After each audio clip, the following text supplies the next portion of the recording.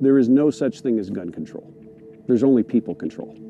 There's only government control. You look at government after government who infringes people's liberty and their rights. One of the first steps is they either register or confiscate guns. They want power over everything we got.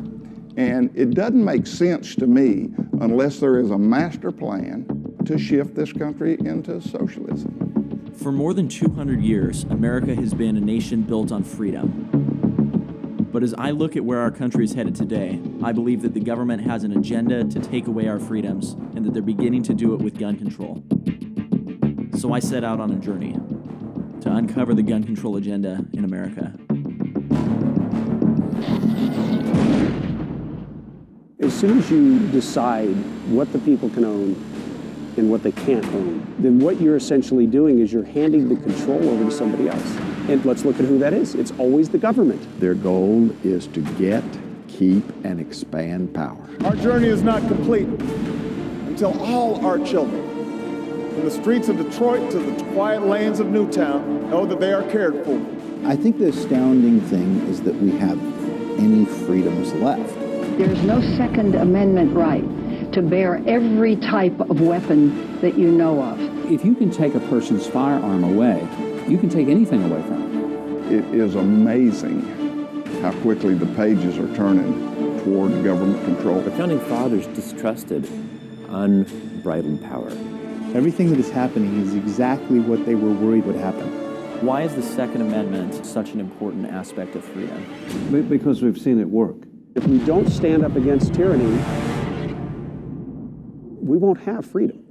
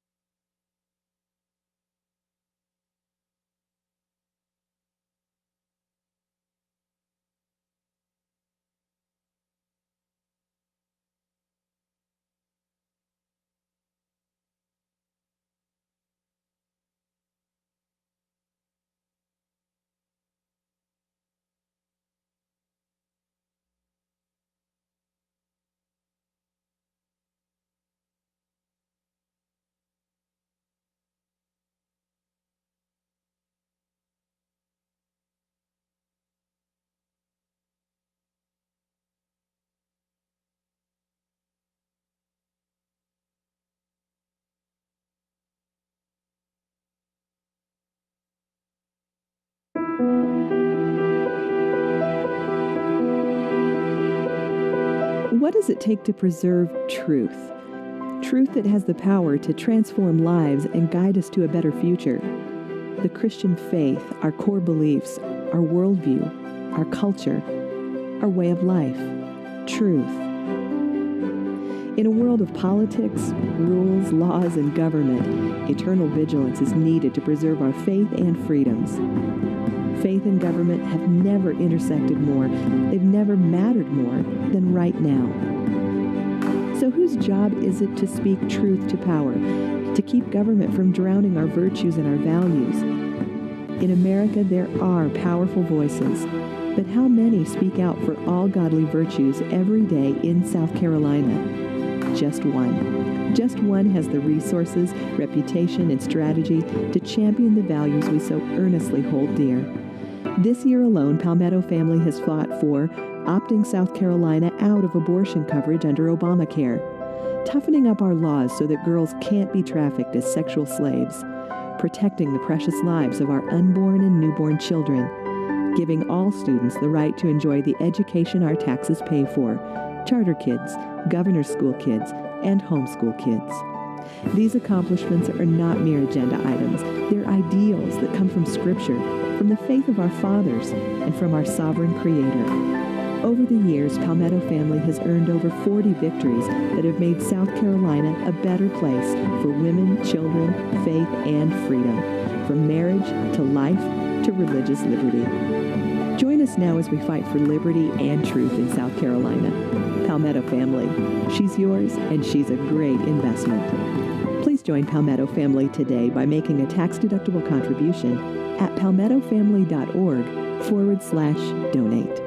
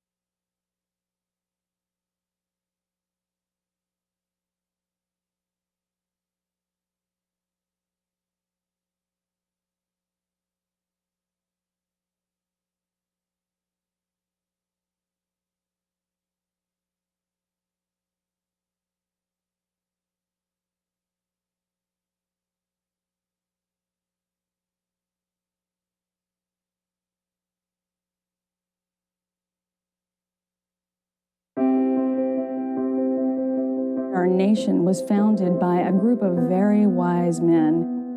They set up a situation where when there was a human rights abuse, we could elect great men and women who would address those and protect human rights in the law. When the Susan B. Anthony list first started, there was really no strong electoral arm in the pro-life movement. And when we began, we decided we needed to take the true pro-woman, pro-life cause and take it to the electoral arena. So the Susan B. Anthony list is that political part of the pro-life movement that knows that laws save lives. Sometimes it's easy to forget how every other successful human rights movement was successful. In the end, there had to be a law. That's where we're headed. And in a couple short years, we're going to have a beginning of that. Well, the Susan B. Anthony List has a special heart for women in public office. So the fact that SBA List is delivering new voices for life, and we have new information for life, is a perfect marriage. Our emphasis at the Susan B. Anthony List is to elect women who will communicate that women and children are connected, that to diminish one diminishes the other. It's not a job, it's a call to work for saving babies' lives, to work for helping women. There are two things that we did that were vitally important in the 2014 election. We assembled the strongest pro-life, on-the-ground team that has been assembled in the pro-life movement. We also did something that I think is groundbreaking, and that is taking our argument to outlying communities. Democratic women who agree with us, independents who may go either way, the liberal media. We learned that being bold with our ideas has had a great impact. Within a few short years, with a new president, we can end abortion after 6 months. Then we'll reach back to the moment of conception. Passing significant legislation, such as pain-capable bill, takes so much effort. So we're giving it all we've got. We're at a very important moment. We can either seize it or we can pull back. And I say, let's go for it. I'm asking you to refresh that resolve and join the Susan B. Anthony List and me in making this happen.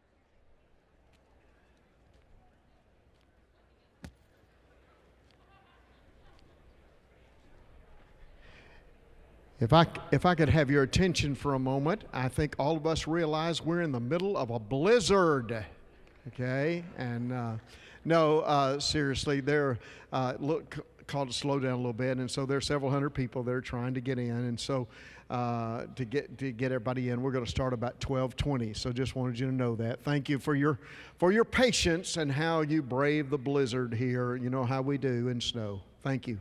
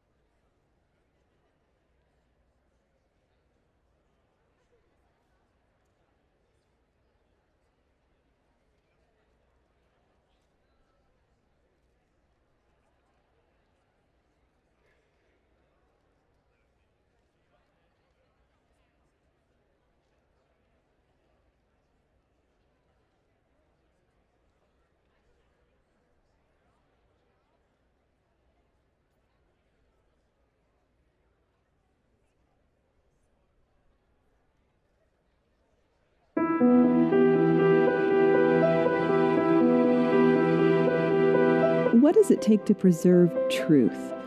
Truth that has the power to transform lives and guide us to a better future. The Christian faith, our core beliefs, our worldview, our culture, our way of life. Truth. In a world of politics, rules, laws, and government, eternal vigilance is needed to preserve our faith and freedoms. Faith and government have never intersected more, they've never mattered more than right now. So whose job is it to speak truth to power, to keep government from drowning our virtues and our values? In America, there are powerful voices. But how many speak out for all godly virtues every day in South Carolina? Just one. Just one has the resources, reputation, and strategy to champion the values we so earnestly hold dear.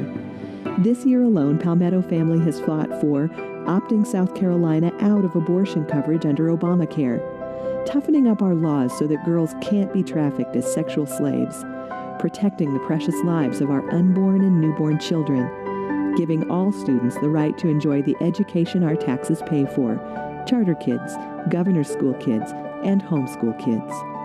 These accomplishments are not mere agenda items. They're ideals that come from Scripture, from the faith of our fathers, and from our sovereign Creator. Over the years, Palmetto Family has earned over 40 victories that have made South Carolina a better place for women, children, faith, and freedom, from marriage to life to religious liberty. Join us now as we fight for liberty and truth in South Carolina. Palmetto Family. She's yours, and she's a great investment. Please join Palmetto Family today by making a tax-deductible contribution at palmettofamily.org/donate.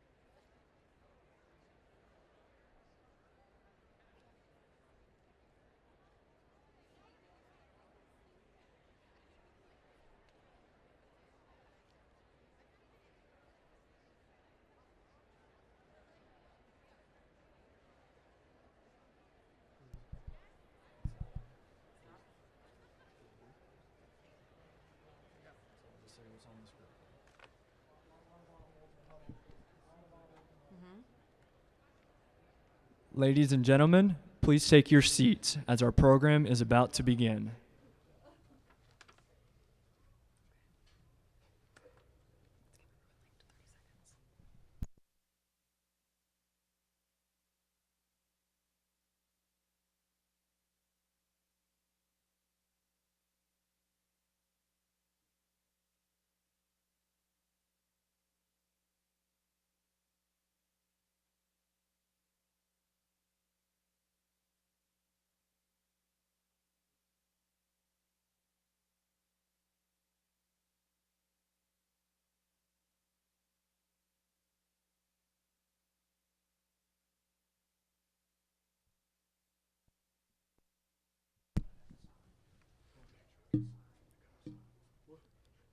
Please welcome to the stage Dr. Mike Hamlet, Senior Pastor of the First Baptist Church, North Spartanburg.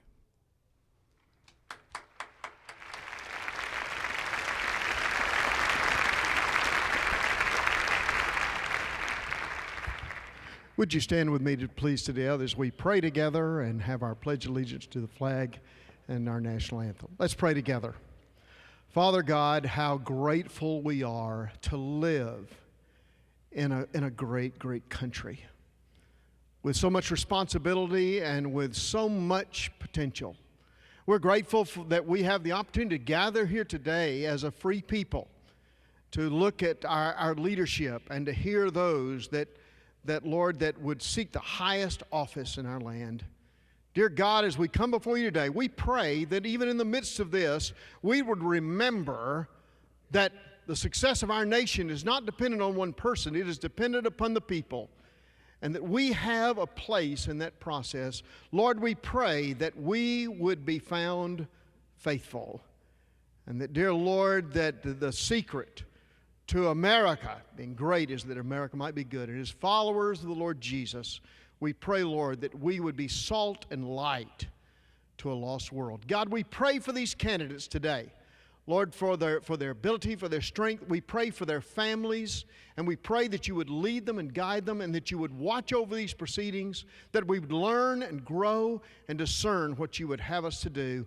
And in the midst of that, we'll give you the honor and the glory, for we ask it in Jesus' name. Amen. Would you join me now as we pledge allegiance to our flag? I pledge allegiance to the flag of the United States of America, to the republic for which it stands, one nation, under God, indivisible, with liberty and justice for all. Now, our national anthem will be led by the Bob Jones University Chorale. Oh, say, can you see by the dawn's early light what so proudly we hailed as the twilight's last gleaming, whose broad stripes and bright stars through the perilous fight o'er the ramparts we watched were so gallantly streaming, and the rocket's red glare, the bombs bursting in air, gave proof through the night that our flag was still there. Oh, say, does that star-spangled banner yet wave o'er the land of the free and the home of the brave and the brave?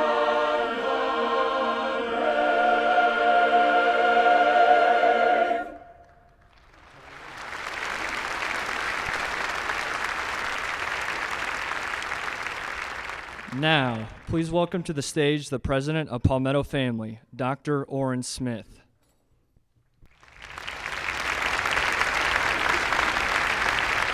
Well, good afternoon. So good to have you here. I see you made it through the metal detectors. Sorry for that delay. When we have security, we have to do what they say, and appreciate your patience. And I know we've got more folks coming in as we get going here, but I just wanted to tell you the story of how this all began, and that was only about 3 weeks ago. You may be seated at this point after the national anthem. I'm not going to sing it again. About 3 weeks ago, we were inaugurating the South Carolina Legislative Prayer Caucus. This was a group organized by Senator Larry Grooms of Charleston, and the idea was that members of the General Assembly should be able to get together for prayer. They should honor God through their service. And I happened to run into the Attorney General of South Carolina at that event, and I just in passing said to him, "General, there has not been a faith and family event in South Carolina. They had a huge event in Iowa where the issues of Christian belief and faith and values were put to the candidates one-on-one in a more lengthy, deeper opportunity for discussion. And I don't think 1 second passed between my saying there really ought to be and his saying, let's do it." So it all began 3 weeks ago. And we've got a great group of candidates for you, as you know, who have agreed to come. And so glad to see all of you here. When we did the walkthrough of this building and we saw how vast it was, we thought, how in the world are we going to have a respectable crowd in this massive building? But so happy you're here, and it looks great. You're all looking real great here for national TV. We've got over 100 media representatives who have registered from all over the world that are here with us now, so we expect a great day. And now I'm happy to present my co-host. Please welcome to the stage the Attorney General of South Carolina, Alan Wilson.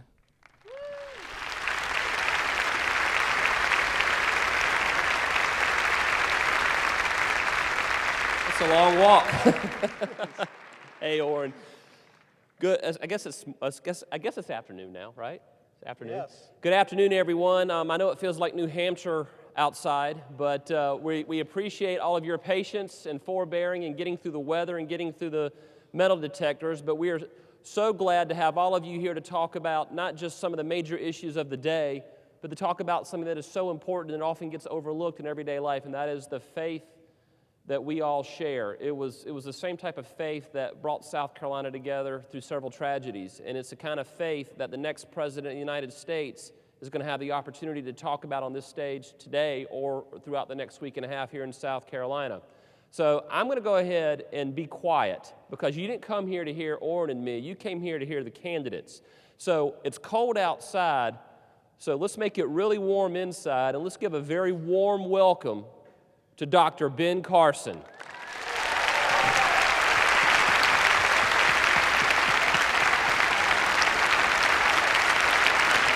Good to see you, Dr. Carson.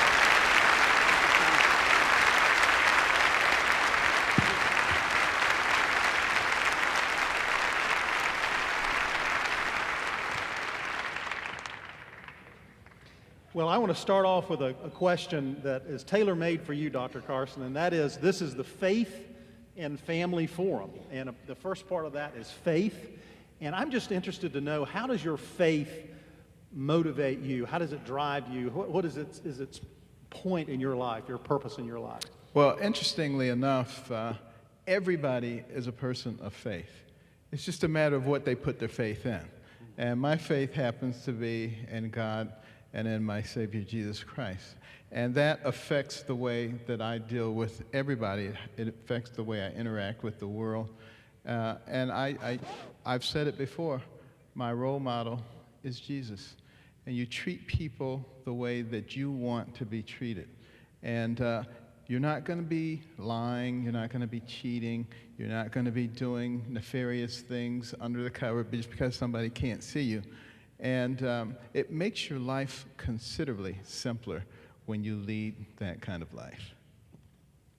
I want to follow on with that question, because this is an event based around faith and family. And I mentioned this in my opening remarks. Faith has become, to some, a taboo issue in modern American politics. You know, you're not supposed to talk about it out in the public square. However, last summer, it is believed that faith and forgiveness that was shown by the families of the 9 people who were murdered at Mother Emanuel was part of the reason that South Carolina did not have many of the problems, the riots, the chaos that happened in other areas of the country. As president, what role would your faith play in breaking down the political, religious, racial, and economic divisions that divide so many Americans? Well, I think the presidency is a tremendous opportunity to affect the whole being of the country. It's a bully pulpit in which you get to either talk about ways to divide people or ways to bring people together. You know, we are called the United States of America, not the divided states of America. And we have much more in common with each other than the things that separate us. And what has happened is we have allowed the purveyors of division to hold sway in our society. And hence, we believe that there's a war on women, and there are race wars, and there are income wars, and there are age wars, and there are religious wars, and there's a war on virtually anything that anybody can imagine, because they live by the old adage, divide and conquer. And it's really going to be up to we the people, and it helps tremendously when you have a president who recognizes that we, the American people, are not each other's enemies. The enemies are those who are trying to divide us. That's going to take us to I want to talk about the Supreme Court, because there have been a lot of landmark cases over the last several years that have really kind of changed the trajectory of our country. At some point in the answer of your question, and some people out here would like to know, you know, we have 9 justices on the Supreme Court now, and historically we've had a lot of Supreme Court justices come and go. I'm sure some people out here would like to know who you think your favorite or Supreme Court justice that you particularly like. But my question is centered around the fact that 4 of the current 9 Supreme Court justices were born in the 1930s, which means the likelihood that the next president of the United States will get to a point, possibly up to nearly half of the United States Supreme Court, is a distinct possibility.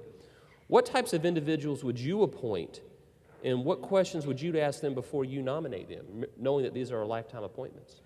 Well, first of all, your point is very well taken. And I hope the American people understand the importance of this election for that particular reason.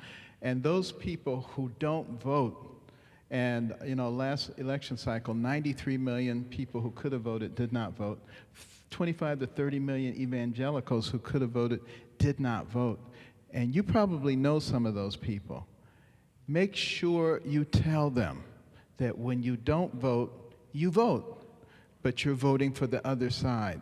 And if we vote for the other side and they get 3 or 4 Supreme Court picks, we have just put a dagger in the heart of our children and our grandchildren. We cannot afford to do that. Now, having said that, you know, the process that we've used to select Supreme Court justices sometimes has not served us well, because we interview people and we ask them, you know, certain questions, and this is the acid test. I don't believe in that. You know, I believe in Matthew 7:20. It says, by their fruit you will know them. You go back and you look at what kind of fruit they have produced. Who have they associated with? What kind of rulings have they made in the past? That's going to tell you a lot more than any interview. Thank you.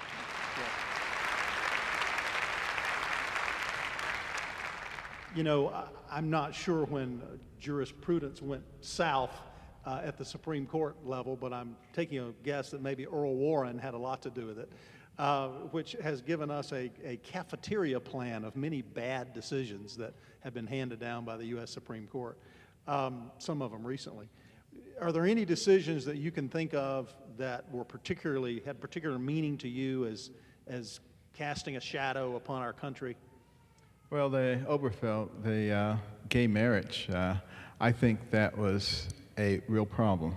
Because if you read the Constitution, and that's something they don't like to do in the government for some strange reason, or maybe they misinterpret it, that could be the problem, because, for instance, when they read the part in the government that says to promote the general welfare, they think that means put everybody on general welfare. But obviously that's not what it means.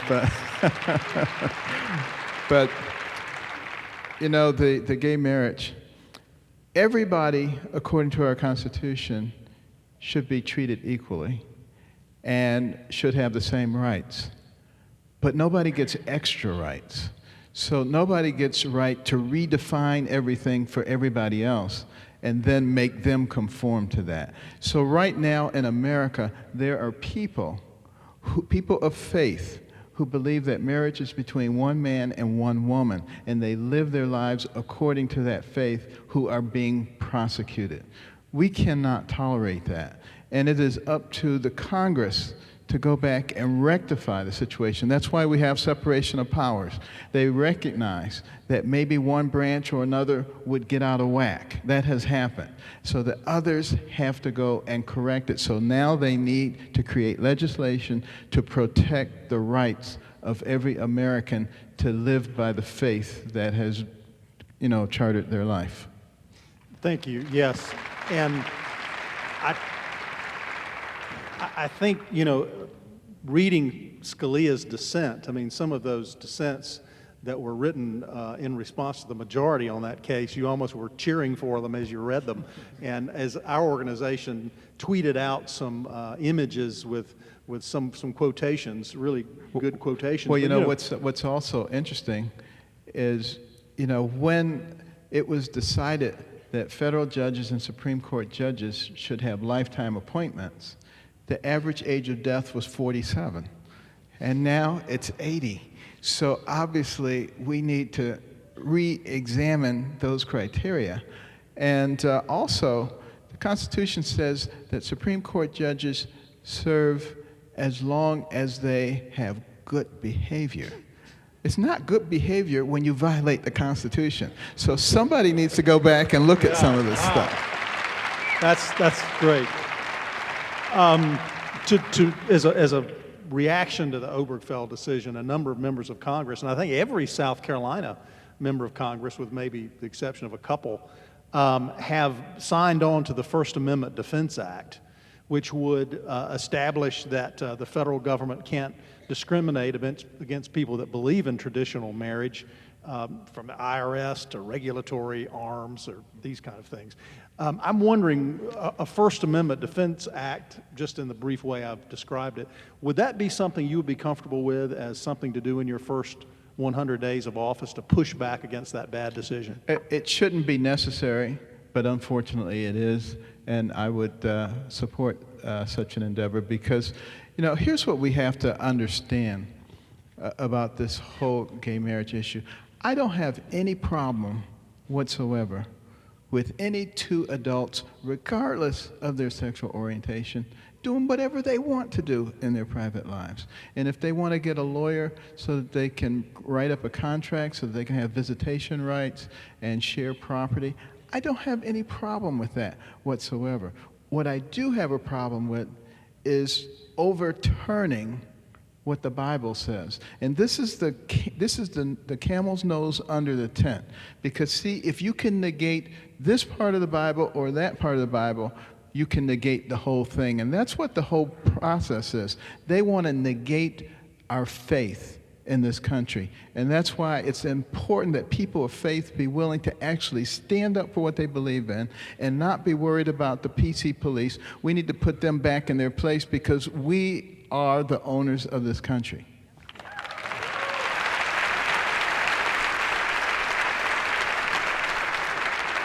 And I'll probably talk about this a little bit later, but one of the most misused metaphors in all of American history is the one that is cited in the Constitution as a wall of separation between church and state, which, by the way, any students out there, you cannot find that in the United States Constitution. It does not exist in the Constitution. In fact, it was quoted out of a 1947 Supreme Court opinion. We'll talk about that later. But two other cases that dealt with, one is the town of Greece, which is prayer in the public square, and then the Hobby Lobby case, which is the ability of people who want to practice their faith in their business, and basically weave their faith into their business practices, which was obviously protected. What are your views on prayer in the public square and the ability of people in the private sector practicing their faith the way that their conscience dictates without violating? Well, my view is live and let live. And if you want to pray and you want to manifest your faith in what you're doing, as long as it isn't hurting me, I see absolutely no reason why you shouldn't do that. Now, I realize that there are those people who will come and say, yeah, but if I see a creche scene or a cross, I'm going to have a seizure. I mean, they... And I would just say, why don't we get them some anti-seizure medication and let people live the way that they want to live? I mean, that was sort of the whole premise behind the establishment of this country. People were coming from places where they were being persecuted for this, that, or the other. They were being told how they were supposed to live, and they were being told what they could say and how they couldn't say anything against the king or you'd be executed. These are the things that we're trying to avoid. And, if you want to pray and that's part of your life, why should you not be able to do that? I don't see anybody saying to Muslims during Ramadan that you can't put your prayer rug down and face the sun and pray. So if they can do it, how come we can't do it? Yeah. Your office, I can't resist sort of talking about some of the things that your office has done. The Town of Greece decision, which became a Supreme Court decision, came out of a couple of decisions in South Carolina that was just defending the right to have an invocation at a city council meeting. I mean, here in Greenville, South Carolina, an atheist organization sued the school district because one of the other Christian universities in the town had offered for free their facility for a graduation ceremony, and all these students were exposed to, I don't know, a cross on the wall or something like that. So maybe they need some medication too. Maybe they're vampires or something. Vampires have rights too.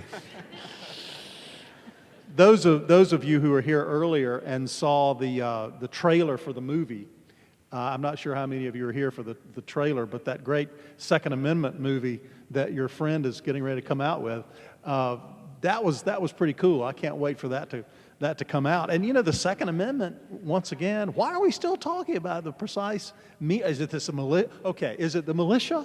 Does the Second Amendment refer to the state police? Does it refer to the militia? And it clearly refers to we, the people.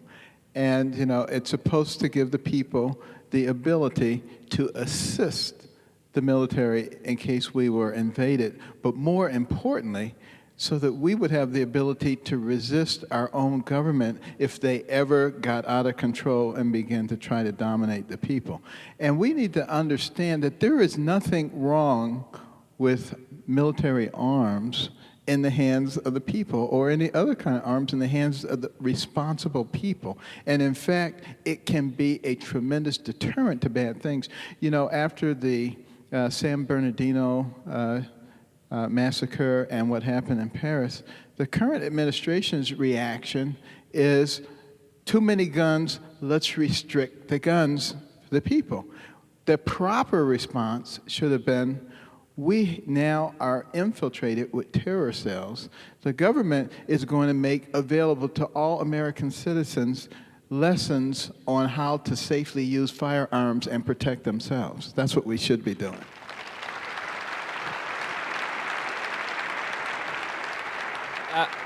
I was thinking, back to your Second Amendment question, I believe tonight, and this is a plug for ABC News, wherever you are, I believe there's going to be an interview with the mother of one of the boys who committed the Columbine massacre. Oh, yeah, and I saw a clip of the interview with the mother, and it was heart-wrenching to see what she went through, as well as the families who lost all those folks 17 years ago. But what blew my mind was, in the wake of that, it came out that there were dozens of gun laws that were violated the first time, and so somehow passing more of the same, well, all of a sudden the criminals will not do those things. And so for me, oftentimes it's a mental health issue, a terrorism issue, but it's not a Second Amendment issue in some cases. It really is. We sometimes don't use common sense. But speaking of Columbine, after that incident, I was invited to go to that school and to speak. And I was told when I got there, please don't talk about God, don't talk about Jesus, because the community's still kind of sensitive, and that's probably not the right thing to talk about. Well, I talked about God, and I talked about Jesus, and the people were absolutely thrilled, and that's exactly what they needed to hear at that time. I've been needed some hope. Yeah. Well, I've been criticized for saying this before, but when you have a massacre, they run God out of the public forum, they run God out of the schools, but then there is a massacre, and then the first thing that people want to do is they want to have a prayer vigil. And I think when you run prayer and God and faith out of those forums, then evil looks for a vacuum. And so I'm not saying that it would have stopped it from happening, but certainly that is something that needs to be considered. I would like to go ahead and pivot to the next topic. I don't know how y'all feel about the Constitution, but to me, I view the Constitution as a handbook on how to govern ourselves, how the country should operate. And if you go to Chapter 1 of the Constitution under Article 1, it says, Congress, these are all the powers and authorities that you have and the things that you can and cannot do. Go to Article 2, Chapter 2 of our handbook. It is President, these are all the things that you can and cannot do. These are all your rules. And then the third one, dealing with the third branch of government, is Judiciary. Here are all your rules and authorities, things that you can and cannot do. And by the way, if you go back to tab 10, which is the 10th Amendment, at the back of the book, in the Bill of Rights, it says anything not listed in the Constitution goes to who? Is reserved to who? The state. The states. And Or the people. Or the people, respectively. And so, over the last 5 years, attorneys general have been forced to challenge frequent constitutional overreach in the courts. The Wall Street Journal has said that regulators in Washington are strong-arming citizens and corporate citizens alike. What vetting questions would you ask of the appointees to agencies like the EPA, the National Labor Relations Board, the Department of Justice, and other agencies that we've had to litigate against who don't understand the role of the 10th Amendment and some of the rules that should remain with the states? Well, unfortunately, I think you need not just to ask them questions, I think we need to change the entire mission of many of these regulatory agencies. We have 645 federal agencies and sub-agencies. It is absolutely ridiculous. Many of them need to be eliminated, quite frankly. But for those that are still remaining, some of them need to have their mission change. So the EPA, the Bureau of Land Management, instead of them being these regulatory agencies with a big boot to put on everybody's neck, we should have them working with business, industry, academia, the ag business, to find the cleanest, most environmentally friendly ways to exploit the things that we have. And those are the kinds of people that I would appoint. And for people who are old, stodgy people who've been there for decades, and they don't believe in that, I would provide them with an opportunity for alternative employment. You talked about environmental friendliness.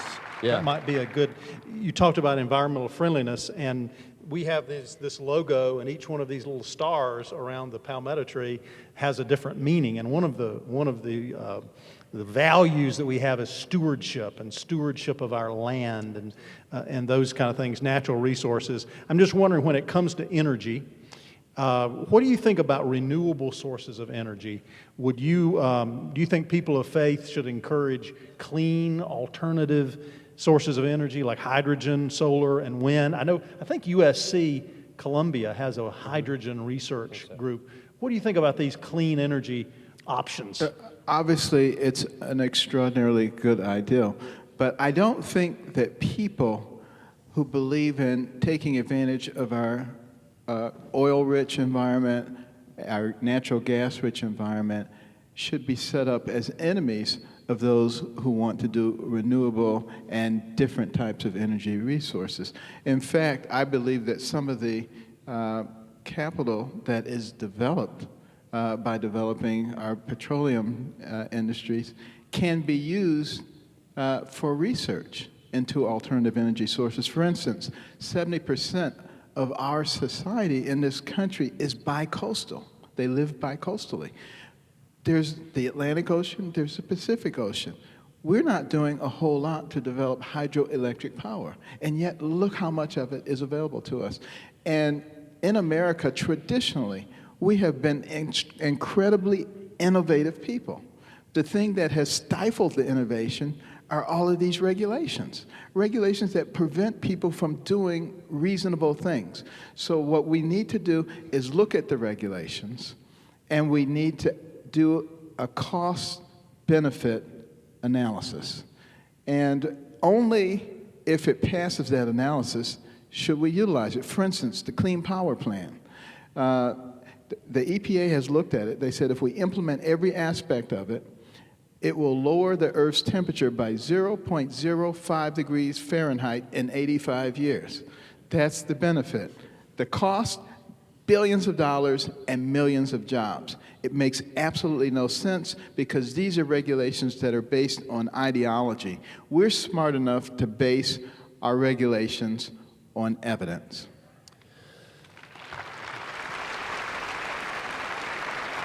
We've got to come up with some questions that'll stump him. We haven't stumped him yet. I got one for you. I'm kidding. Just this past week, South Carolina, and I'm guilty, I'm the one that did it, but we sued the federal government again.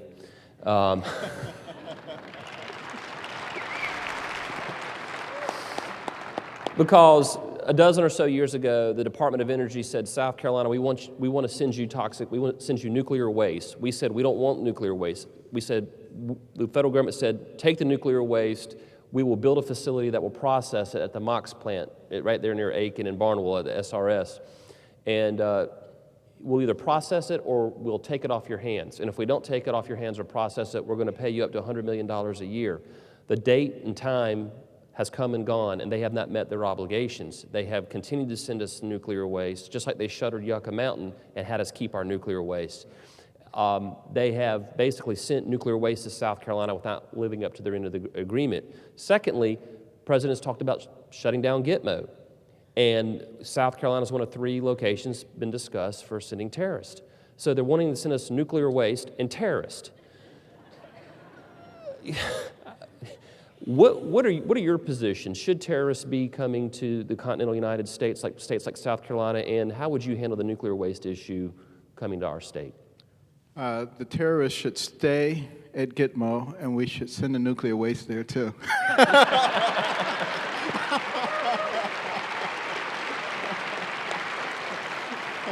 What? No. I'm just kidding. No, it's already been tweeted. But clearly, Gitmo serves a useful purpose, and there's reasons that we shouldn't bring those kind of terrorists here, because automatically we start getting to arguments about their rights that we don't have to deal with at Gitmo. We could make Gitmo a more efficient place. There's no question about that. As far as the nuclear waste is concerned, I think we ought to do, the requisite studies. I know there's a lot going on out in Nevada, and you come out and that whole deal, people on both sides of the issue. But when you do a study, it has to be one that involves people from both sides. They have to agree upon what are the endpoints, what are they looking for, and how are they going to analyze the data. Once that's done, then you should be ready to commit one way or the other in terms of what's going to be done. And again, there's virtually none of our problems that cannot be solved if you subtract ego and politics.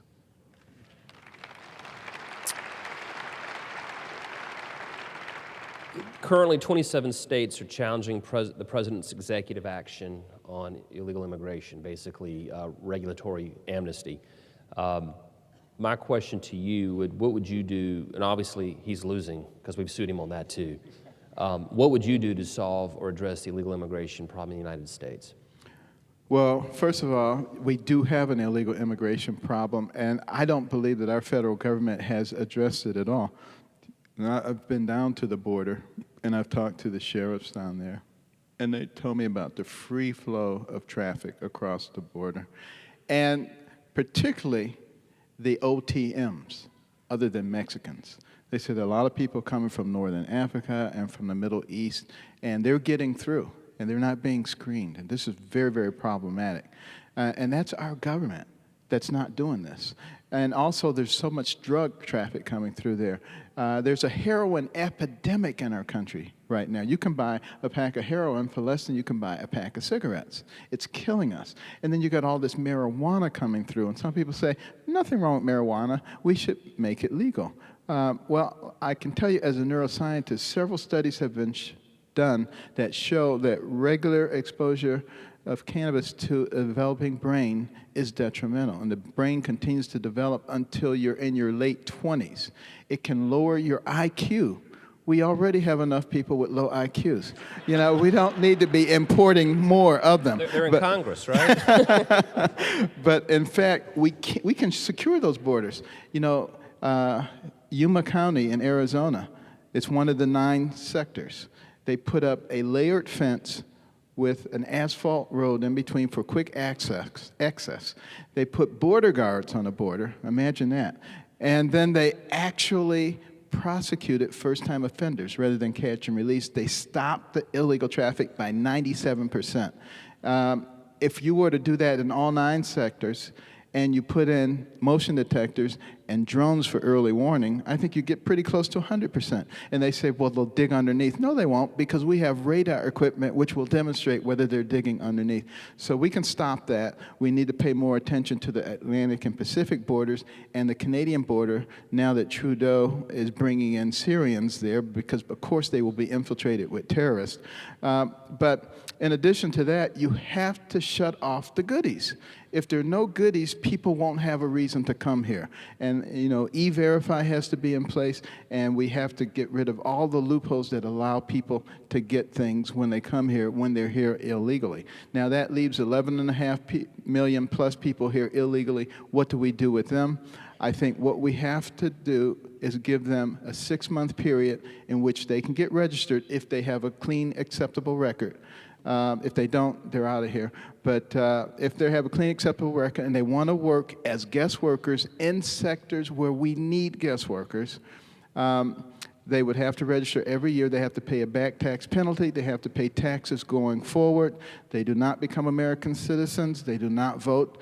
And if they want to become American citizen, they have to go through the same thing that any other person would have to go through to become an American citizen. I think that takes care of the problem very effectively. Thank you. Oran is about to ask you some questions that are near and dear to my heart, but before he does, South Carolina is very pro-law enforcement. We're pro-first responder, pro-veteran, military, big military state. As a veteran myself, this is something that's important to me, and I work with law enforcement on the front lines. So I'm going to get a little Socratic here. If you have either served as a law enforcement officer, first responder, or a member of the military, or you're currently doing so, or you're related to somebody who's doing so, would you raise your hand or clap? Go ahead and clap. Okay, that's so. You know, now we know our audience. Yeah. I have the sense that maybe those who are in the line of fire literally every day that wear the uniform, I don't sense that they're respected as they should be. What can you do as president to restore the respect for our military and our law enforcement? Well, first of all, we need to recognize as a nation, since our inception, we've been involved in some kind of conflict approximately every 15 to 20 years.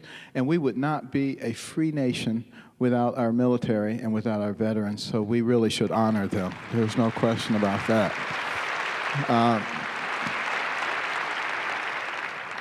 And I think honoring and respecting them is treating them the right way. When people volunteer and are enlisted in our military, they should have an external support system that is with them throughout their entire military career and for 3 to 5 years after they're out. A year before they're out, they need to be working on how to reintegrate them into society so that they quit the military on Friday and they start their new job on Monday. They need to have health empowerment accounts, which is like a health savings account minus the bureaucrats, which allow them to go to any healthcare facility in the country where we should be honored to take care of them. If they want to go to a VA facility, they should be able to go to a VA facility. But I think we should also utilize the VA facilities for research into post-traumatic stress disorder, for traumatic brain injuries, for limb replacement, for the kinds of things that are relevant to them. And as far as our police officers are concerned, Respect is what we're talking about. The people need to respect the police. The people need to respect the police, and the police need to respect the people. And one of the ways that we can do that is with familiarity. I believe that it would be a very wise thing to put policemen into the communities, the same policemen, so that people get to know them, so that little Johnny's first encounter with the policeman is somebody playing kickball with him as opposed to somebody chasing him down the alley. When people know each other, it makes all the difference in the world. Thank you for that.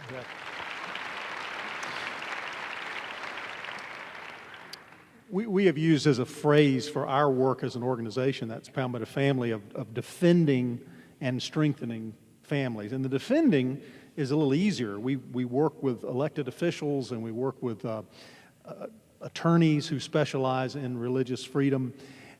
But the strengthening families is the harder part. How do we actually strengthen the relationships between parents and children, strengthen fatherhood and motherhood?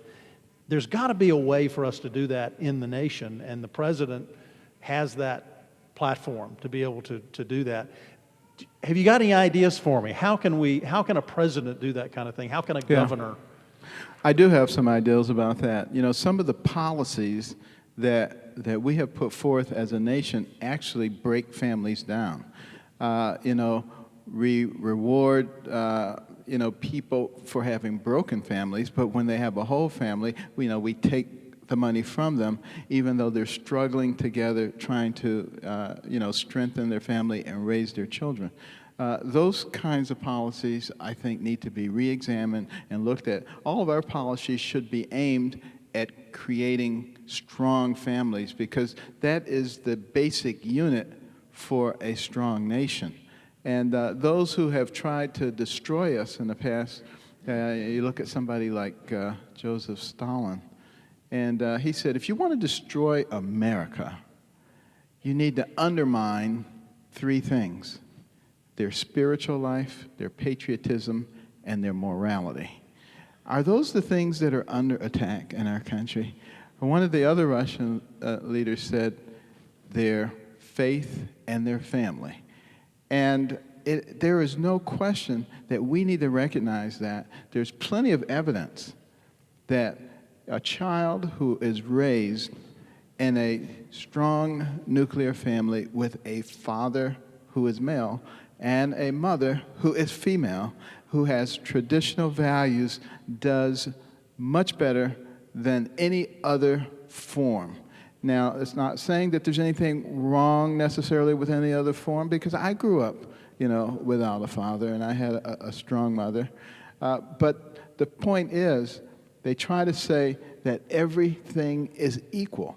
By saying that everything is equal, then there's nothing that is worth pursuing to a greater degree than anything else. And it's the very same thing that the Roman Empire did. Their long flowing robes, and they were eloquent speakers, and nothing was right and nothing was wrong.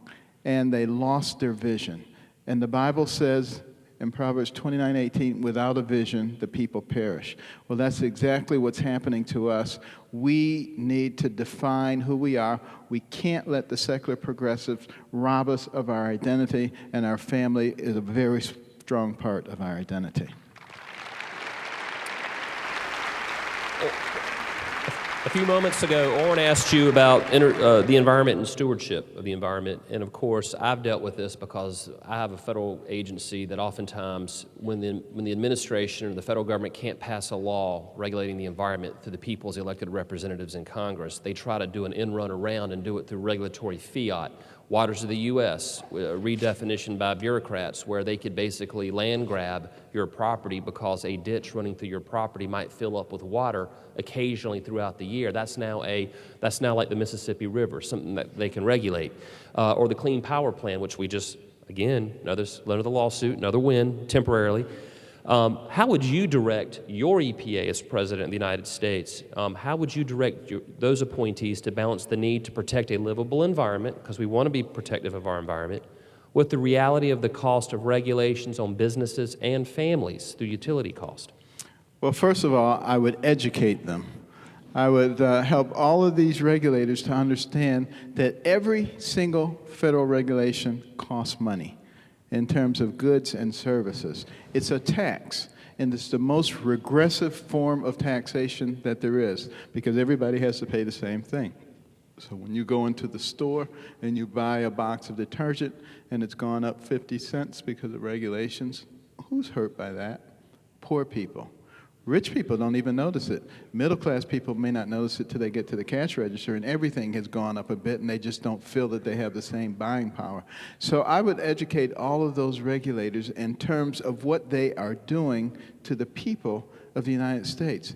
And also, you know, these things are driving up our cost and our debts. So a combination of driving up the regulations and driving up the debt is destroying the middle class and the poor people. Because what happens when we have such high debt? Well, you're not able to go to the bank and put 5% of your check in there every Friday and watch it grow over the next few decades so that you can retire. That part of the American dream has disappeared. They are destroying the American dream for everybody. And of course, Bernie Sanders and Hillary Clinton will come along and say, it's those evil rich people, and that's what's causing you your problem. No, it's not the evil rich people, it's the evil government, and we need to get them under control.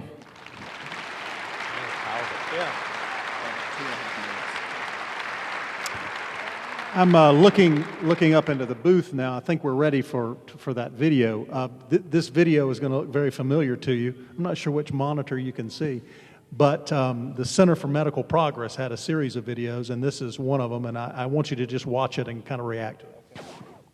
We've been very good at getting cards on liver because we know that, so I'm not going to crush that part. I'm going to basically crush below, I'm going to crush above, and I'm going to see if I can get it intact. A lot of people want intact parts these days because they're looking for specific nodes, AV nodes, SA. I was like, wow, I didn't even know. Good for them. Yesterday was the first time she said people wanted lungs.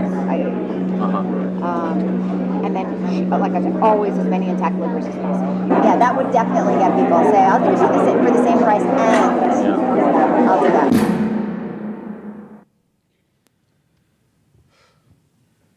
I mean, it's disgusting.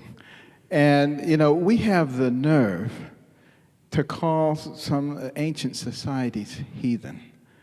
I mean, how can God bless a society that has no regard for human life and that is selling baby parts? I mean, it's unbelievable. It's unbelievable. Dr. Carson, we are at the end of our forum with you, but I would like to give you 2 or 3 minutes to basically talk to the citizens of our great state who will be going to the polls here in a couple of days. And you can sit or you can step out there, whatever's the stage is yours. And while he's walking around, ladies and gentlemen, there's one thing he hasn't bragged about. When he was here a couple of weeks ago, I did a forum with Dr. Carson, and it was on my wife's birthday. And he can sing because my wife walked into the room and he led the room in happy birthday to my wife. You got some good pipes on you, Dr. Carson. The stage is yours, sir. Well, thank you very much. You know, I just want to say that, you know, this has been an incredible journey running for president. It wasn't something that I particularly wanted to do, but I listened to my fellow citizens, hundreds of thousands of petitions asking me to do it, as a member of we the people, not a member of we the political class, and certainly not a member of we the media and the people who try to control us and tell us what we're supposed to think. And I will continue to seek the wisdom of God because I believe that He still loves this nation and that He's willing to save this nation. But I believe that we the people will be the ones who will make that determination.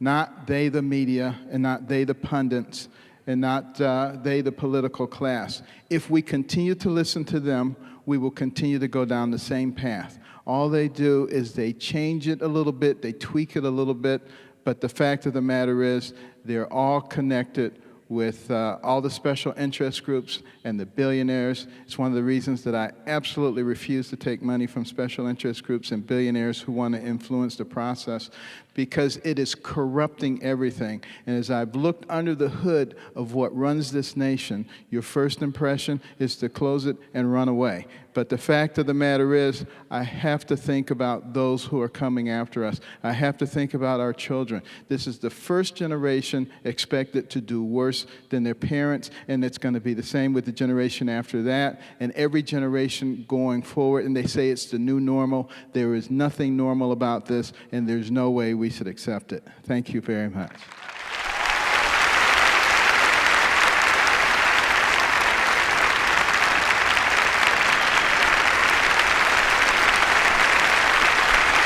Y'all, great job. We're going to take a stretch break for a couple of minutes while we get ready for our next guest. So y'all go ahead and talk amongst yourselves. We will be right back as we welcome Governor Jeb Bush.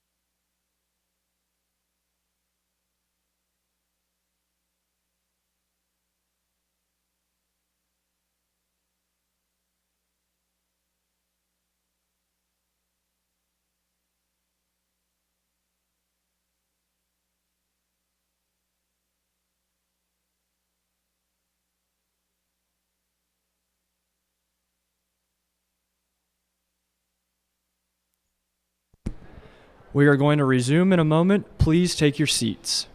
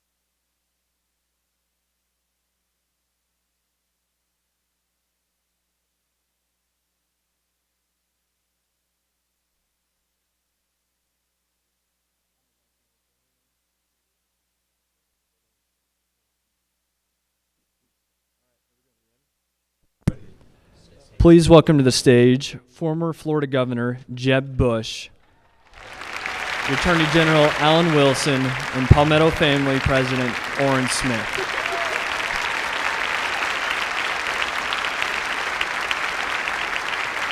All right, ladies and gentlemen, it's cold outside, so he's getting the warm welcome he deserves.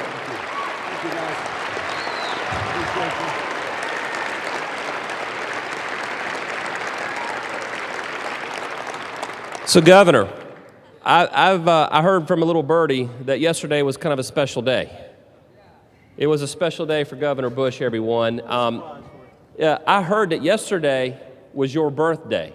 36 years old. 36 years old, ladies and gentlemen. Like a politician, he's telling the truth. So we got you some cupcakes, and if we're going to go ahead, while she's lighting them, I want to tell you something. We understand you're on a diet. These are paleo vegan cupcakes, which sounds absolutely disgusting. So, everyone, let's sing Happy Birthday. Happy birthday to you.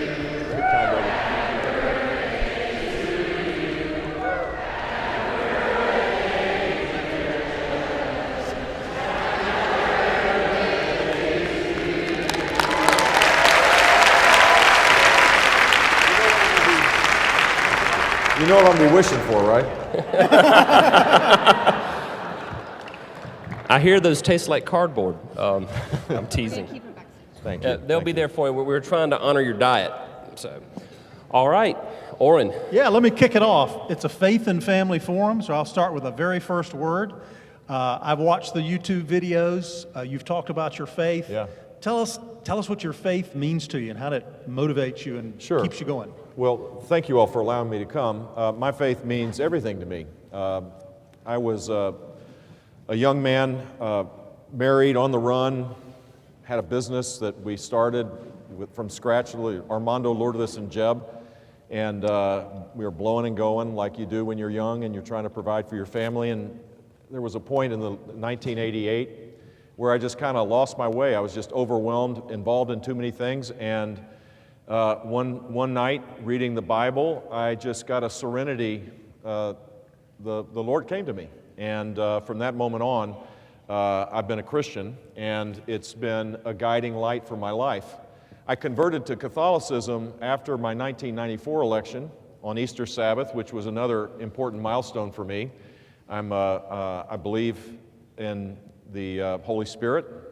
I'm looking for the Holy Spirit to be coming over here the next week in my life to give me discernment and to give me guidance. But my faith is an important part of my life. It binds myself with my wife now of almost 42 years, the amazing Maria Columba Garnica de Bush. It informs how I try to be as a husband and a father, and now, thankfully, the grandfather of 4 near-perfect children. So it's important. And then the one other thing that I think is important as it relates to this forum, it's not just a personal, private thing. I had a chance to be governor, where you don't talk about things, you actually have to make decisions.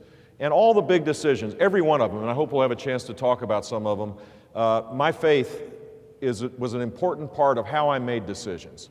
I do not believe that you put your faith in a lockbox when you're in public life and say, well, that's only for my private matters. That's just not, that is totally wrong. And I explained that to the people of Florida. I was totally transparent about it. Final thing I'll say is that compares to Hillary Clinton in this time where religious freedom now is under attack.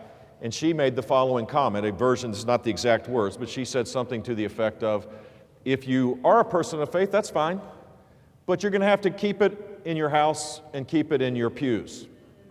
And religious freedom is really, at least my definition of it, is acting on your faith, is having a consciousness to act on it. It's to do it in the public square. It's to do it with love and compassion, because the faith that we have can help us deal with people that are homeless, the drug addicted, people that are struggling to make ends meet, people that are truly needing our help. That's what my faith compels me to do. And for anybody to suggest that we just got to keep it in our house or keep it in our church rather than act on it, I think is wrong and misses the whole point of the American experience.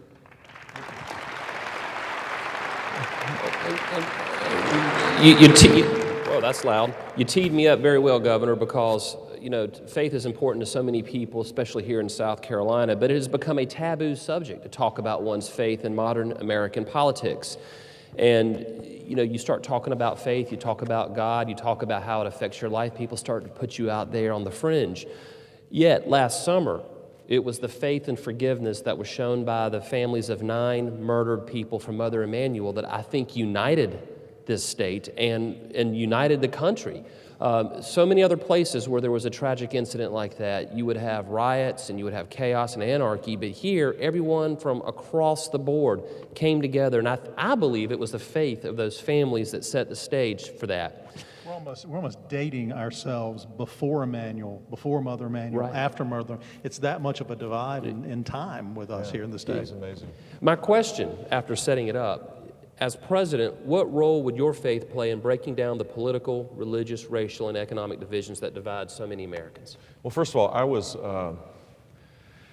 I was coming here to campaign in Charleston. We arrived at midnight, and we couldn't go downtown because of the killings, and so we flew out and came back several days later.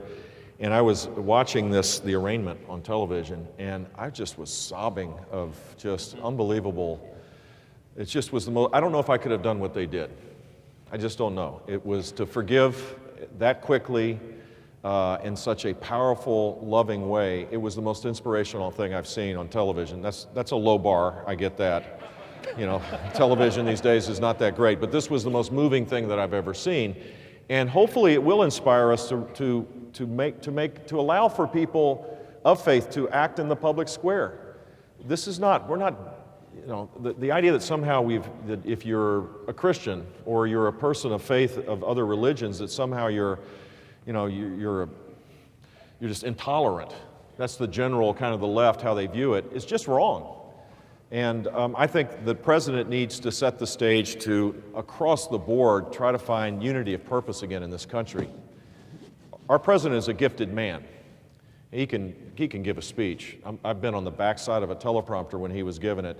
He plays it like a Stradivarius violin. I mean, I'm telling you, he is gifted in ways that I can only imagine how to do it.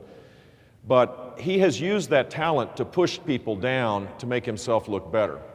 And frankly, we have a front-running candidate running for president that does the exact same thing. Pushes people down to make himself look big and strong. So I've only made a couple of promises as if I'm president. One is, on day one, I won't blame my predecessor. I was tired of him doing it. I'm certainly not going to do it to him. My brother didn't deserve that, and he won't deserve it either. On day one, whatever the problem is, I'll accept personal responsibility and try to solve the problem. No one will say the dog ate my homework and anything like that. And I will do whatever I can to avoid pushing people down to make myself look big and strong. I will not disparage people with disabilities. I will not disparage women. I won't disparage Hispanics. That's not America. America, we're losing the commonality of purpose in this country now, and we're breaking up in our disparate parts. And if we allow politicians to prey on that, whether they're people of faith or just the diversity of our country, we're going to be in a heap of trouble. Just one quick side personal story. I am celebrating my 63rd birthday yesterday, and my grandchildren, as a surprise, are coming to celebrate it. But my 4-year-old granddaughter told me, she broke the surprise. But her name is Georgia Helena Walker Bush, named after the greatest man alive, my dad. And we call her 41, that's her nickname. But Georgia is a Canadian, Iraqi, Texas, Mexican American. She's a quadra-hyphenated American. Her mom's Canadian, my son is from Miami. I'm a Texan, which is a nationality. My wife's from Mexico. And Sandra's parents are Iraqi Christian. And so when she fills out the form, 18 years from now or 14 years from now, you know, the census form, she'll say not applicable on the whatever you are box. And that's what we need to get back to, Alan. We need to get back to, we're Americans, and we have a set of principles that guide us. And one of those principal values are that we allow people of faith to act and engage in their faith in the public square. It's the first freedom of our country. It is powerfully important to make sure that's always protected. That's a good answer. A little long, but I'll shorten them from here on out. I had to get my Georgia story in. Well, Governor, pivoting to the Supreme Court, and you and I have talked about this and we've been on stage before, so I'm going to ask you a similar question. There have been a lot of controversial Supreme Court decisions and a lot of controversial Supreme Court justices. And in the next question, I would like to know your thoughts on justices that you particularly are fond of, and obviously decisions that you think should have been decided differently. But I want to caveat it real quick. 4 of the 9 Supreme Court justices were born in the 1930s, which means the next president could choose probably up to or more than half of the Supreme Court justices, which will leave an impact far probably beyond my lifetime. You know, I wanted to ask this last time. Who's ready for Justice Ginsburg to retire? So I would like to know, and I'm sure they would, what types of individuals would you appoint and what questions would you ask? Well, I've had some practice doing this because I appointed men and women to the circuit, the whole system in Florida, including Supreme Court justices, and I tried to ask them questions that didn't get the Pavlovian response. So it was funny. I mean, you could ask. I always asked. This is not really as relevant to the bigger question. I asked, "What book are you reading?" And if they said, "I'm reading Robert Bork's biography," I'm going, "Come on, man. You're just saying that because you think I want to hear that."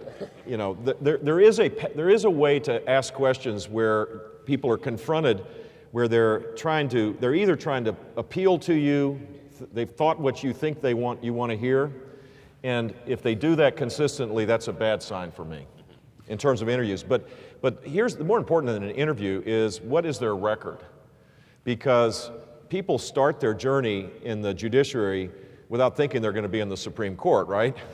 And they're doing their job, and if they do it consistently, if they respect the Constitution, they respect the rule of law, they're not trying to legislate through their judicial rulings, there's a consistency there. It's not what they say in an interview. That could validate it for sure, but it's that record, which leads me to believe that we should not appoint the next president. I would not appoint someone without a proven judicial record, because that's where you get the consistency of a philosophy. The person has to have, incredible intellectual acumen and persuasive skills, but more importantly than that is the fact that they have a consistent judicial record. And in return for that, the President of the United States has to use every lever that they have to fight to get the nomination, because an proven person who might be good, that's the normal thing. Point someone doesn't have a record because no one will go after them. Well, you can't do that. The left's going to go after whoever we appoint, and we better be ready. And this will be war, and you got to have someone who has a backbone to be able to go through this, and you got to make sure their family knows what they're about ready to get into, because the left will fight to the bitter end. They are mean, they are ugly, and they don't play by our rules.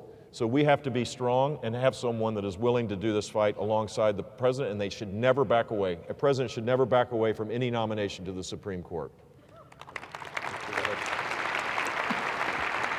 One question we thought about asking you is just real quick, I like Alito and Thomas for their consistency of their rulings. I'm not a lawyer, but even a non-lawyer can love reading these. And you know who the most fun guy to read. Unbelievable. Right. Well, that leads into my next question. That is the Obergefell. Did I get that right? The Obergefell decision. You got to make sure that's on your list of one of the worst decisions of all time. When even some on the left, surely in the center left, were saying that there really is a threat to religious freedom that's sort of embedded in that. Yeah, it implies it. Implies in it. the decision. Some members of Congress have come up with a bill called the First Amendment Defense Act. And I think nearly every one of our congressmen here in South Carolina. What do you think about that? Is that something you would do in your first 100 days? Well, if the Congress would pass it, which would be a novel thing that the Congress pass something. And I think they'll start passing things if I'm President of the United States, by the way. That's the difference between a president who uses executive power as the only thing that matters versus a president that's a conservative that wants to get back to respecting the Constitution, not trampling it with executive orders. So yeah, I would support that. And I think it is really important that there is respect for people's religious conscience. It is, as we know, it's the first freedom.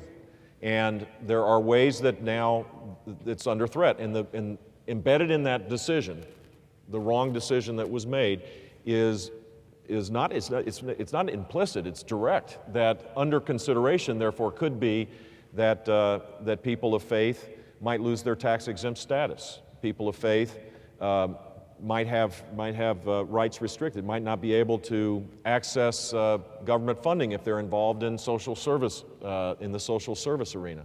I'm a big supporter of Catholic Charities. They're under the gun. Sisters of the Poor. Sisters of the Poor. Many of the faith-based groups all across this country now are wondering how this settles out, and this would be an important protection for sure. Good, yeah. Speaking about other constitutional provisions that are clear, absolutely clear, the Second Amendment. All of a sudden we're debating, I mean, how long has this gone on? We're debating whether or not the Second Amendment means what it says. If Hillary Clinton gets the 4 Supreme Court justices we're talking about, the Second Amendment won't exist. It just won't. Yeah. I mean, there's a lot riding on this. My view is that the 10 amendments is a package deal. You know, sometimes people, I like the first, but I'm not sure about the second. I like them all.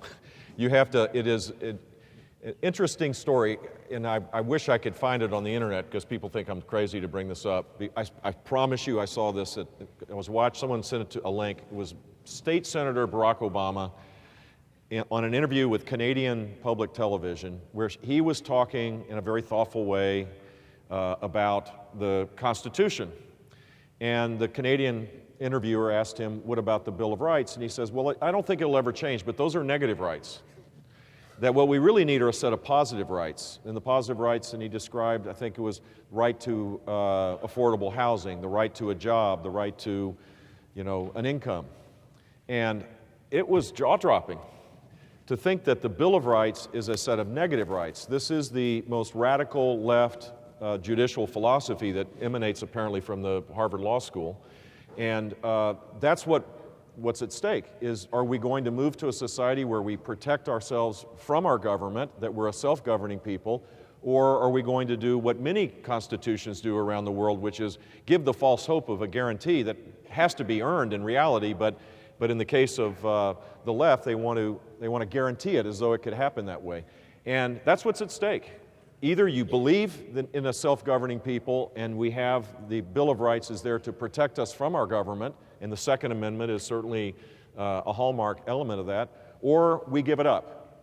That's what this election is about. Who can defeat the candidate that would erode those protections and allow people on the courts to reverse, 200 and plus years of how we've governed ourselves. One of those negative rights that the President was talking about was the 10th Amendment, which is a positive right. It basically says that any powers that are not listed out in the Constitution as belonging to Congress, the President, or the judiciary are reserved to the states. So it's a restriction on the federal government that if it's not listed, the states get to decide. But too often, regulators in the bowels of various ABC agencies, they regulate through administrative fiat, and I've been involved in nearly 30 lawsuits against the federal government to stop them, and we're currently winning one now. But what I would like to know is, for those regulators, what vetting questions or what kind of regulators would you want to appoint to agencies like the EPA, the NLRB, the Department of Justice, or any other agencies out there? People that have subject matter expertise. That sounds so commonsensical, but in reality, in the world of Obama, they're political hacks and academics that have, that believe that they can command and control things they're smart. They want the elites to be able to make these decisions, so centralized government and regulation being their principal means of doing this is the path for their executing on whatever their well-intended ideas. Well, the simple fact is, if you don't have a person that has subject matter expertise, you're going to make decisions as we've seen play out, where the economic costs far exceed any of the social or public benefits. And across the spectrum of the executive orders and the rules that this administration has put in, that's the common refrain. So appointing people that have some humility and also have some subject matter expertise, that they know when they create a rule that there's going to be a consequence. It's just a simple fact, and there should be an economic impact statement effect in every rule. I've proposed a one-to-one relationship, that if you're going to create a new rule that has X dollars of impact, that you have to find another rule to either reduce the cost or eliminate the rule altogether, so that you create parity where you're not growing the costs of regulation in Washington. Secondly, the Congress has in front of them a bill called the REINS Act, where any regulation that has a certain cost, whether it's the direct reports to the president or these independent agencies, has to go back to Congress for an up or down vote based on whether the law itself, whether it meets legislative intent, because most of these rules don't. Thirdly, I would rescind every executive order that's work in progress by this president, because I know the impact. It's either unconstitutional because you've got 30, Scott Pruitt's got 20. I mean, the whole world is suing because they're going way beyond what their bounds are, or it creates an economic impact that exceeds what the social benefit is. So either repeal it and keep it that way, or repeal it and start over. And then finally, to the 10th Amendment question, get back to the business of allowing the federal government to do a few things, but do it much better. And those would be protecting the homeland, protecting the national defense, having an army, having a military that is second to none, that we have military superiority against any of the challenges that we face, basic research, and the things that only the federal government can do. But I'd shift EPA, I'd delegate EPA powers back to the states. I'd delegate as much power from the education department back to the states. Transportation back to the states. For anybody thinking about running for governor, I would delegate the Medicaid program back to the states. I'm not looking at you for a reason, Alan. I'm just saying. Let's create 21st century solutions. And that the benefit of being a governor, or in business as well, when you have the opportunity to say, if we weren't doing it this way, how would we do it? That is the coolest thing in the world to do. If you have that chance, seize it. Don't miss that opportunity, because most of what government does is mired in the mid-20th century. Shifting all this power back to the states has the benefit of shifting power away from Washington, but also it allows us to recraft how we would create a Medicaid program, or how we would build roads efficiently, or how we would protect the water and the air in our communities, or how we would create better labor conditions for workers without creating economic costs. This is the opportunity of a lifetime, and so I will be the 10th Amendment president. That is my commitment to you all. Currently, 27 states are challenging the president's executive action on immigration, which is basically regulatory amnesty. He circumvented the will of Congress and the people's elected representatives when he passed it, and I joined with Texas and 26 other states in challenging that. You'll win that one. I believe we will. We're winning it now. You'll win every time, I mean, until it's dead. You'll win it. What do? I would repeal it.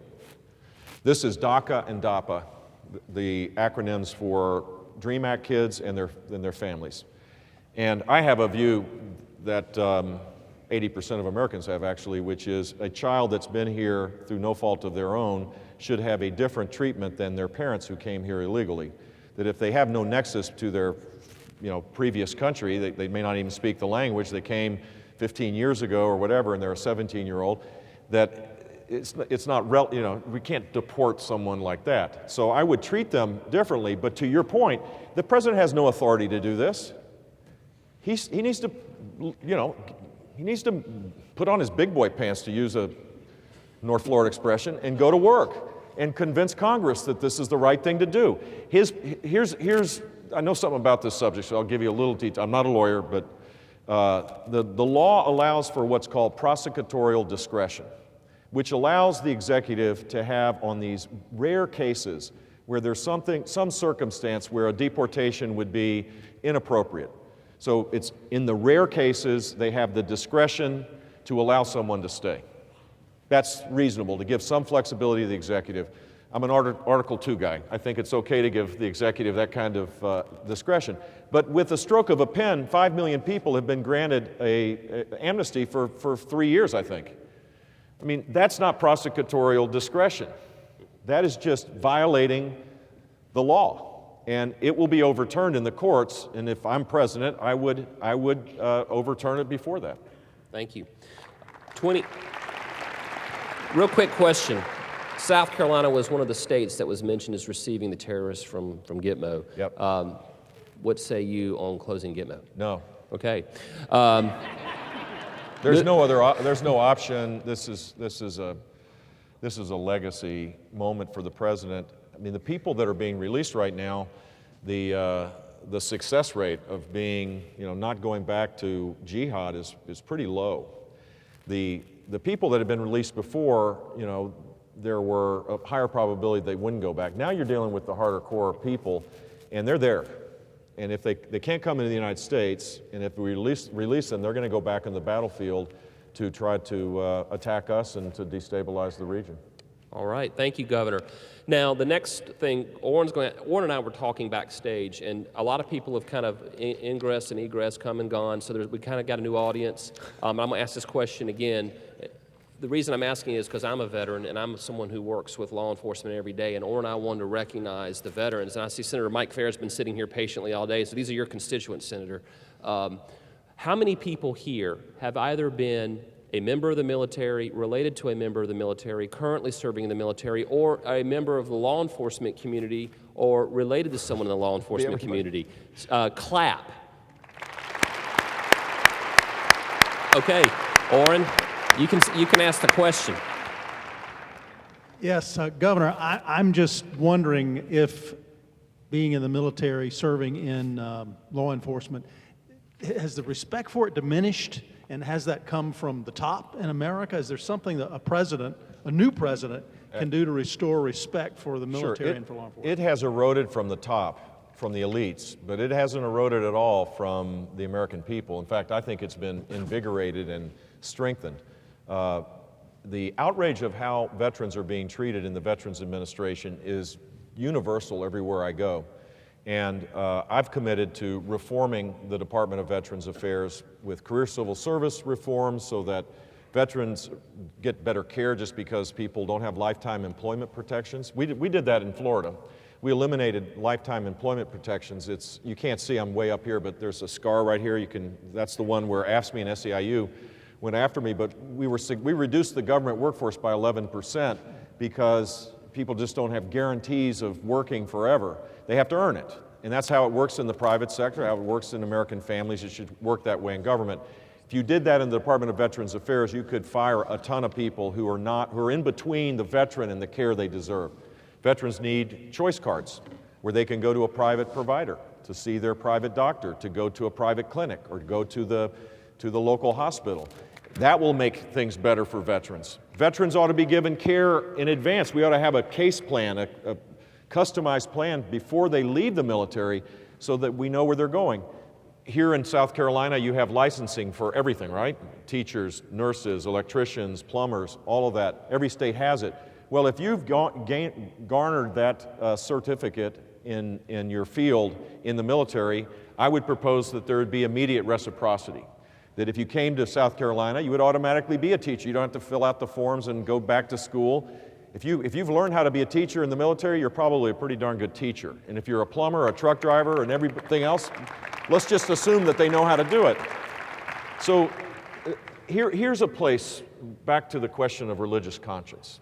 So what would happen if we just decided, we, not the government, we decided there would be no homeless veterans as a country? Do you think we could do that? Of course we could do it. I mean, the idea that you could have every church adopt one veteran. You could have every Rotary Club, every synagogue, every business that wanted to do it. It could easily be done. Well, it would be easier if you had the faith community involved in this. And that's the point. The point is, there should be no homeless people. There shouldn't be a 22-person suicide rate of veterans that have not gotten care, that are mentally ill, that have drug addictions. This is us. This is a definition of us. When we act on our faith or act on our consciousness, we are compelled to solve these problems. When we abdicate all that to government, we get what we have, which is a Department of Veterans Affairs that is focused on the economic interest of the people that work there rather than the veterans they're serving. We've got to change that.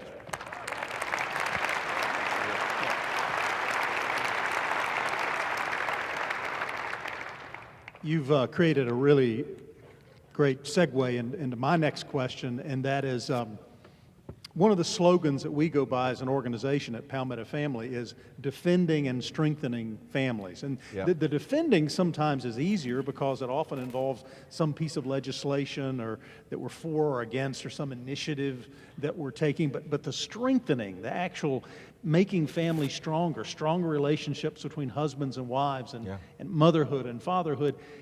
Is there, I know some governors have tried to do this. I think Frank Keating, maybe in Oklahoma. Is there a way for a president to actually help make families stronger in America? Sure, there is. It's, it's politically correct, I guess, now to suggest that a husband and a wife, a man and a woman, that are organized around loving their children with their heart and soul is just one choice. If you have that view that that's the choice that will create the greatest possibilities for families to be loving and wholesome and that children will have a chance to succeed, then you're being judgmental. So there's always that challenge, but the simple fact is the data, I mean, if a Martian social scientist came down to study this point, they would say that that is the more likely successful structure for family for children. It's been that way, and there may be other forms that are equally as important and good. I'm not passing judgment here, but to not try to strengthen family life, we do it at our peril. When you have a 40% out of wedlock birth rate and you expect a good result, we do it at our peril. When we think that this is only in one segment of our community, we're missing the changes in our culture. White out of wedlock birth rates have gone from single digit in the 1990, I believe, to now 32%. The world's changing in our midst, and government is actually, in some ways, a catalyst for this. So one of my proposals, back to the 10th Amendment, is to take the three large entitlement, or not transfer program, welfare programs, housing, food stamps, and TANF, the welfare transfer programs, put them in a lump sum, send them down to the states, and require outcomes, basically have outcome objectives, which are to lift people out of poverty. And the three things that you can do to lift people out of poverty: a robust education where a child graduates from high school, college, and or career ready. About a third of our kids do. Don't let anybody tell you otherwise, and I'm being generous. Requiring work rather than non-work, where non-work should not be a better economic benefit than people are struggling. There should be benefits, and you can do that in certain, there's ways to do that. And third is marriage. Those are the three ways to be lifted out of poverty. So if you could imagine $130 billion being shifted back to the states to allow them to create a 21st century welfare program that lifts people up rather than keeps them trapped, where you have to be a single mom to get Medicaid, where you have to get, in many states, you have to be a single mom to be able to get food stamps for your child, where there's been waivers of the work rules in TANF, that if you could recreate that, you could probably end up creating a more likely strong family kind of solution to this, which has to be part of it. Then the public part of this, the presidency is not just the prime minister, right? The person that's in charge of passing laws with Congress. They're also, the king in the sense of the symbolism of the job, where the public persona of the presidency has power. The bully pulpit matters. This is a place where I think President Obama missed a real golden opportunity because he has a stable family, loving children, great balanced children from what I can tell, a strong relationship with his wife, and he could have shown that as a model for others to emulate. And I don't think he's done it as much. Maybe he's a private person, but I think that's important. I think how you lead your life as a president is as important as the 5-point plan you have to deal with whatever subject it is. And restoring decency back to the public life. I mean, is anybody here worried about the front-running candidate shouting out obscenities in front of children? This is like, what is going on? It's just, I guess I've had a little front row seat, watching history unfold, just given the uniqueness of my family. I can't imagine my dad. It's just like, yeah, not gonna do it. Or, my brother who always wore a suit into the Oval Office because he walked in there, he thought this is hollow ground. This is important.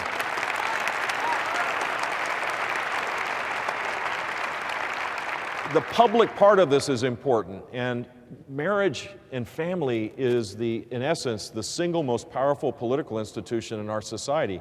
When that erodes, all you do is place increasing demands on government.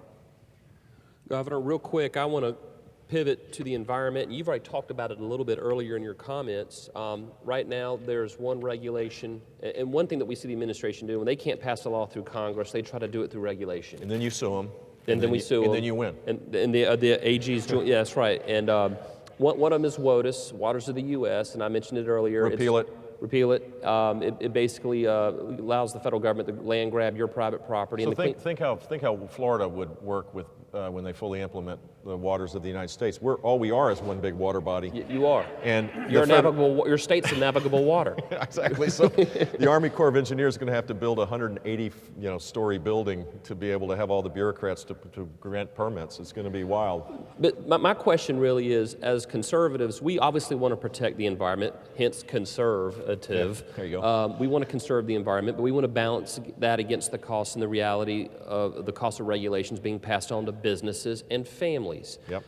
I think the president plays an important role in that, and I'll just take quick 30 seconds to answer that, and then Oran's going to tee you up on another question. Well, again, I would create a regulatory budget that had outside an independent group that would actually make an intellectually honest assessment of economic costs. Because there's always a social benefit, a well-intended social benefit to whatever rule is, and most of the time it's outweighed by dramatic costs that create an environment where we have more businesses closing than starting, and confusion, and power being sucked out of communities and families away from us to Washington. So a regulatory budget, using the 10th Amendment to push power back to the states, repealing as many of these rules that are work in progress, and then reviewing all of the new rules to go back into the rulemaking process. And there's another element of this that you probably know more about than myself. In Florida, we call it the Administrative Procedures Act. I don't know what they call it in DC, but there should be fewer people that have standing, and there should be a shorter time frame for the litigation side of rulemaking as well, because that's how they roll. There's an iron triangle between liberal environmental groups, bureaucrats, and politicians, and the Obama administration will lay down and will accept settlement of a lawsuit because they're actually acting as a surrogate for their ideology, right? And so there should be reforms of all of this, because that uncertainty has created the most tepid economic recovery with the least capital investing into the heartland of this country. The real economy is really flat. The other elements of the economy, retail sales and the like, are bumping along. But we need to get back to investing in the real economy so that you can get higher wage jobs. And that won't happen with the regulatory environment we have right now. Good. The English parliamentarian and social commentator William Wilberforce talked a lot about stewardship, and this little pin I'm wearing that represents our organization has the stars. One of our core principles is stewardship, as in stewardship of the earth that we've been given to look after, almost like co-creators with God as we manage and look after His creation. I'm wondering, when it comes to energy, what you would think about renewable sources of energy. Should we, as people of faith, Christians, encourage clean alternative sources of energy? The University of South Carolina has a hydrogen research group. There's wind and solar and many others. What do you think about that? I do think that we have a duty to protect the natural systems and the critters. But for us who, we are guided by our faith to do that, and it's important. It's an important value, I think, for people, particularly the Christian faith, but I'm sure other faiths have the same, feel duty bound to do the same. Here's where I veer off a little bit from my religious leader, Pope Francis. The climate change debate needs to be focused on science, real science, because you can make decisions that will hollow out the industrial core, lessen economic activity. You could have no one working, and you'll end up with a smaller carbon footprint. But if you have no one working, you're not going to have the resources in order to invest in the long-term disruptive technologies that might bring about low-cost renewable energy. You won't have it, unless you just believe that continuing to indebt your children and grandchildren is the proper path, and I don't think anybody in this room advocates that. So the better approach would be the approach we took in Florida, which is we protected wild Florida because it was in our economic interest to do it. 95 million people come to Florida. They don't come there because we've abandoned the Everglades or abandoned the ecosystem that is unique. People like to live, they like to go there to enjoy the natural beauty of the place. So we created the largest land purchasing to protect, over the next generations of time. But it happened because we were growing our economy at 4.5%. We generated revenues and people's income grew as well. The climate change debate has to be one focused on reality. The climate's changing. Man has some impact. I think most people would agree with that. Where it gets debatable is when will the impact become apparent, and what is the impact? And we have to have a policy of adaptation, which should be a bottom-up policy. The federal government's role ought to be to invest in the long-term things that will create the acceleration of the next disruptive technologies. I don't think the federal government should pick winners and losers. There is no such thing as a venture capital arm inside the Department of Energy. They tried it. It's called Solyndra. Every one of those deals was a complete unmitigated disaster. Let the markets work. Eliminate the depletion allowance, the tax deductions for the oil and gas sector, for the sun, for wind, for algae, for all this stuff. Let markets work. Simplify the tax code. Stop trying to pick winners and losers. There's someone in a garage somewhere in Greenville that has probably got a better chance of disrupting the order of things as it relates to energy than a bureaucrat inside the Department of Energy. That approach would be a far better approach and a faster approach to get where we need to be. Thank you. And it might be hydrogen, who knows?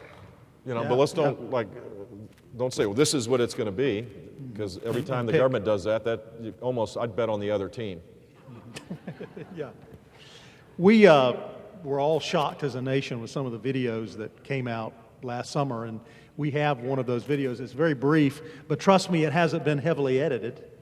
But we want you to look at it, and I'm not going to say anything more after except just ask you to react to the video you're about to see. We've been very good at getting cars on the road because we know that so I'm not going to crush that part. I'm going to basically crush below, I'm going to crush above, and I'm going to see if I can get it out intact. A lot of people want intact parts these days because they're looking for specific nodes. Testing. I was like, wow, I didn't even know. Good for them. Yesterday was the first time she said people wanted lungs. And then, like I said, always as many intact livers as possible. Yeah, that would definitely get people to say, I'll give it to you for the same price, and I'll do that.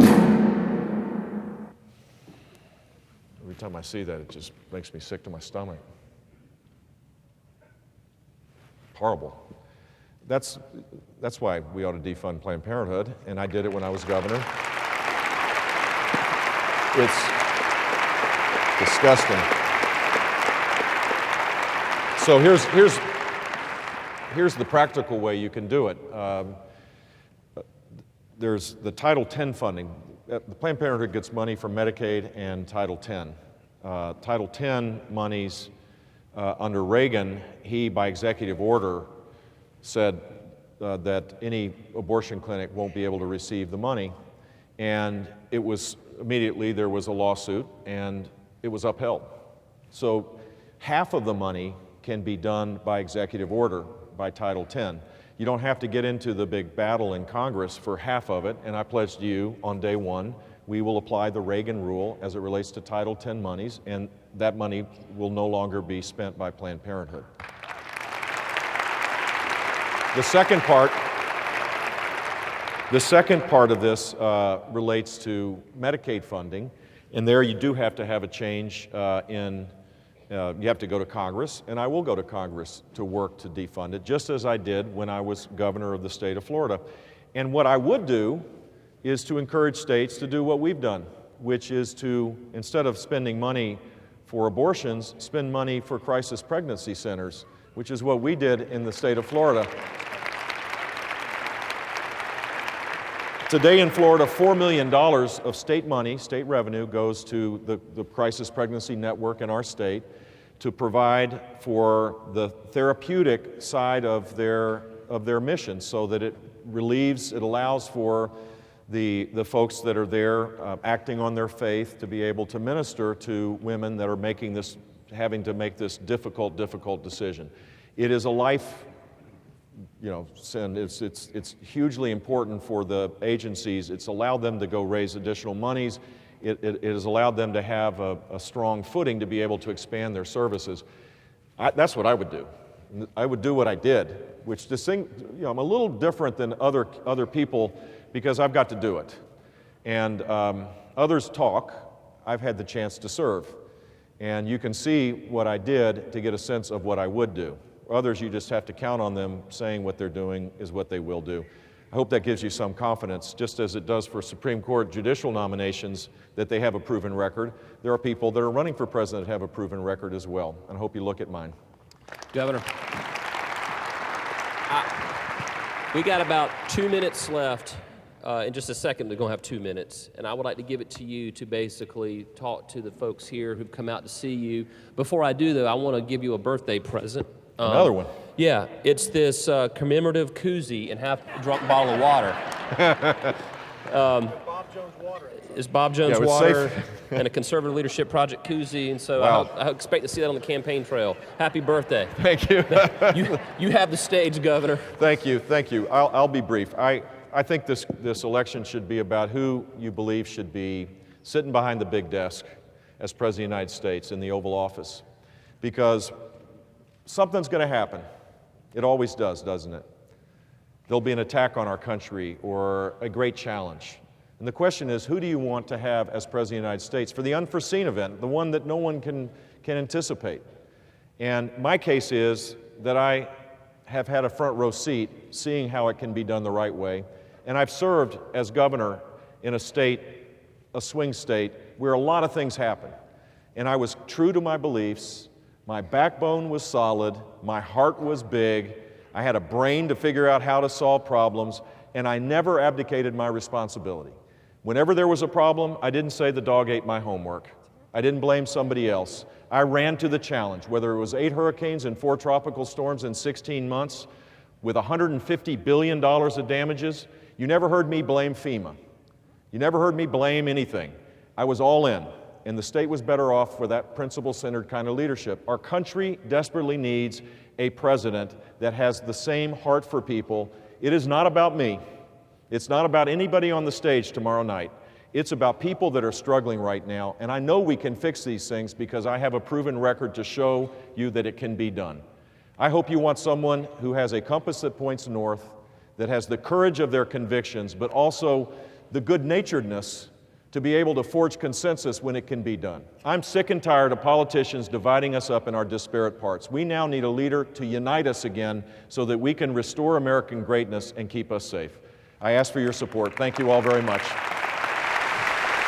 Great job. Thank you so much, Governor. It's always fun to be with you. It's fun to be with you, too. Thank you. Thank you. We're going to take a 2-minute break. So stretch, but don't leave the room. We'll be back in 2 minutes. Thank you so much.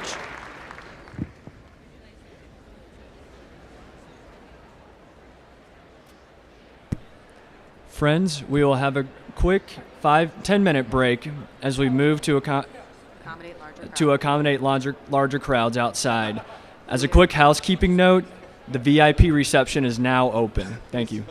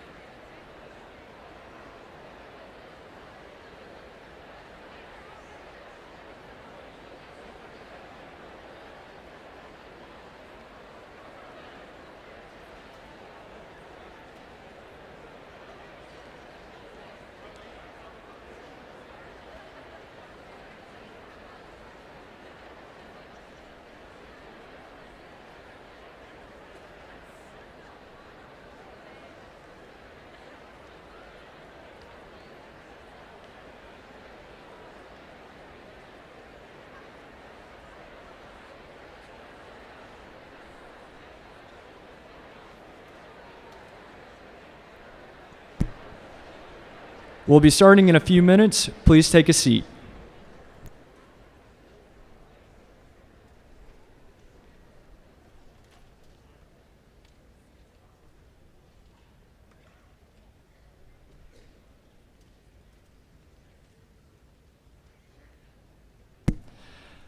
Please welcome to the stage Florida Senator Marco Rubio.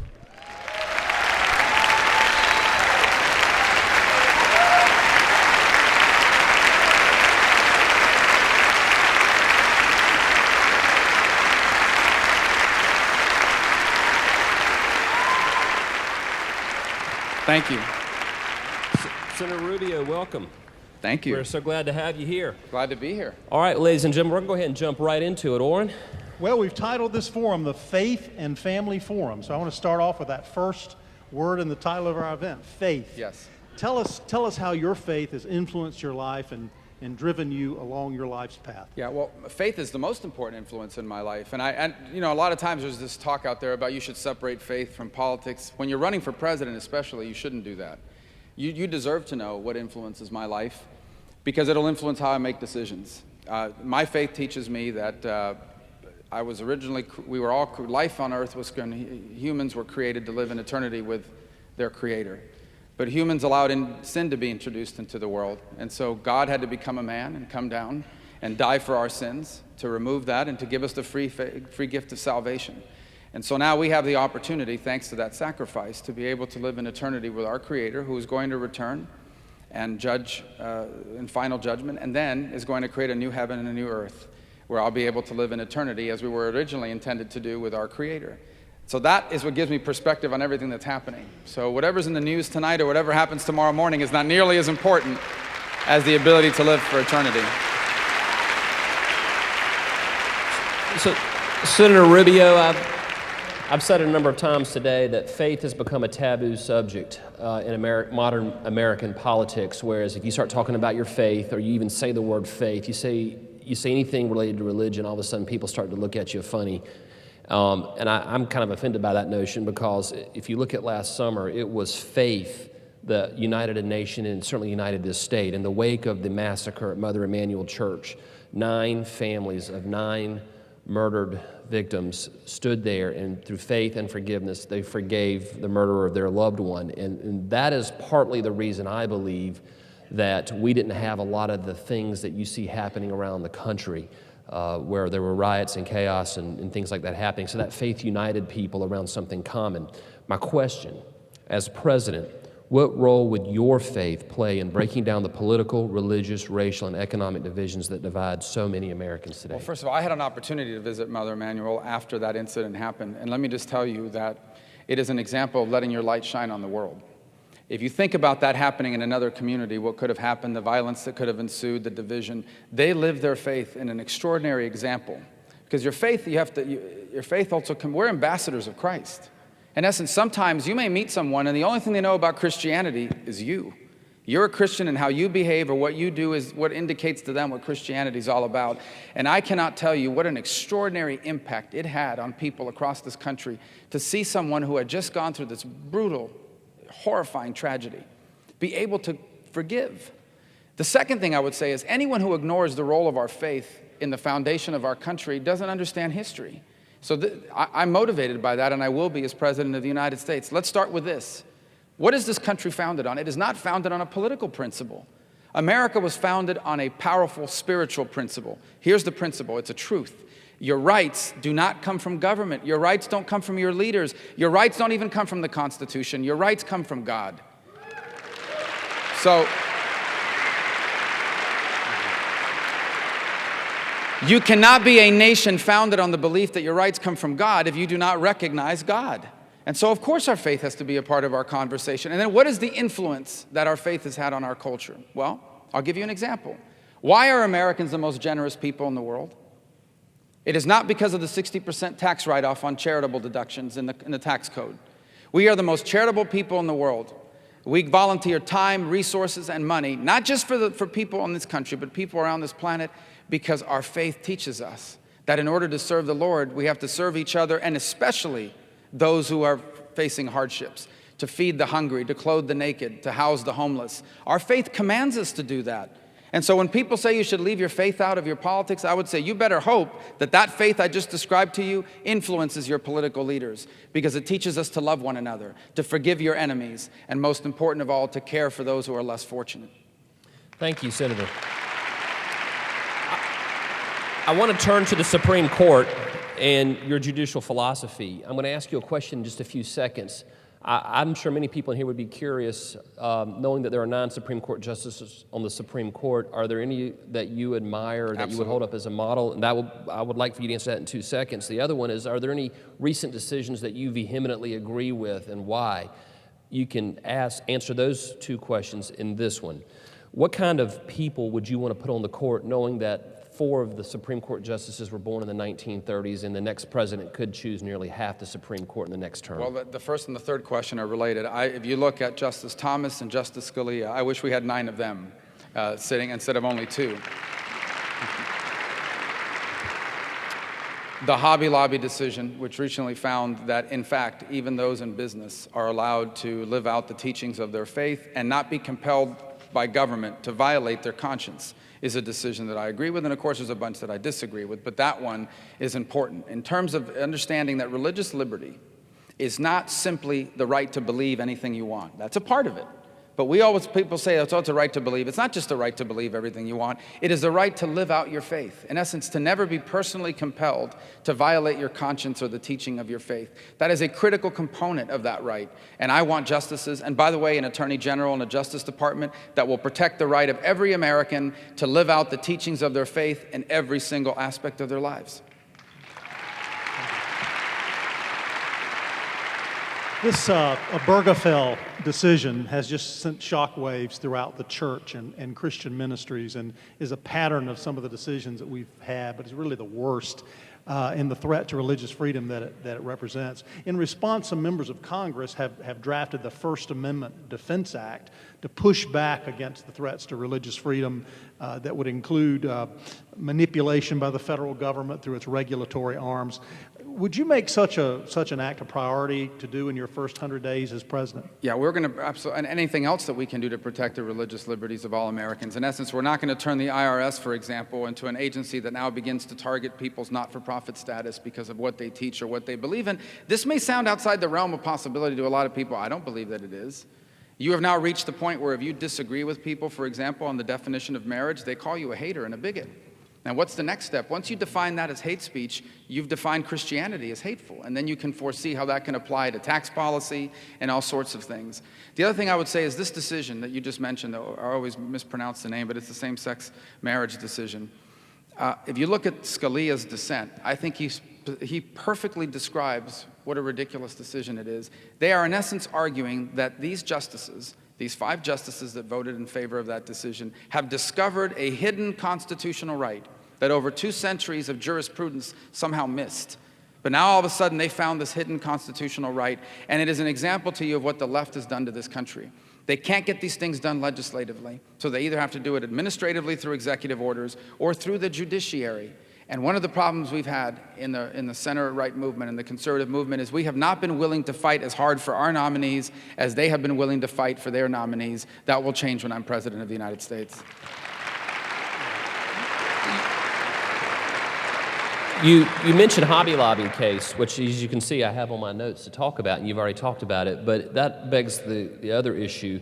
Oftentimes, people always invoke in the public square this constitutional separation, wall of separation between church and state, Jeffersonian, that it's somehow out of the Constitution. And for those who've walked in the last hour, I mentioned this earlier, you cannot find that anywhere in the Constitution. And you talked about how Supreme Court justices oftentimes miss the ball here. That was out of a 1947 case. Justice Hugo Black's quoting Thomas Jefferson in 1802 and completely took the quote out of context. So the Hobby Lobby case was another case that you mentioned, allowing people to practice their faith in concert with how they run their business. But also the town of Greece, which is another one, which is basically we had to fight to even have an invocation at a local town hall meeting. What are your thoughts on that and where we're going as a country? Actually, on the town of Greece case is interesting. I led the effort in the Senate to submit an amicus brief to protect Senate prayer. And I actually sat in the hearing the Supreme Court met and heard oral arguments on that issue. I was there that day sitting in the audience to hear it because we wanted to protect the right of the Senate. We begin every morning in the Senate with prayer. Now, you may argue it's not working very well, but we're going to keep doing it. But maybe we should pray every hour is what should happen. But we have a great chaplain in the Senate, and he does a great job every morning of invoking prayer. But if you go back to the history of our country, and that's always been the case. And so we wanted to protect the right of political bodies to begin with prayer. And if you don't want to be a part of the prayer, you don't have to show up. You don't have to be there. No one's compelled to be there or part of that. I think the fundamental question goes back to the thing that I talked about at the beginning, and that is, in cases such as those, I'm glad that they went in the right direction. But this separation of church and state is, in fact, that term, that phraseology is not from the Constitution.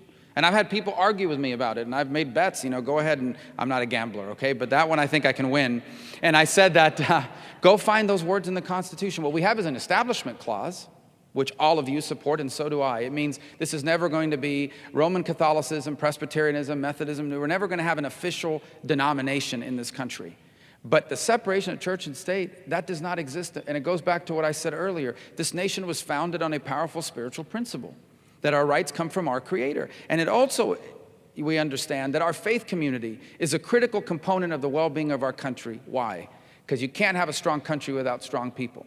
You cannot have strong people without strong values. No one is born with strong values. They have to be taught to you. They have to be instilled. And where are they taught? They're taught in the family and reinforced in the faith community. It is why as a parent, I'm raising 4 children right now. Our faith helps us to instill values. If I tell someone, my kids, not to do something because it's illegal, it is not nearly as powerful as saying to them, don't do something because your Creator has taught us that it is wrong. Even if it's legal, it might be wrong. And so that is why it's so important for the faith community to be a vibrant part of our lives. Our founders understood it. Almost 200 years of American history's understood it. And it's only in the last 15 or 20 years in particular that we've had people take control of government power who have somehow thought that they could replace our values with government, with regulations, with agencies, and with laws. We need to get back to the fundamental truth. Our faith is important.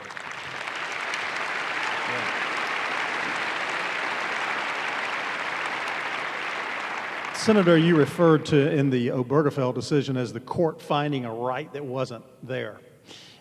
Often we also have the situation where there are rights that are clearly in the Constitution that for some reason become doubted, and it's mystifying to me, but the Second Amendment seems pretty clear.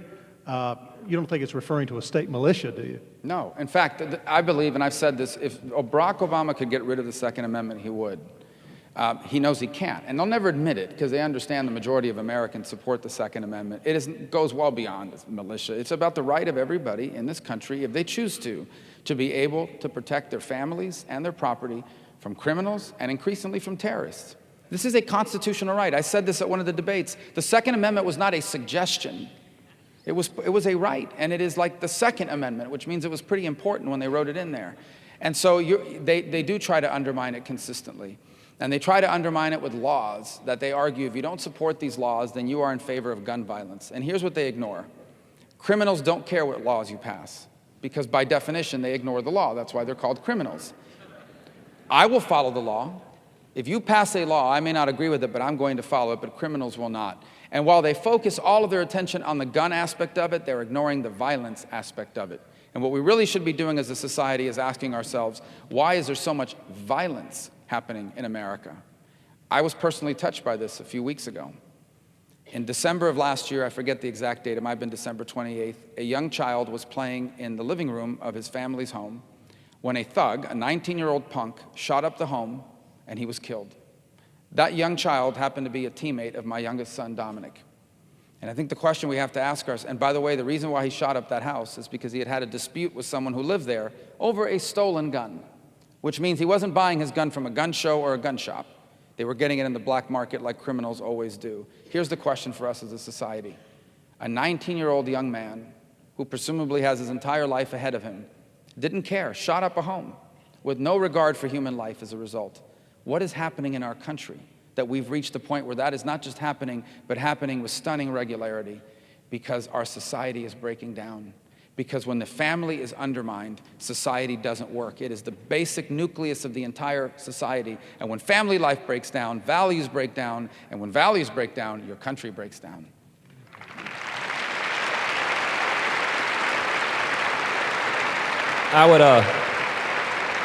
I've often referred to the Constitution as kind of a handbook on how to govern ourselves. And, you know, it gives powers to the executive, legislative, and judicial branches through the various articles in the Constitution. And then if you go to the Bill of Rights, to the 10th Amendment, it says anything not listed are basically reserved to the states. Correct. I'm a strong 10th Amendment person. But as Attorney General over the last 5 years, I've been either directly involved or indirectly involved in nearly 30 lawsuits against the federal government because regulators and bureaucrats who are not elected by any of your elected representatives rule through administrative fiat. They do not recognize the state's sovereignty. What kind of people and directors of these agencies like the EPA, the National Labor Relations Board, the Department of Justice, and the multitude of other ABC agencies would you put into power? There's at least one agency I don't think we even need, and that's the Federal Department of Education. We don't need a national school board. We don't need a national school board. Student loans, Pell Grants, you can move that to Treasury. You've got these people sitting around all day in this office building at the Federal Department of Education imagining up ways that they can get control of our schools across this country. So we're going to get rid of the Department of Education. Now, what kind of agency heads? People that understand the federal government is supposed to be a limited government. Part of it goes back to something you need, the next president of the United States needs to be someone that understands there is not a federal solution to every problem in this country. There just isn't.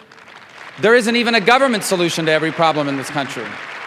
And so we need to elect people that understand that the federal government is supposed to be a very limited government, primarily to provide for the national security.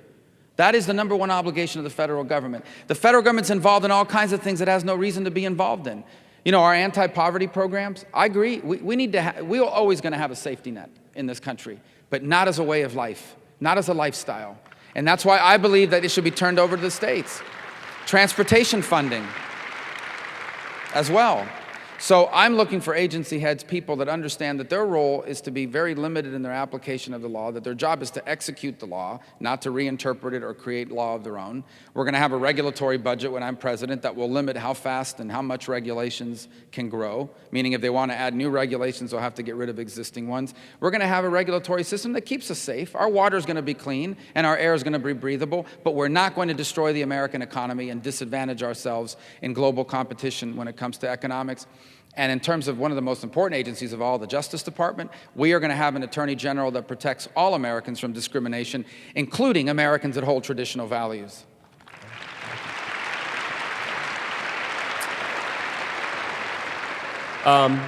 Real quick, this week South Carolina filed suit again against the Department of Energy and the Obama administration on the closure of the MOX facility and its refusal to abide by federal law. Basically, a dozen years ago, the federal government said, South Carolina, take all this plutonium, this nuclear waste. South Carolina said, we don't want to do it. Government said, if you do it, we'll build a facility that will process it and make it safe and not a threat to your community. And if we don't build the facility, we'll give you millions and millions of dollars to deal with it and we'll remove it from off your hands for you. They have done none of that.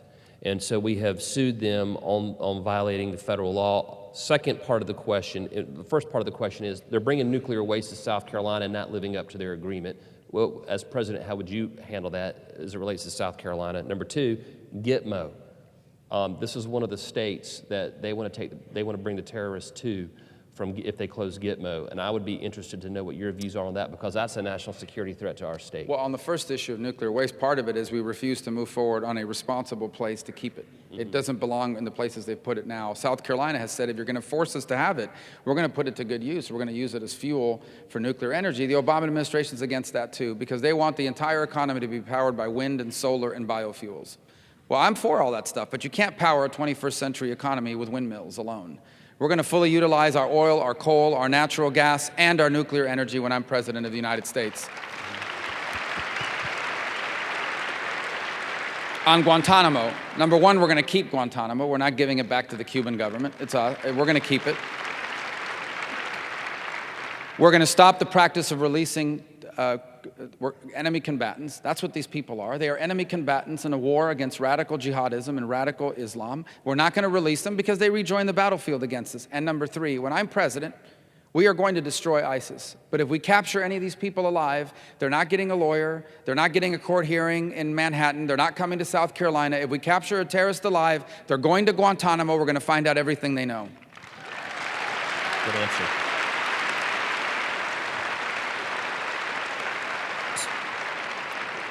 Last year, a little over a year ago, South Carolina joined 26 other states in challenging the president's executive action on immigration, which basically was kind of regulatory amnesty without going through Congress. We're actually winning that legal fight as of this time, and I'm confident we will ultimately win it. But my question to you is, what would you do to solve or address the illegal immigration problem in the United States? Well, first of all, like any other policy, immigration policy has to be what's good for America and good for Americans. And when the world changes, your policy has to change with it. So what's good for America? Number one, keeping ISIS out of America is good, very good for America. And that means that we're going to have to be stricter than we've ever been about allowing people to enter the United States. Okay? We're going to have to be stricter than we've ever been. When I'm president, if we don't know who you are and we don't know why you're coming, you're not going to be able to come. And it's not discrimination. We just need to know who you are, given the fact that today you have radical terrorist groups that are using refugee crisis and, by the way, student visas, professor visas, doctors, and all kinds of things to get people into other countries. Number two, my parents were immigrants. My grandparents were immigrants. I've been raised in a community of immigrants. My wife's entire family are immigrants. And I'm tired of being told that securing our border and enforcing our law is anti-immigrant. It is not. It is what sovereign countries do. When I'm president, we will do that. Instead of hiring 20,000 new IRS agents, we're going to hire 20,000 new border agents. We're going to finish. We're going to finish the 700 miles of fencing and walls that the experts know we need. We're going to have mandatory E-Verify. So if you're in this country illegally, you will not be able to get hired. And we're going to have an entry-exit tracking system. Because 40% of illegal immigrants enter the country legally on a tourist visa, student visa. The visa expires and they stay. We don't know who they are. We're like a hotel that checks people in but doesn't check anyone out. So we don't know who's here. That changes. And until all of that is in place and all of that is working, nothing else is going to happen on immigration, except sanctuary cities will lose all their federal funding when I'm president. Oran, it's that time again. We have done, yeah, I'm going to set Oran up with a question because so many people are coming and going, and this is important to me because I'm a veteran and I work with law enforcement, and I always like to know how many people in the audience that our candidates are speaking to are involved in the military or have ever been involved in the military or have been involved in law enforcement or as a first responder or related to someone who does that. So if you fit into one of those categories, could you clap? Just so, Oran, we have a pretty vocal audience on these issues. A lot of support. You know, every single day in this country, men and women in law enforcement risk their lives. Our military risk their lives, often on foreign soil. A couple of questions related to that. First of all, do you think that men and women in uniform have the respect that they deserve? And has that changed under this president? And the second part of that is in between the two last few candidates coming out, I happened to take a look and I noticed that the whole issue of the role of women in the military is starting to bubble up again. So either one of those you choose to address. Well, I'll try to get to both of them fairly quickly. On the first one, and because I think there was a question in the last debate, they asked about selective service. First of all, I don't even think we need selective service anymore. I don't think we'll ever have a draft again. Modern warfare, if it ever reaches that level, because of the weapons that now exist, I don't think you're ever going to see a draft instituted. Second of all, I do not support drafting women and forcing them to be combat soldiers. And I don't support that. I never have, and I don't now. The third thing I've said is, we should never lower our combat standards in order to achieve some sort of societal aim or some sort of societal messaging. You have to be physically qualified. That's true for both genders in order to do the work. And fourth, I would say we need to recognize that today there are women in the military that may not be directly in combat but are serving basically combat-like roles that put their lives in danger, which leads to your first point. How are we treating our veterans and our men and women in uniform? Well, it's your actions, not your words. The president and all kinds of people around the country, we all clap for the veterans, and we should. My brother's a veteran. He was a 7th Special Forces Green Beret from 1968 through 1971. So my view on this issue is impacted through the lens of what he's got to go through. How do we treat them? You have a record number of veterans today unemployed, homeless, and waiting in long lines to get their treatment at the VA. treatment that they earned. When I'm president of the United States, if you're not doing a good job at the VA, you're going to be fired. And when I'm president, veterans will be able to take their VA benefits to any hospital or any doctor they want to go to.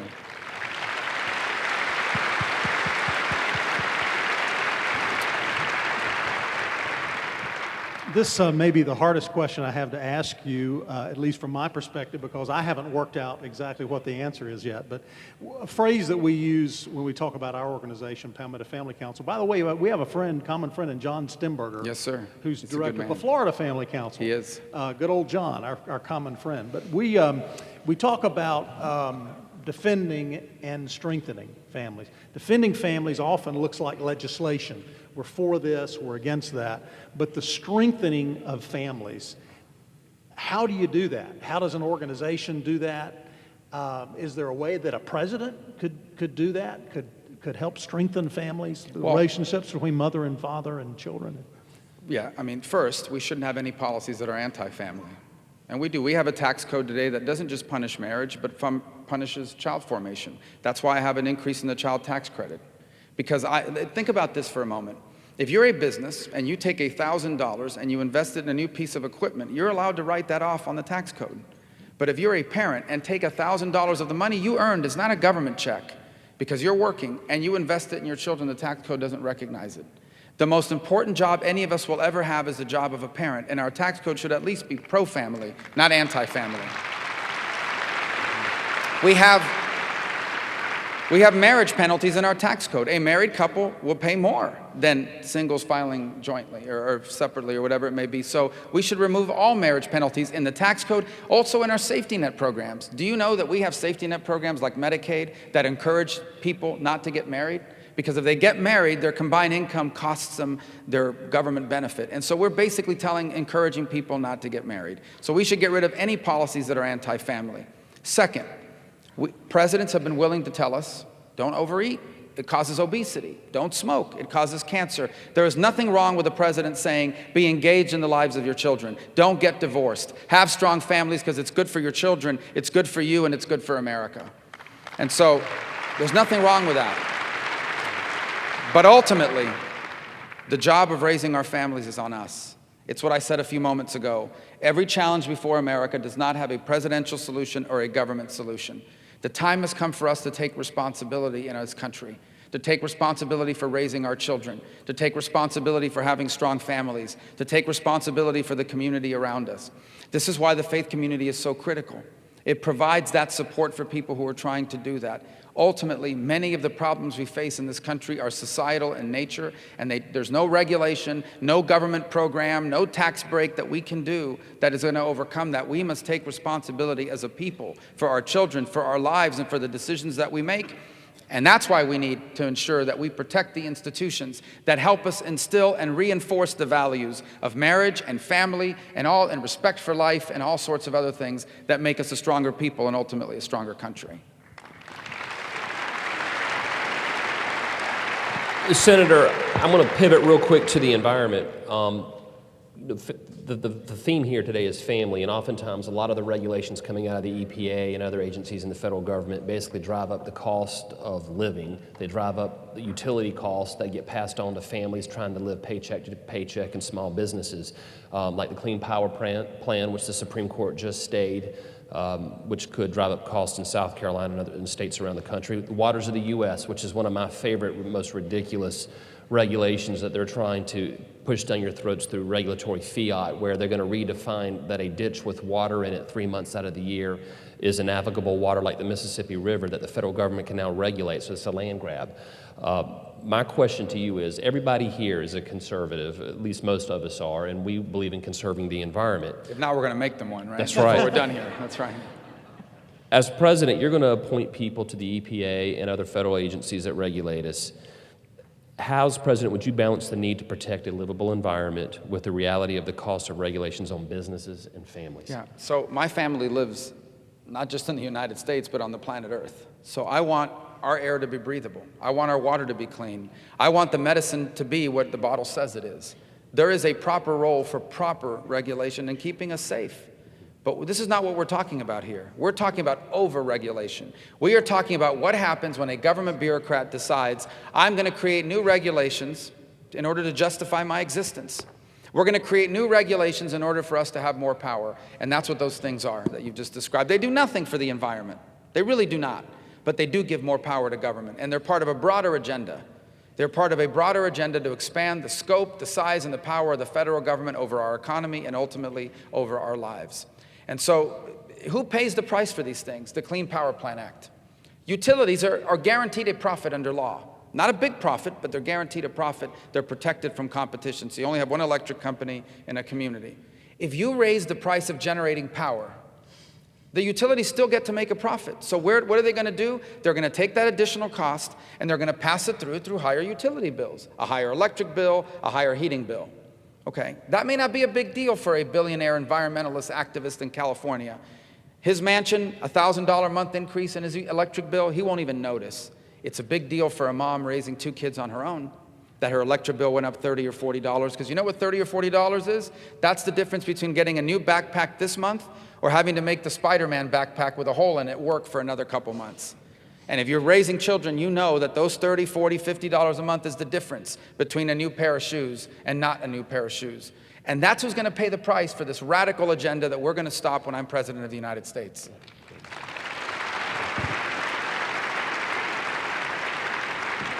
One of our core principles at Palmetto Family, and they're represented by the stars around our palmetto tree here, is the principle of creation and stewardship of creation, almost as if we are co-creators or we're those who sustain and look after creation. So natural resources we consider to be given by God. So, and you've addressed this somewhat already, but when it comes to energy, should Christians encourage clean alternative sources of energy? University of South Carolina has a hydrogen research facility, so hydrogen might be one, hydrogen, solar, other forms of energy. First of all, there's no doubt that stewardship is a biblical principle found right in Genesis when God gave man dominion over the animals and the earth and how to farm from it and how to create food and how to, there's no doubt that is a biblical principle. And the answer is sure. I want America to lead the world in everything. Let's be number one in the world in solar and wind and biofuels and renewables.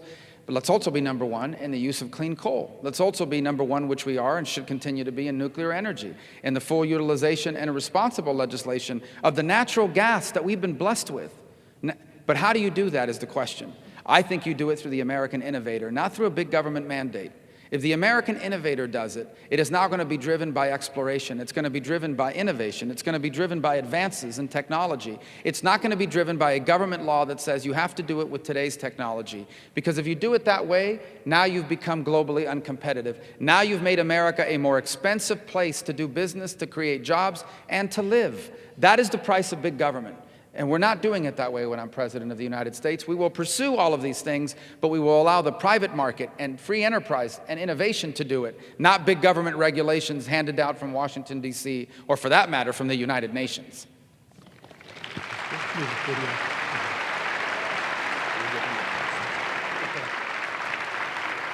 Our last question is actually not a question. It's a video, and it's a video you've seen, I'm sure, and we'd just like you to react to it. And I think you can see it. We can see it straight ahead now. We've adjusted that.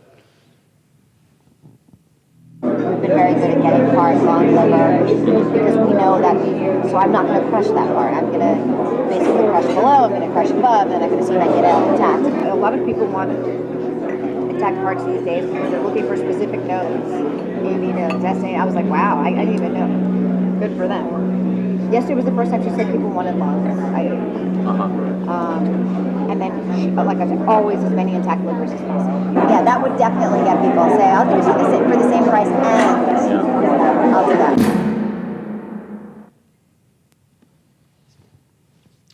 Well, I mean, my reaction to it has been the same as they have said. It's horrifying. It's horrifying. They're talking about a human being. They're talking about the body parts of an unborn human being being sold and being trafficked in. It's a horrifying practice, and that's why I believe Planned Parenthood, we should take their money away and give it to federally qualified health centers that don't do what Planned Parenthood does, but provides health care for women without these atrocious practices. I think the broader issue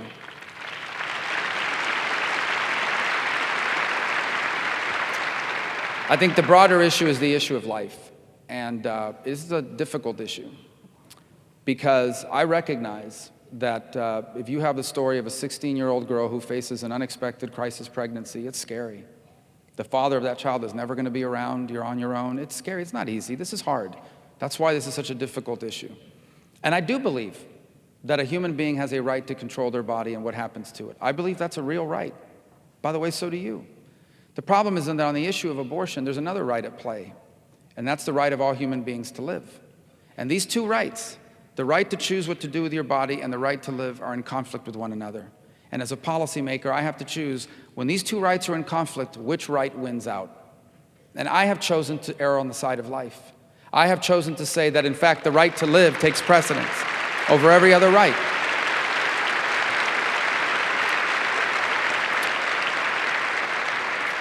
And I have committed myself to this principle so deeply that I've even been attacked in a Republican primary for being too pro-life. So let me just say this. I know this is a hard issue, but I can tell you this, and I know that maybe politically it's not the right thing to say, but I would rather lose an election than be wrong on the issue of life.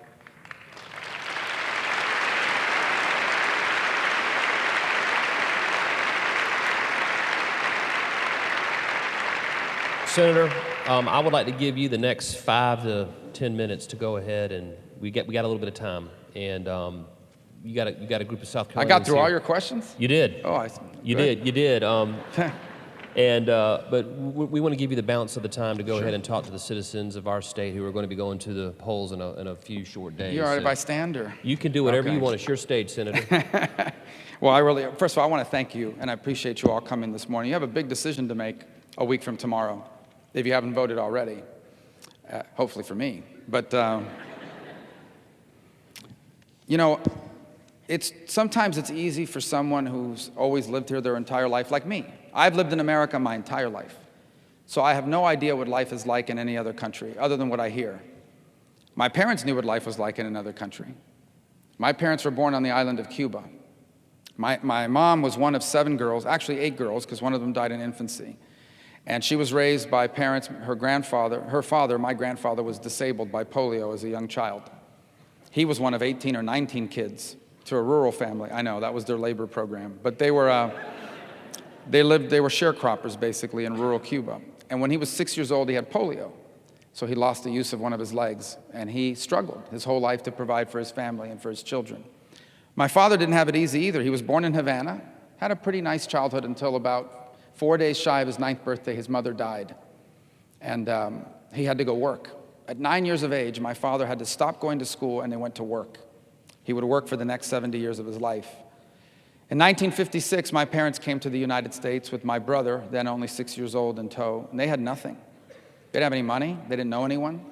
They barely spoke any English. The lore in our family, the story is that the first words my father learned in English were spelled out on a little slip of paper phonetically. It said, "I'm looking for work," or "I'm looking for a job." And life in America was not an instant success. They struggled here too, but they persevered. You know that less than 10 years after my parents came here, my father at that point worked as a bartender at a hotel. My parents owned a home. It wasn't a big fancy home, but it was a home in a safe neighborhood. Years later, my parents would retire with dignity and with security, and the most important thing of all is my parents lived to see all 4 of their children have a life better than their own. Why is that so important to me? Because that story would not be possible in any other nation in the history of mankind. There's only one place on earth where that would have been possible, here in this exceptional nation, the United States of America. But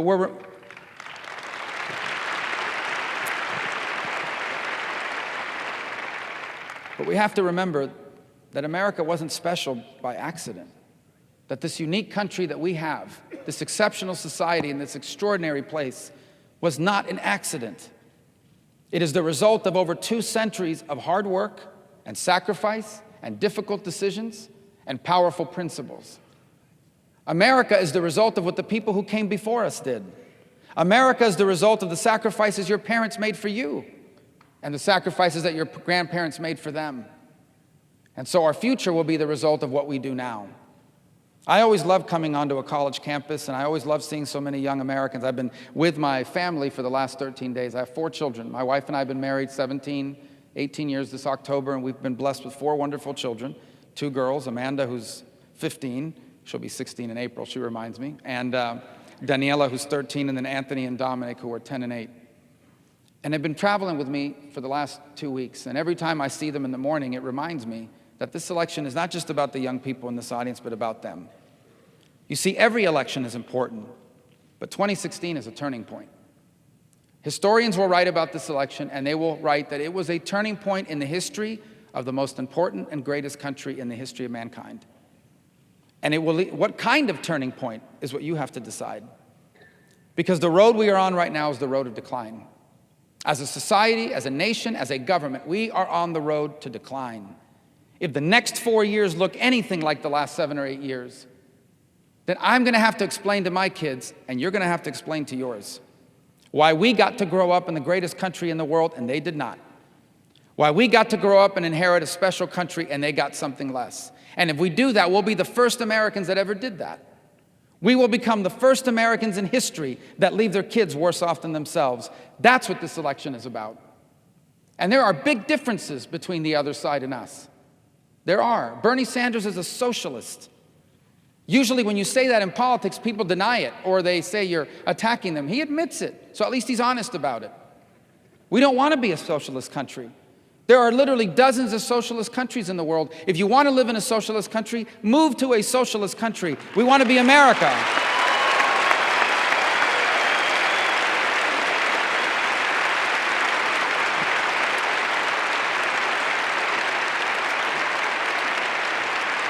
Hillary Clinton, their other candidate is Hillary Clinton, who I believe is not qualified to be president.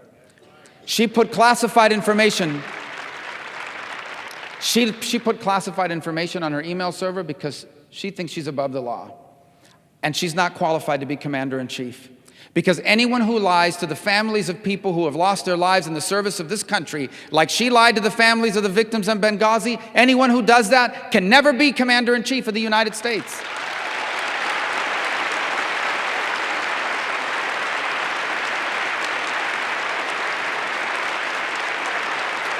So we have to win this election. We, meaning those of us who want America to remain the greatest nation on earth. Because if we lose, it's not just that we lost an election, we've lost the future. If we lose, Barack Obama's Obamacare becomes permanent. If we lose, the next president of the United States will appoint up to 3 or 4 Supreme Court justices who will continue to undermine the Constitution. If we lose, all those unconstitutional executive orders become permanent. If we lose, our relationship with Israel continues to erode. If we lose, our military keeps getting gutted.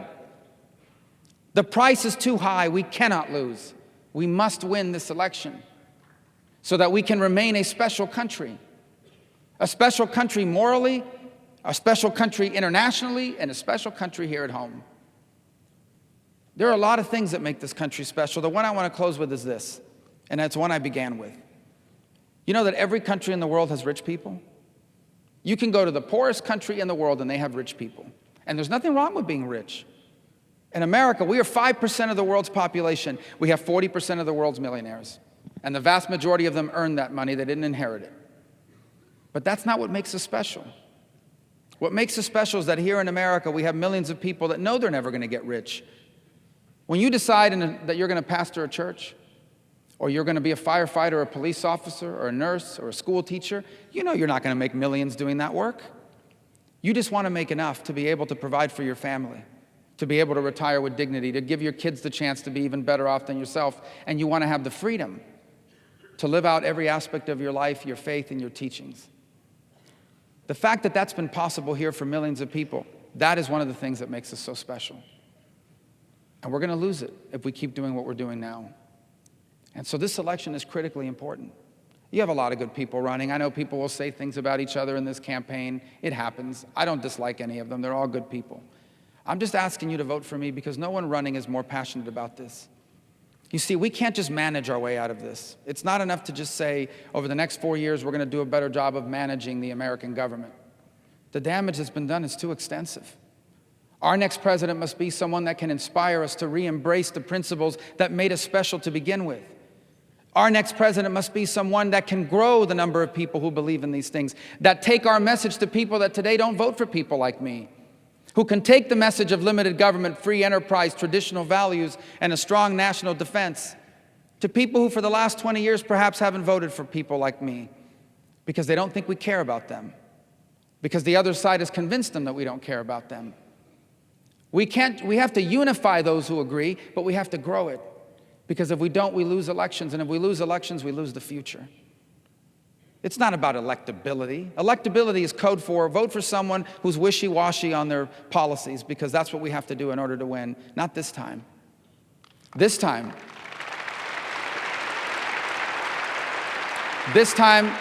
if you vote for me, you will have a chance to elect someone who is as conservative and as committed to conservatism as anyone in this race, but someone who can grow this movement, someone who can take our message to people that haven't listened to us before, and as a result, someone that can unify our country.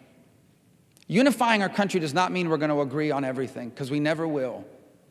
Unify our country means having a president that doesn't pit us against each other, especially in order to win an election. Unify our country means a president that will be a president for all the American people, even the people that don't like him or her. I get protesters at my events. I get people that say nasty things about me. You know what? I'm going to cut their taxes too.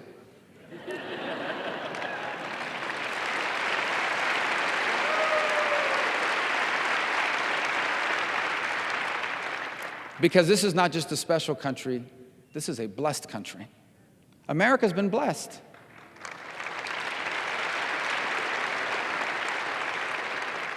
Protected on both sides by a vast oceans, blessed with natural resources, fertile land that feeds our people and the world. God has blessed America because for over 2 centuries, America has been responsible with the power and the responsibility that God has given to us. To those who much has been given, much is expected. That doesn't just apply to people, that applies to nations. We are still a great people. We are still a great country, but we're in decline. I want you to understand that it is true we're facing some very difficult times right now. But I also want you to understand that America is not a government. We have a government. America's our people. America are the people that wake up every morning and volunteer in the community and raise their children and run their businesses and go to work. That's America. America are the faith-based organizations that are helping people recover from addiction. America are the people that I ran into on Thanksgiving night, handing out Thanksgiving dinner to the homeless on their own, not as part of any other organization. That's America. America and our people, we are a strong people. We just have a weak president. And we're going to change that in 2016. And I'm asking you for your vote, because if you vote for me, I will unify this movement and I will grow it. And we will win this election. And when our work is done, the 21st century has a chance to be the greatest era in our history. The American dream won't just survive. It has a chance to reach more people and change more lives than ever before. And history will say that we too did our part. That like the Americans that came before us, we confronted our challenges, we embraced our opportunities. And because we did, our children became the freest, the most prosperous Americans that ever lived. And the 21st century will forever be known also as a new American century. Thank you for having me. God bless you. Great job.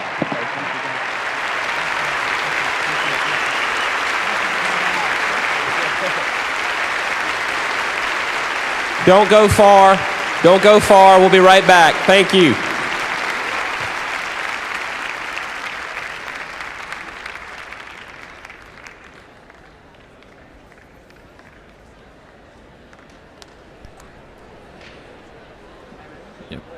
Now, please welcome to the stage Dr. Mike Burns, surrogate for Donald Trump.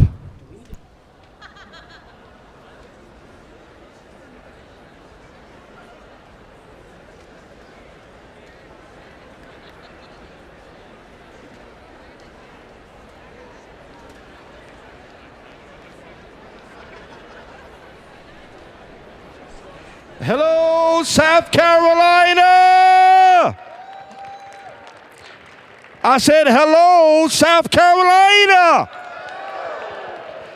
Do I have any conservative, faith-based, Jesus-loving people in the audience today? If you are, let yourself be known.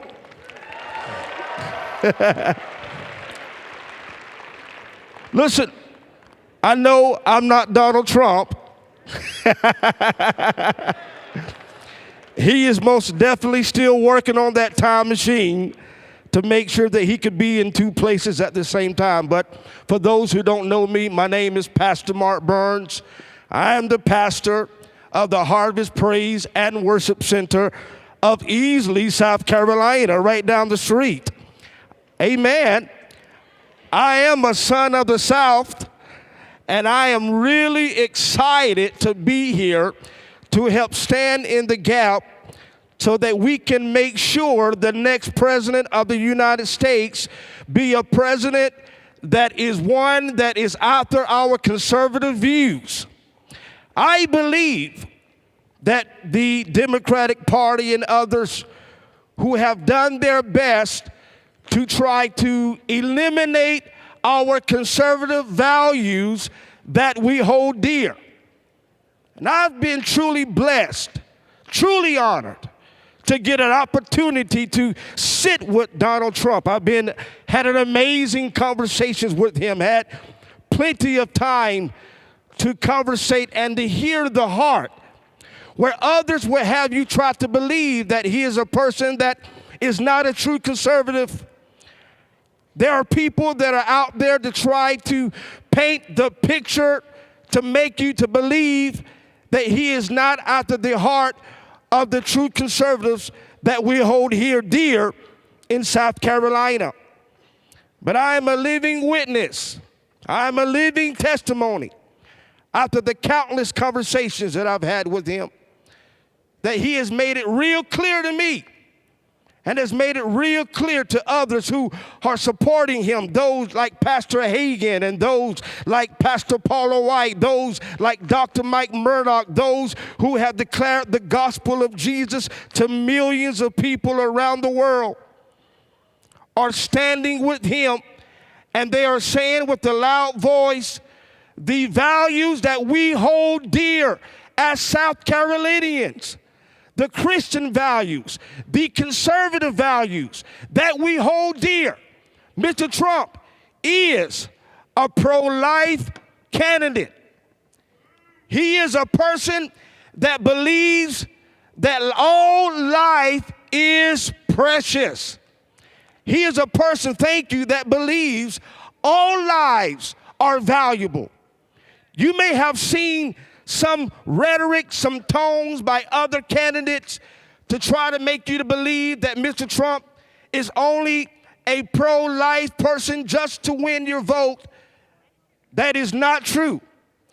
Mr. Trump is a person over the last 10 years, over a decade, has had an epiphany that being a pro-choice, a person who is of the opinion of pro-choice, is the wrong opinion. But isn't that the wonderful message of grace?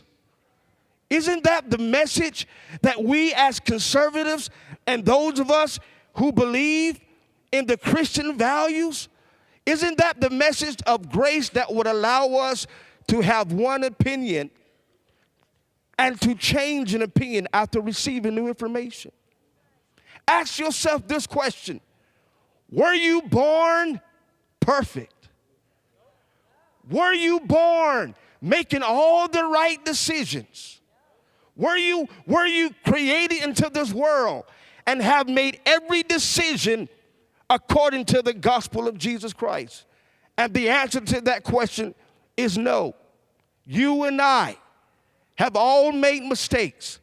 You and I have all made choices that we were not proud of from our past. But isn't the grace and the message of Jesus Christ the one that says no matter how many times you've messed up, no matter how many times you have failed, the Bible says that grace is a sufficient and that his love covers a multitude. I'm only here to just explain to you the love that Donald Trump has for life. He is not And he does not stand for anyone that is what I call a baby killer. If you are standing with candidates that will allow the systematic destruction of unborn babies, that is an error. That is not the will of God. I believe that those of us here in South Carolina will make sure come February the 20th that we are letting the whole world know that we are real conservatives here in South Carolina, and that we will not allow those who are part of the Democratic Party to sway us to the left or to the right. But we have values that have made America great, values that we have hold dear, values that has made this country great from its conception. We are going to make sure that no one comes to South Carolina and tell us how to live.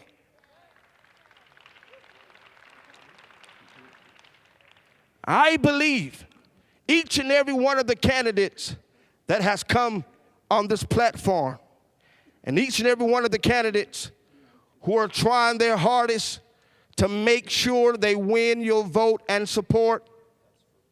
But I tell you, Jesus said it like this: ye that has sinned, have not sinned, cast the first stone.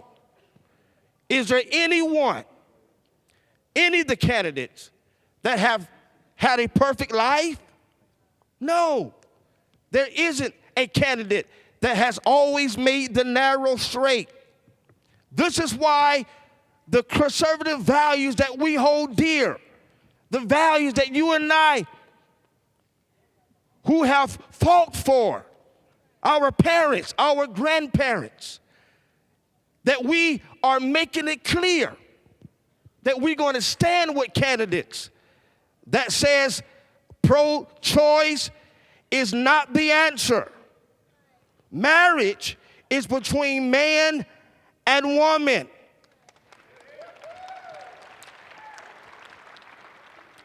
Mr. Trump has made that very clear, that he believes marriage is between man and woman.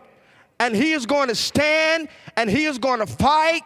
I have spoken to him many times, and he has conveyed to me his heart. He has conveyed to me the tricks of the trade and how others will try to make you to believe that he is a person that does not hold the same values that we hold dear. That is a lie. That is not the truth. I would not be sitting here talking to you. I would not be risking my name, my television network, all that I have built, the thousands of souls that have been saved under my ministry across the world, to be here and to look you in the face and to try to convey to you the heart of another person if I didn't believe it was true. I know Donald Trump. He's a friend of mine, and I know his values. And what's amazing, because I'm a father of 6 children, you pray for my wonderful wife who's right there on the front row. We have 6 beautiful children, and they respect their parents. They honor their parents. I don't know about you, but we live in a society today where young people don't respect seniors and elders. But my children say, yes, sir. My children say, yes, ma'am. They say, no, ma'am. They say, no, sir. Why? Because we teach them the conservative values of the Christian life. It's not whether you're voting for one candidate over the next. My prayer for you is that you will vote for a candidate that will not just say one thing to win your vote, but is bold enough to say it and then back it up, that will speak it and then have the audacity to not be so politically correct, but will say publicly what millions of Americans are saying privately. And this is part of the problem of the political system, that we are so busy trying to please everybody and nothing is getting done. We're so busy trying not to step on toes. We're so busy trying not to offend our brothers and our sisters, when in reality, the only way to get the job done is to simply tell the truth.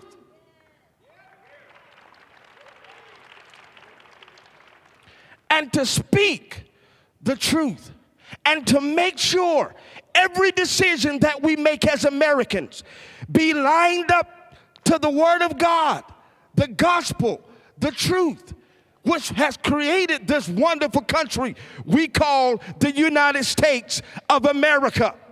I know Donald Trump. I know his heart. I know his desire. It hurts a man to hear others declare negative comments that is not lined up to his heart. I know his desires. I know that he dreams of an American country that is strong, that has strong borders, that has strong protection, a country that is founded on the principles that he will have, that he has declared over and over again, that we as Christians will have a friend in the White House. That should be important to you. If you hold the core values that we have as family, and I don't believe you would be here if family wasn't a high priority to your life. If your children wasn't a high priority to your life. If your grandbabies wasn't a high priority to your life. This is why I'm imploring you, when it comes to February the 20th, make that vote that says, not only will I vote for a candidate that stands firm for our Christian values, that stands firm for the righteousness of our brothers and sisters who are in harm's danger and are fighting other religions who are set out to do us harm. But he will stand firm, he will stand bold, and he would not be compromised by big businesses.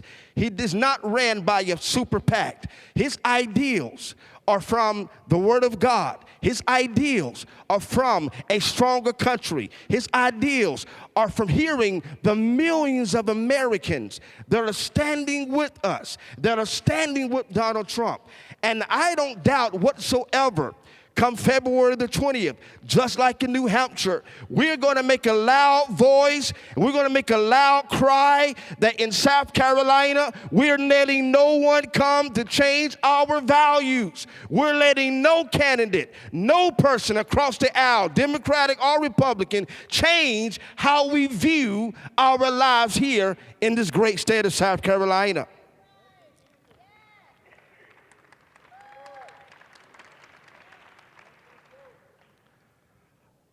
Donald Trump is a man who has the same values as you and I do.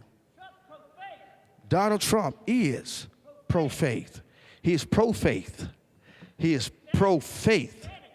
He is pro-faith.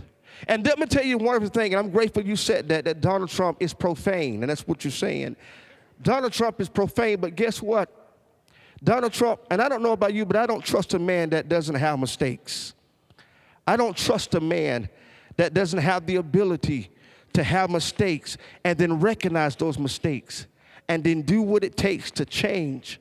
So that's the whole message of grace. That's what all of us are under. We all have made mistakes. We all have said things we shouldn't have said. We all have declared words that were not right at some point. But the message of humility, the message of grace that says, I can change my opinion. I can change my language. I can change how people view me by changing my decisions so that when I receive new information, what was once lost is now found. What was once blind can now see. And this is the great message that I'm imploring to each and every one of you here today. Remember the message of grace. Remember the message. Remember your own life, how you was once lost, but now you're found. How you was once blind, but now you see.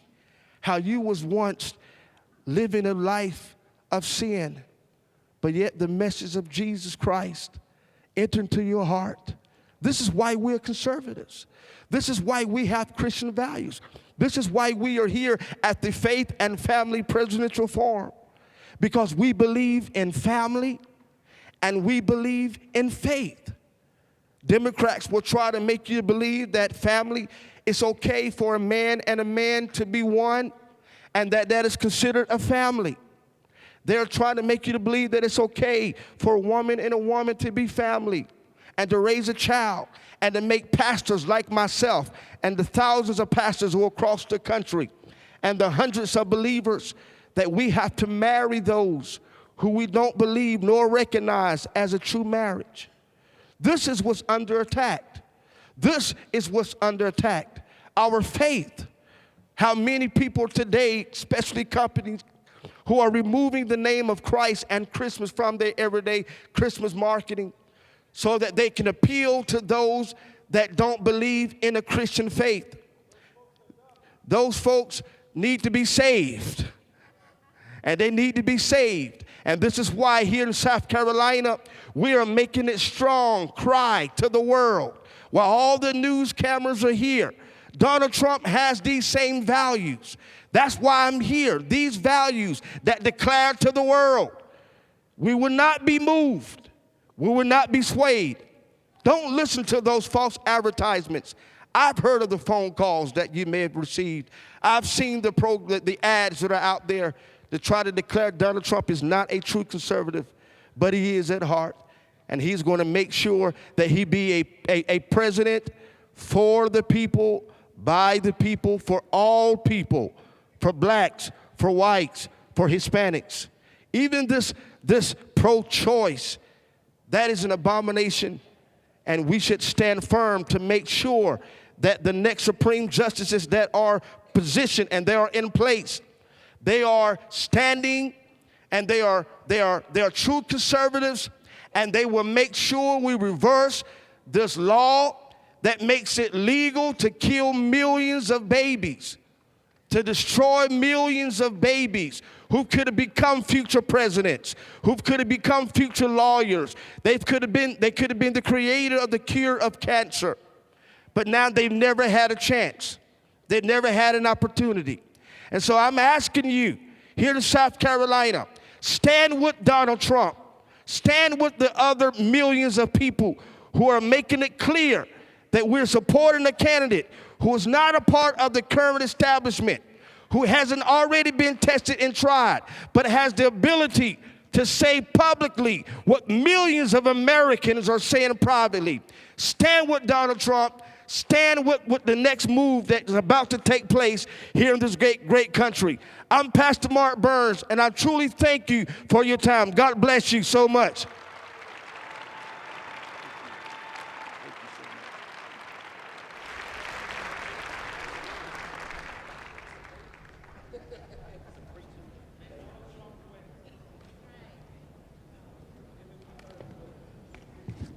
We'll be right out in 1 minute. 1 minute.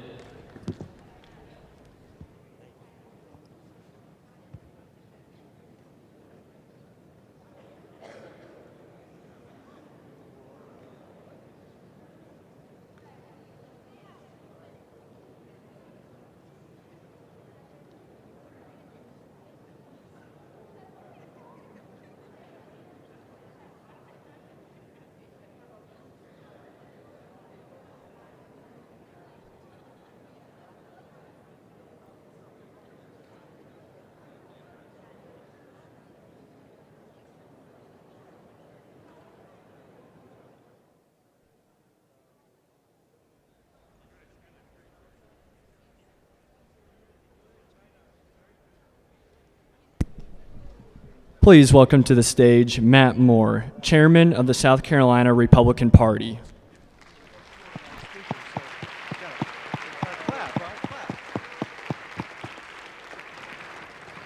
All right, ladies and gentlemen, we've got one more candidate coming here within about an hour, but we have Chairman Matt Moore, who you're going to hear from in just a second. But what I would like to draw your attention to is a couple of things.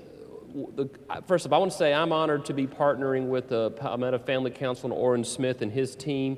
In just a few minutes, Oran's going to tell you a little bit about that. Also, the Conservative Leadership Project is the other entity that is partnered with Oran's group to bring you this event today so that y'all can hear from candidates and make a final choice here to choose the next president of the United States.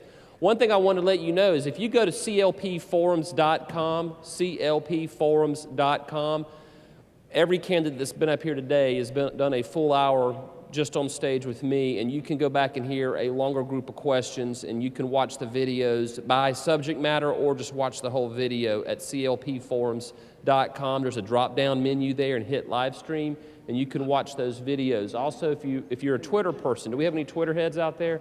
Folks like to use Twitter? You've got Palmetto Family, and you've got the CLP forums that we put my Twitter handle up there so that y'all could communicate with us about the forum and share things that you've learned or things that you're feeling about this event. So at this time, Oran, if you want to go ahead and tell them real quick a little bit about the Palmetto Family Council and the good work, and then we're going to sit down and have about a 10-15 minute conversation with the chairman of the state party. That sounds good. We have a good filler section for you in between now and the next candidate, and we are going to be talking with Matt Moore. And after we talk with Matt, we're going to bring in some allies that we have the privilege of working with nationally. That's Citizen Link, which is the action arm of Focus on the Family, Alliance Defending Freedom, formerly known as the Alliance Defense Fund, which is a legal group, as you know, that defends religious liberty. The Citizens for what is it, Matt? The Citizens for Responsible Energy Solutions. We're very proud of their sponsorship as well, and their director is going to come out and speak to us, so that's sort of in the interlude. But first of all, just want to tell you a little bit about Palmetto Family Council if you've never heard of us before. Dr. James Dobson had the idea back in the, I think the late 1980s to do three things: that start an organization in Washington that could look after family values in Washington. That became the Family Research Council. The second thing was to start a magazine, and that became Citizen Magazine. If you're not a subscriber to that magazine, we'd love to get you on that list. It's a free subscription. And the third was to establish a network of family policy councils around the country. So roughly 40 of the 50 states have a family policy council. Most of them are like us in that they're located a block from the State House. So there's easy access to the lobby if some work needs to be done there. And we look out after life, marriage, religious freedom, issues that relate to women and children. We're looking out for the family, literally, in the halls of power in Columbia. And that's why it's such a pleasure to work with people like Alan Wilson, who also work on the legal side. And I don't know if we've announced it yet today, but the Attorney General's office released last week, or earlier this week, an opinion related to Planned Parenthood. For those of you who follow South Carolina state government, which I don't necessarily know why you would do that, that's what you pay us to do. But the South Carolina legislature has a committee that's studying Planned Parenthood.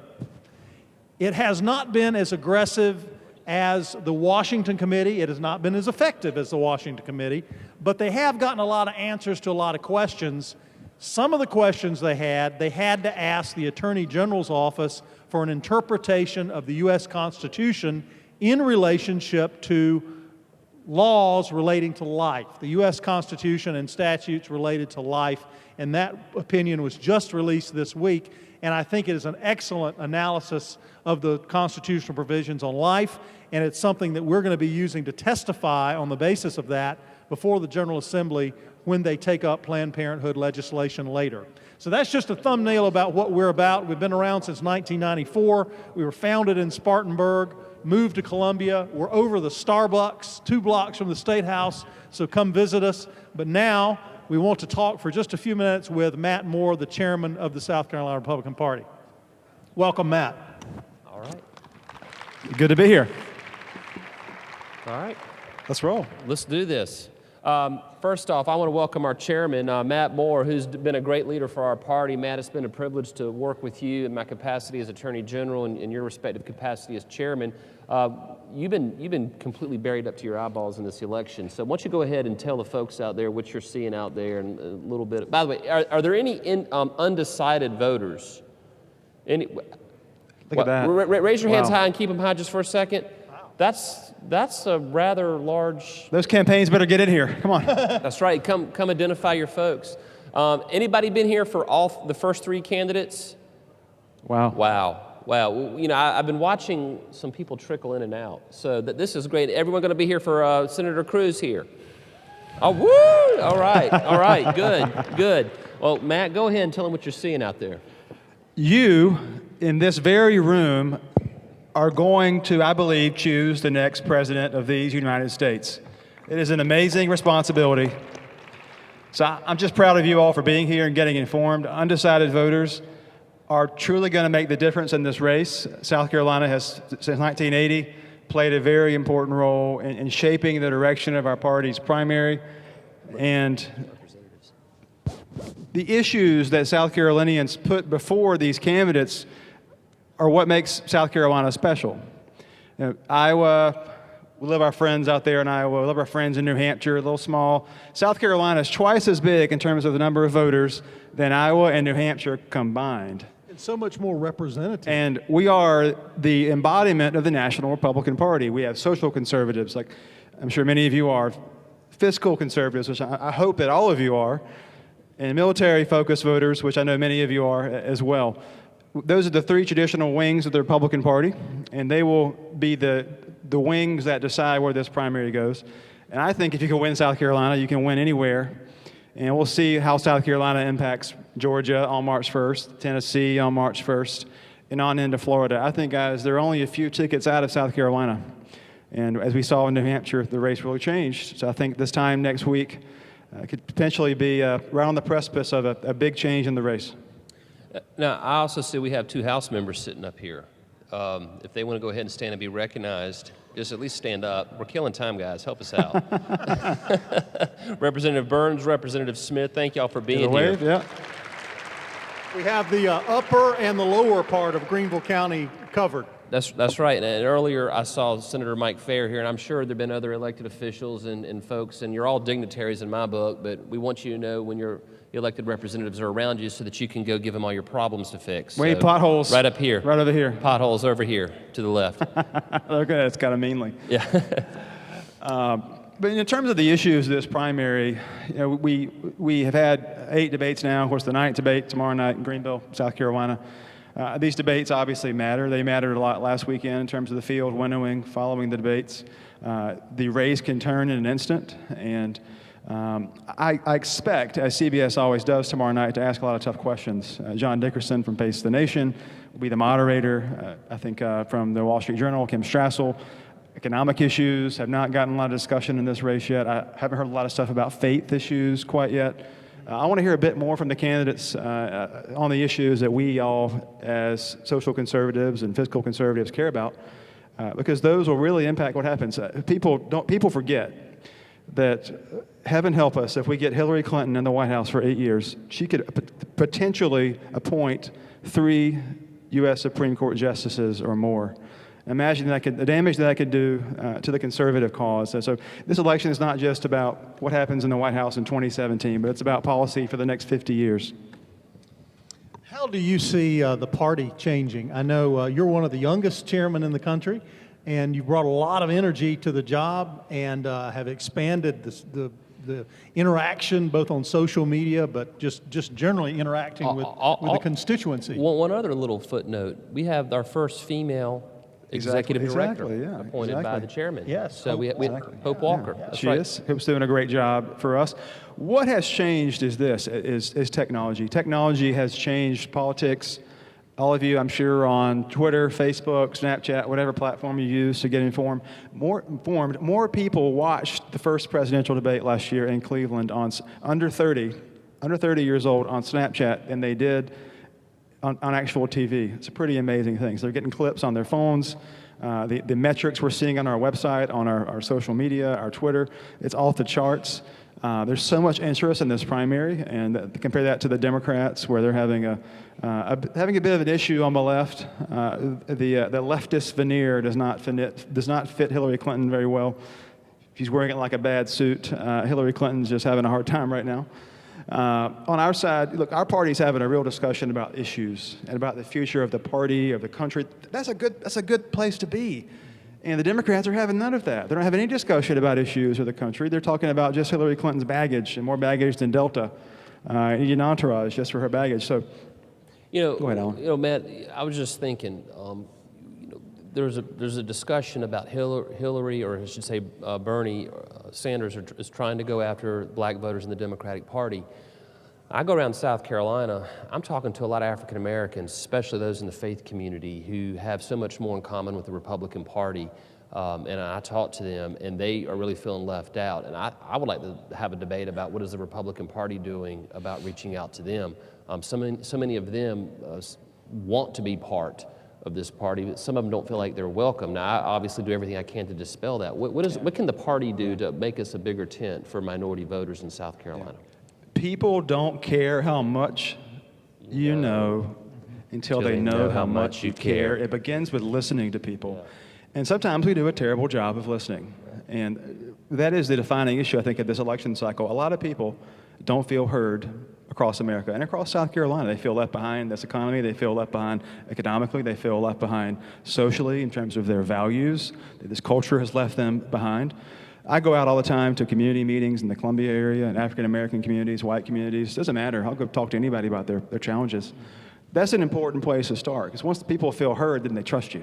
When they trust you, they'll ask for things, or can you make change in this area? And only then should there ever be a discussion about getting people's votes. We've got to be a party that shows it cares. And for me, the way we live out our faith, I think Oran can attest to this, is that the gospel is action. Am I right?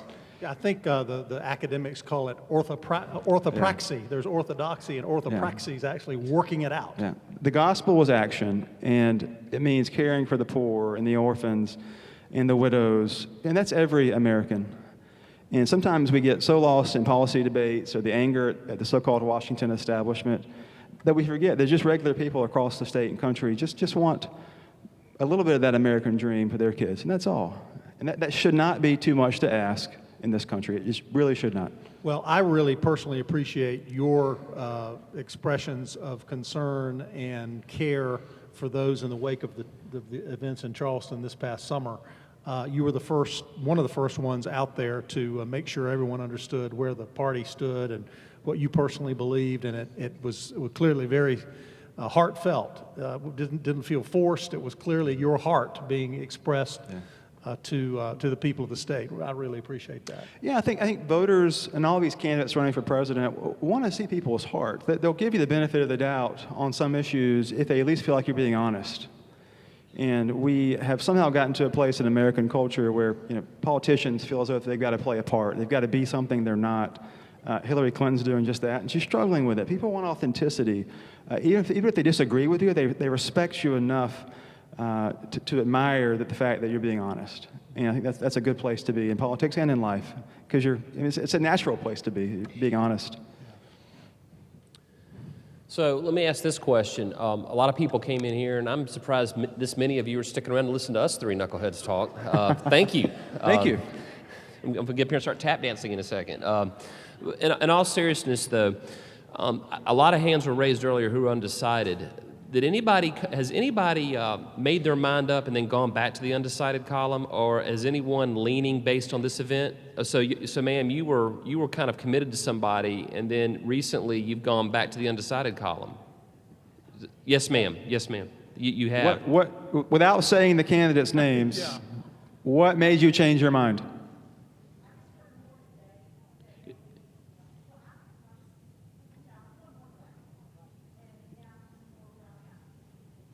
So you were leaning one way, and you heard a bunch of stuff today, and it's kind of got you second guessing, and you're going to kind of hold back a little bit and hear another candidate. Okay. Anyone else in that boat? Is this formed today? I mean, we only have about 45, 50 minutes with the candidates, and we can't go to every issue. Is there a hand? Yes.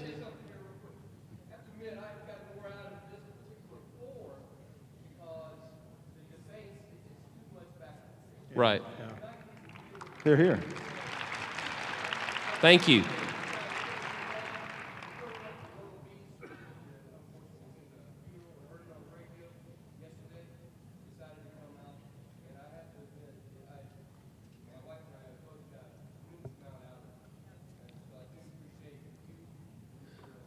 So you were up here for a funeral and heard this advertised and decided to stay over and. Well, good. We're glad you did. Is everyone else, by applause, is this helpful to all of you? Good. That's reassuring for us. That also helps me in knowing that, hey, it is a good thing to buy conservative talk radio. Yeah, absolutely. Well, and y'all were here earlier. Oran and I were at the prayer caucus a couple weeks ago, and it really was exactly as he told it. We were there to support the prayer caucus being established in the General Assembly, and Oran, just like you said, we haven't done anything like this, and of course I just kind of said let's do it, and of course Oran and his team and the CLP, they jumped on it, and we want to be helpful to y'all. Our job is to try to give you guys this forum so that y'all can make an informed decision, because South Carolina, with a little asterisk, Matt, does generally choose presidents. We pick presidents most of the time. Most of the time, small print. Most of the time. I know last time it didn't happen, but you guys are the front lines out there for us as our grassroots. I rarely ever get a chance to say thank you to Republicans in South Carolina for being at the front lines to elect good people like we have down here.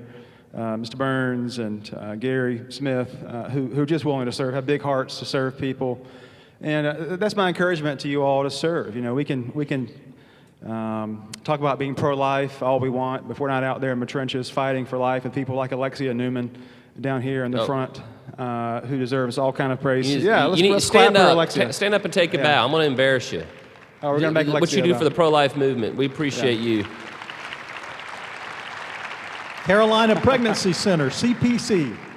We can talk about being pro-life or being pro or anti, whatever, but when you put your beliefs into action, then you've said something about yourself and about what you're fighting for. And I think all of you who fight for Republicans and our principles and values, we don't say thank you to you enough. So I just want to say personally thank you today for that. And let me do this. What we're trying to do, we've got 4 candidates that have agreed to be here. Obviously, Mr. Trump sent a surrogate, and Governor Kasich, they had a conflict. Wasn't their fault. Almost had a surrogate. But we're trying to ask similar questions and give them the similar time. Some are quicker in their responses, so we're able to give them more time on the back end. We're trying to be fair to all the candidates. So we're not going into probably every issue you want us to, but I'm just curious, because I might be able to tell Senator Cruz when he steps up on stage, if you want to raise your hand and just shout out an issue that you really care about, that you want to hear from the candidates, because we want the candidates to know what y'all want to hear about. Is anyone in the middle? Yes, sir. I'm sorry, say it again. TPP. Trade. Trans-Pacific Partnership. Expansion of these. Okay, all right. And yes, sir, your hand up in the back.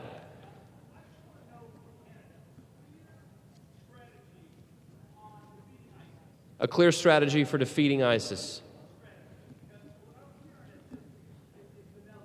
It's vanilla. Okay, so you want to. I'm going to tell the candidates that, because I'm going to see all these candidates again, and I'm going to make sure that we jot. Oran, you're my scribe, right? My secretary. I like having you as my secretary. I'm kidding. Scribe. I'm kidding. Yes, sir. Up here up front. Secretary of Offense. The national debt. That's been an issue we've not heard a lot about in this presidential election. I'm shocked and surprised that's the case. I think national security has overshadowed that issue. Jim. Okay. I'm going to go. Hey, Jim, let me get this lady. She had her hand up, and then you're next. Go ahead. Student loan debt for our students is what she's saying.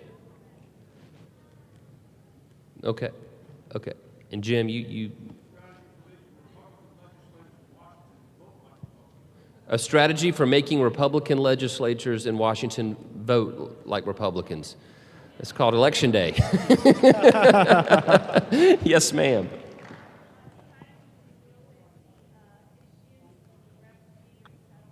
The refugee resettlement. Okay, that's another one. And yes, sir. And I'm gonna start looking out here. If you want to raise your hand, I see a couple hands. Yes, sir. The beard. Audit the Fed. Where do we owe $20 trillion to? Okay. Oh, okay. I want to recognize another legislator, and I'm pretty confident that this gentle lady has the long distance record. Shannon Erickson. Shannon, stand up. She is from Beaufort. Beaufort. The other end of the state. Beaufort. Thanks for coming. Glad to have Beaufort here in the house. All right. Okay, and let's see. Yes, ma'am. And I see you, gentlemen, I see your hand. I'm coming to you next. Yes, ma'am.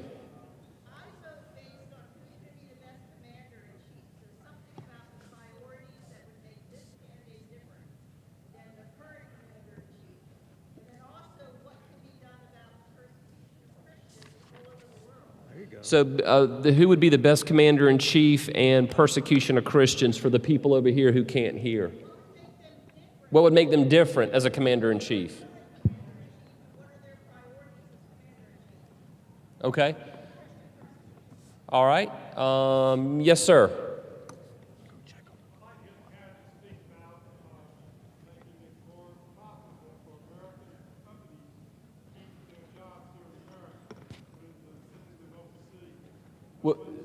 Making it profitable for American companies to stay in the United States as opposed to shipping out overseas. Okay.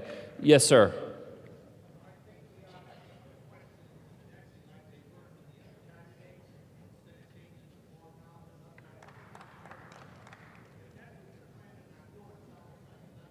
And I didn't hear that first part, sir. I'm sorry. Oh, yeah. These are just general, I'm going to tell them as they travel South Carolina. We're not going to change the question makeup for the last candidate, but, I am going to let the campaigns know. We're polling y'all, and we're going to send out an email to the campaigns and saying these are issues that people stood up and asked us to have them talk about. So we want them to talk. Listen, we got these guys till the 20th, and so I want them to talk about issues that are important to you. I'm going to scan over here. I'm coming back to you. I'm just looking in the back. Yes, sir, holding up the sign. Did you have a question? Did you have something you wanted to hear more about? Homeschool?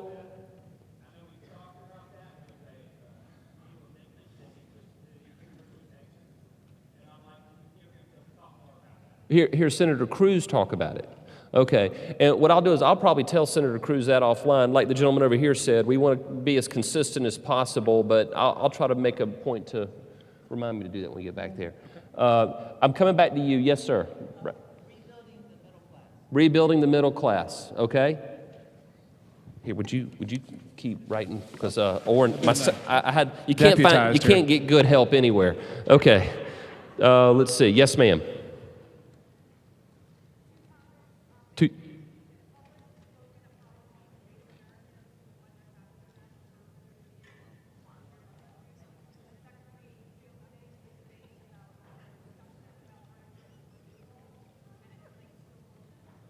Okay, so apology to Native Americans and artificial birth control. We'll write it down. Yes, sir, in the hat, raising your hand.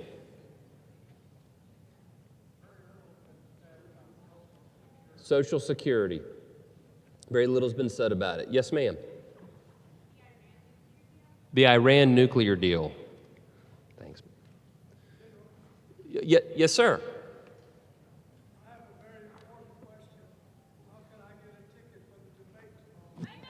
Oh, that's Matt.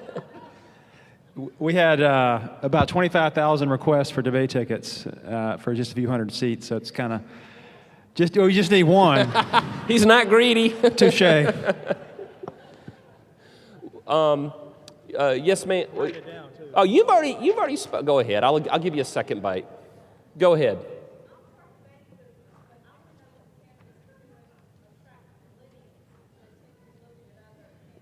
What are we doing to attract, what are the candidates going to do to attract millennials, looking at other candidates? Yes, sir, in the blue shirt. Specifics about foreign policy concerning Russia. Yes, sir, in the orange jacket.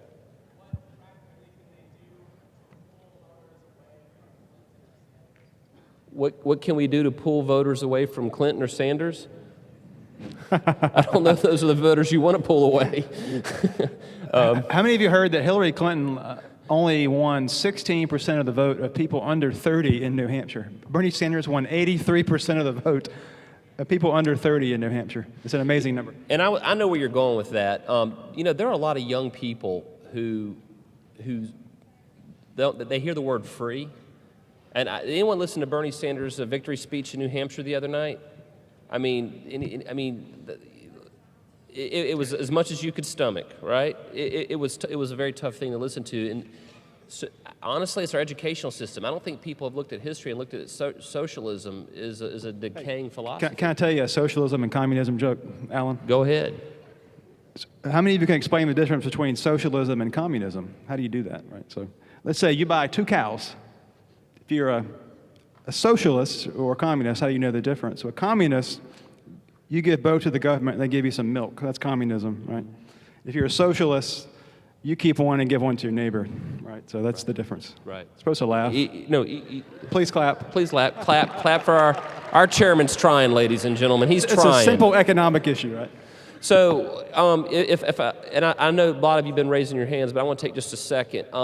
When I was at the prayer caucus a couple of weeks ago, I gave a brief talk on something that I talked about. I think we talked a little bit more about it with Dr. Ben Carson. By the way, when these candidates if you hear us not ask a question, it's because they covered the answer in another question, and we're scanning that, and we got a clock back here, so we're trying to, if they cover it, we don't ask that question. But with Dr. Carson, I talked a little bit about the wall of separation between church and state. And I wanted to, most of y'all probably know this, but I've read a lot about how that transpired. And I don't know, we got any college students in here? A lot of college students? So here's something that the general public doesn't know. And here people always talk about the wall of separation between church and state. It's a constitutional tenet.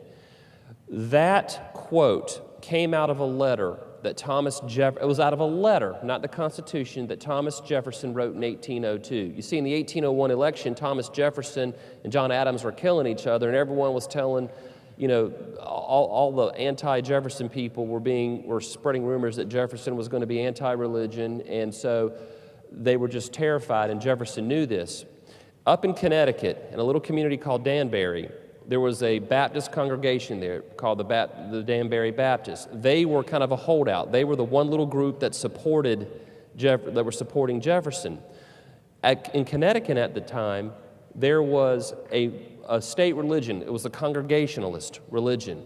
And the Danbury Baptists were concerned that they were going to be stomped out of practicing their faith because Connecticut had an official state religion. So they petitioned Jefferson to basically de-establish the Connecticut's religion of Congregationalism. Jefferson wrote back in his letter, and when he was talking about a wall of separation between church and state, he was telling them, I can't get involved because the First Amendment applies to the federal government establishing a religion. But the states, his letter was about the states and the federal government. He was on the side of the federal government staying out. And so he was basically saying, I can't come in there and get involved in your state business.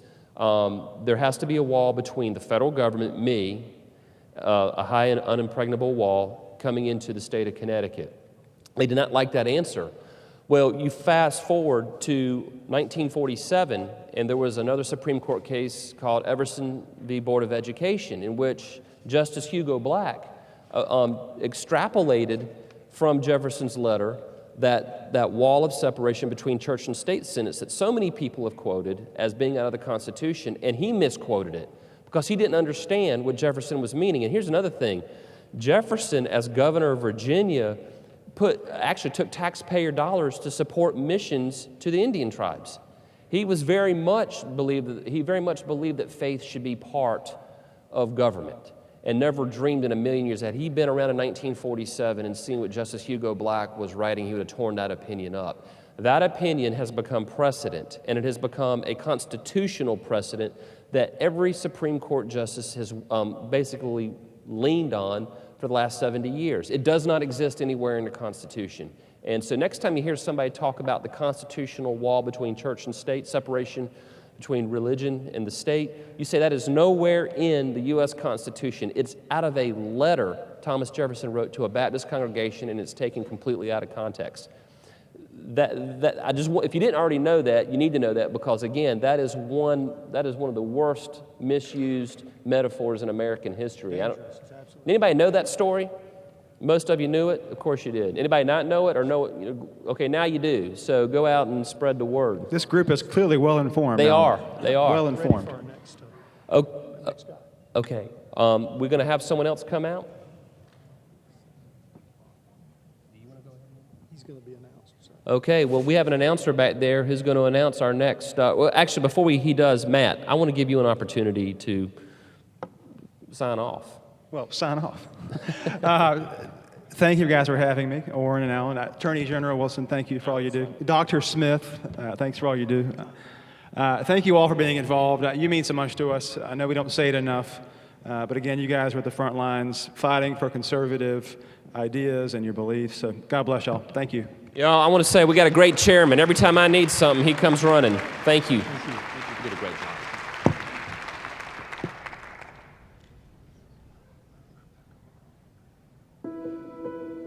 As a person of faith, I believe that God calls us to protect the environment around us. And that means protecting the air we breathe and the water we drink. I want to protect the environment because I believe we should be good stewards of what we are given. People are interested and concerned about the environment. They're interested in how we make our energy sources more secure, but they're also interested in how we protect our environment. I think that's true of Republicans, Democrats, and independents. As a small business owner, I've seen the ill effects of government red tape with my business. I believe that with clean energy and the future of South Carolina's renewable resources, we must focus on letting the free market dictate the direction as opposed to letting the government control the future. South Carolinians support clean energy because we have seen it work here in South Carolina. When Governor Haley signed the solar leasing bill, it broke down barriers in South Carolina. It allows us to produce our own energy here at home.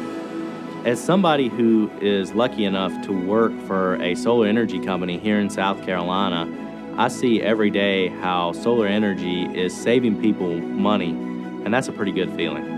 I want our primary voters here in South Carolina to ask about energy issues because it matters for our national security, it matters for our environment, and it matters for people across the state.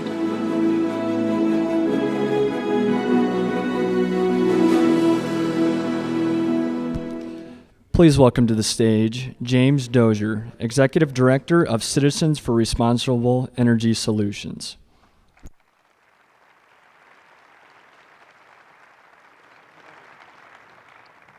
Good afternoon. Thank you all. Really appreciate the opportunity to come and talk with you all today. And I hope you enjoyed the video of some of our leaders here in the state of South Carolina talking about an issue that I think is really important to us as conservatives, and that's conservation of the natural wonders that we all enjoy and that we all love. I want to start today with three numbers for you: 79, 81, and 84. 79 is the percentage of South Carolina Republicans who believe that we should act as good stewards of God's creation and preserve our environment for future generations. 81 is the percentage of South Carolina Republicans who believe that we do need to lower our air pollution and preserve a future of clean air and water for all of us to enjoy. And finally, 84, that's the percentage of South Carolina Republicans who believe that instead of wrapping the environment up in red tape, we should be investing in new technologies, innovative energy technologies, to ensure that we are leaving our children and grandchildren a cleaner, healthier environment.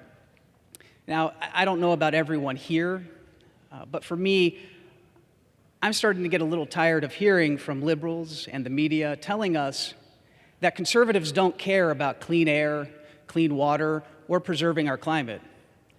I am a lifelong Republican. I'm an Eagle Scout. And because of the numbers that I just read out, I also know that I'm not alone in wanting to protect God's creation that we all love.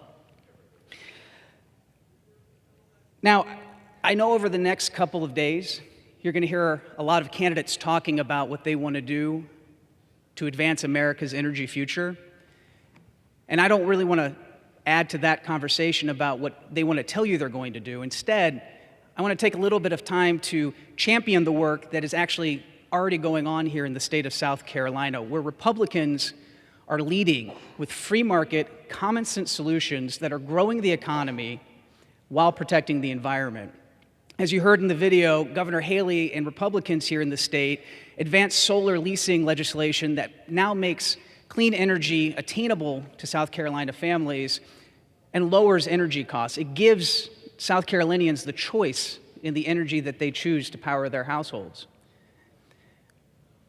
And I think that's an incredible thing, because what we get a lot from Washington is a one-size-fits-all, this is how you should do it approach. Instead of what we're seeing in South Carolina, a unique state-based approach that works here. You have an abundance of sun. Why not maximize it? Why not make it available to everyone here in the state? Because of the investments and because of the forethought that your leadership, your Republican leadership here in the state has had, South Carolina is creating a new South economy, bringing in high-paying, high-quality jobs, building things again, BMW plant and Boeing moving here to the state, and creating new opportunities for South Carolina families. Now look, we are all in this together, especially when we talk about our economy, our environment, and the energy that we use to power our homes, our businesses, our way of life. And we should be at the table and we should be active in this conversation. And what I love about the fact that you are all here today, taking your time to listen to the candidates who are coming to the state, listening to speakers here, is you're making a serious commitment to vet those individuals who want to lead us, to vet those individuals who want to be the nominee of this party. And I thank you for taking that time and taking that responsibility seriously. And what I hope you do is, while these candidates are here visiting with you at town halls, is that you ask them, as president, what will they do to enhance our economic, national, and environmental security? And to tell them the story of South Carolina, to show them that free market, common sense policies do work. We can invest in clean energy technology. We can produce more American-made energy to make us energy independent. We can do it cheaper, we can do it cleaner, we can do it safer, and we can power our states and our nation into the next century. I hope you all will join in with me in engaging with our elected officials and telling them that as conservatives, we need to reclaim the mantle of conservation, that this doesn't have to be an argument about things that divide us, but it should be a conversation about solutions that unite us. Because when we cede the issue to liberals and liberal policymakers, we get their policy prescriptions. And instead what we need is the free market. Like Senator Rubio said earlier, it's innovation and it's technology that's going to address the challenges that we face in the decades to come. So I want to thank you all. I hope you have a great rest of the afternoon. Thank you for letting us be here today, and thank you so much. It was really great. Thank you.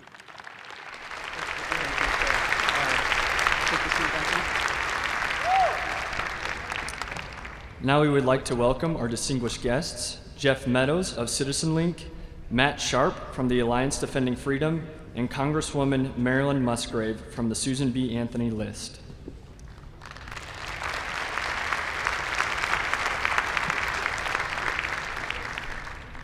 I'm going to give my honored guests here the chairs and let them tell you a little bit what they do. But we have some videos that are going to run first that'll sort of introduce their work to you. And I'm just going to let you take over here and have a little panel discussion and maybe take some questions. And we'll let you know when we run out of time when our next candidate arrives. So thank you, and I'll give you my mic. Thank you. Welcome to Citizen Link. Hi, I'm Paul Weber. Thank you for this opportunity to share a little bit with you about what it is we do here at Citizen Link. First, we inspire men and women to engage culture. We do that by helping you contact your lawmakers with knowledge and confidence. We mobilize pro-family voters, and we're holding elected officials accountable. We call this biblical citizenship. We also know that you want people on the ballot who share your values. We do too. The Statesman Academy will recruit and equip candidates who will begin to transform our system of government from the inside. It'll train them how to actually govern with principle, not just passion. They'll join a thriving network of other statesmen, men and women, who will help them stand by those values as they live out their calling to public service. We work arm in arm with a national alliance of state family policy groups. They're responsible for hundreds of pro-life and pro-family laws. CitizenLink provides them with the training, the resources, and the support for the grassroots work they're doing. The combined impact of CitizenLink, pro-family voters, the Statesman Academy, and our state allied groups creates a capable and powerful force at state capitals as well as on Capitol Hill.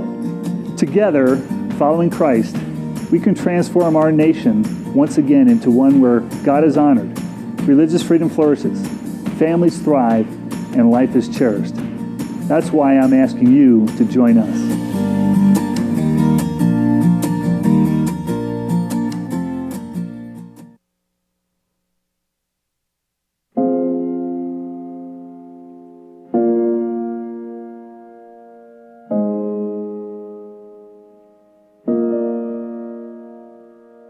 Freedom, our most cherished birthright. But what if your freedom was suddenly removed because of your religious beliefs? What if you were forced to participate in practices that directly conflicted with your faith? What if your church was targeted for discrimination because of its beliefs?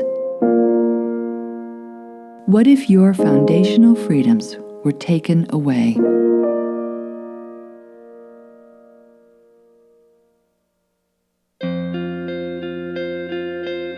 At Alliance Defending Freedom, we share a belief, a fundamental truth, that people have the God-given, constitutionally guaranteed right to freely live out their faith. And that freedom, that truth, must be defended. But what if the sun was beginning to set on the foundational freedoms upon which our nation was built?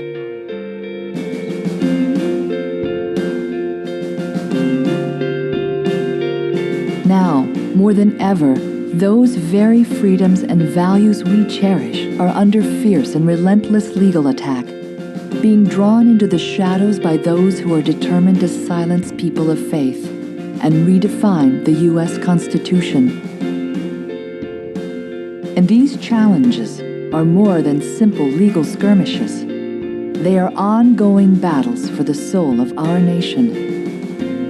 At Alliance Defending Freedom, we are pushing back the impending legal dusk that is fast approaching our nation. We are unwavering in our commitment to see a world whose laws affirm religious liberty, both publicly and privately, defend the preservation of marriage and the family, and protect the sanctity of life.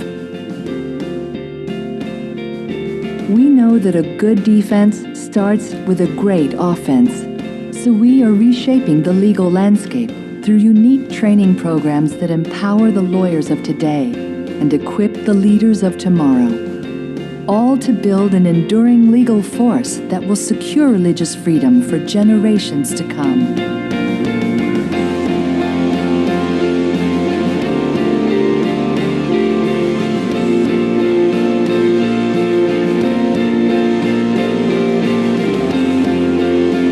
Collective winning record of nearly 80%, Alliance Defending Freedom's proactive global alliance has thousands of faith-based attorneys in your cities, your courthouses, and your communities, ready to serve you today. We share a common hope for what tomorrow will look like in America, a free and just nation that we believe lies right on the horizon.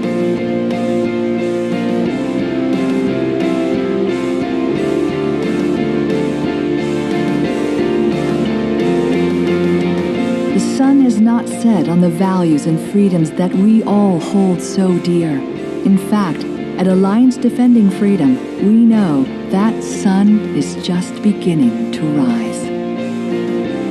We are Alliance Defending Freedom, for faith, for justice.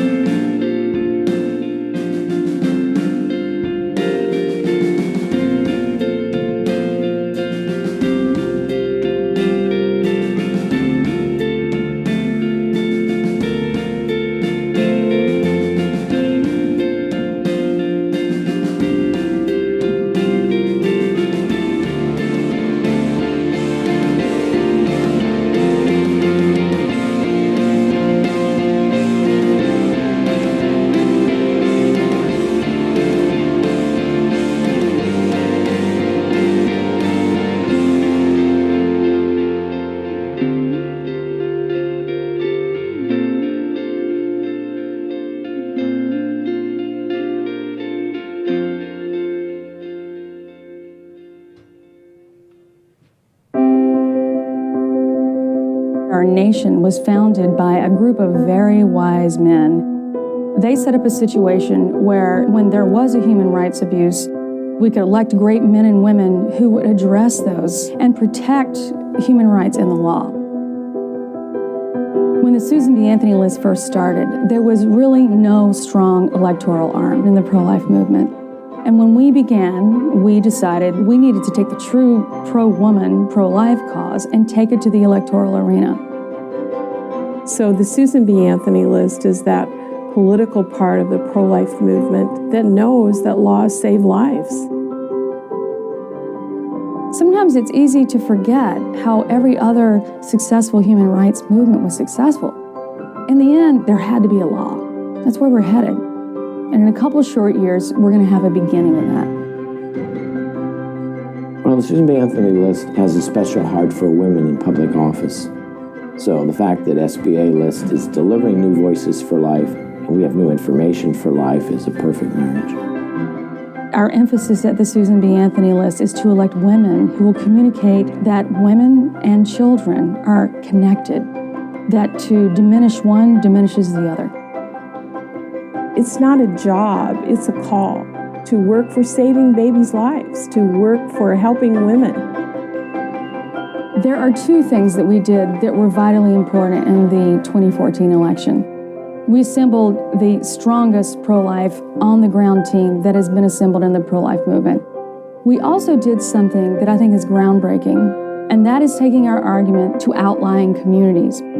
Democratic women who agree with us, independents who may go either way, the liberal media. We learned that being bold with our ideas has had a great impact.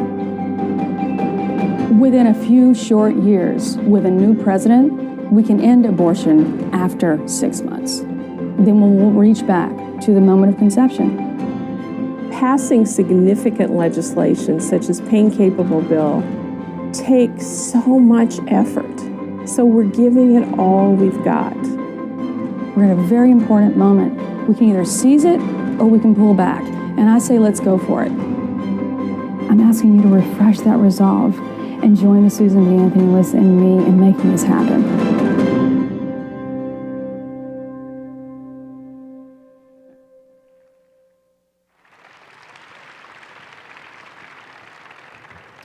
Well, good afternoon, South Carolina. How y'all doing?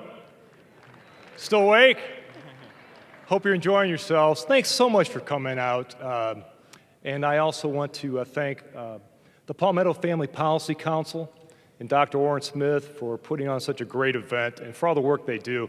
The Palmetto Family Policy Council is one of 40 family policy alliances that are based in the states all across America. And I will tell you, South Carolina has a great fighter for freedom and family here in South Carolina with Palmetto. Just a great group, one of our most effective policy alliances, very professional and results-oriented. So just a great job. I also want to thank your Attorney General, Wilson, Alan Wilson. What a great man. Every time I'm at an event here in South Carolina, he's there and he's involved. So Attorney General Wilson, I want to thank you for standing for faith, family, and freedom in the great state of South Carolina. Thanks for all you do.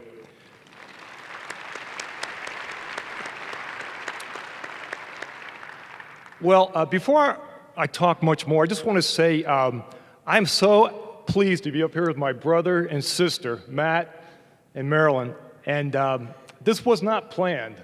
I will say that. We were going to all speak individually. And we got together backstage and we were talking about all the different challenges that we face together. And I think it's important, if you folks don't know this, to understand that the groups, Susan B. Anthony List, Alliance Defending Freedom, Citizen Link, Citizen Link's a public policy partner focused on the family.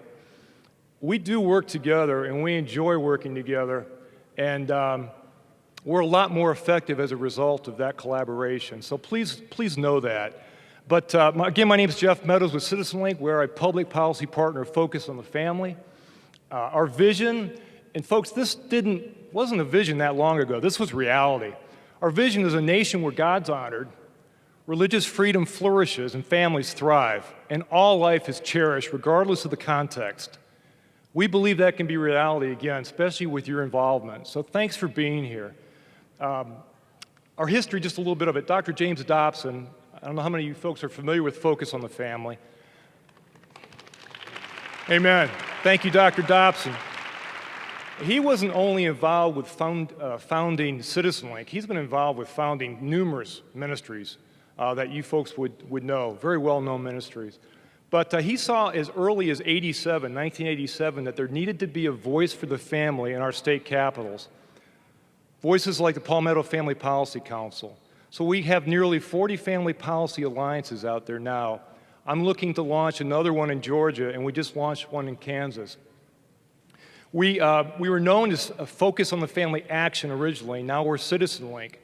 And even though we're still headquartered at Focus, we work side by side with Focus. We love those folks.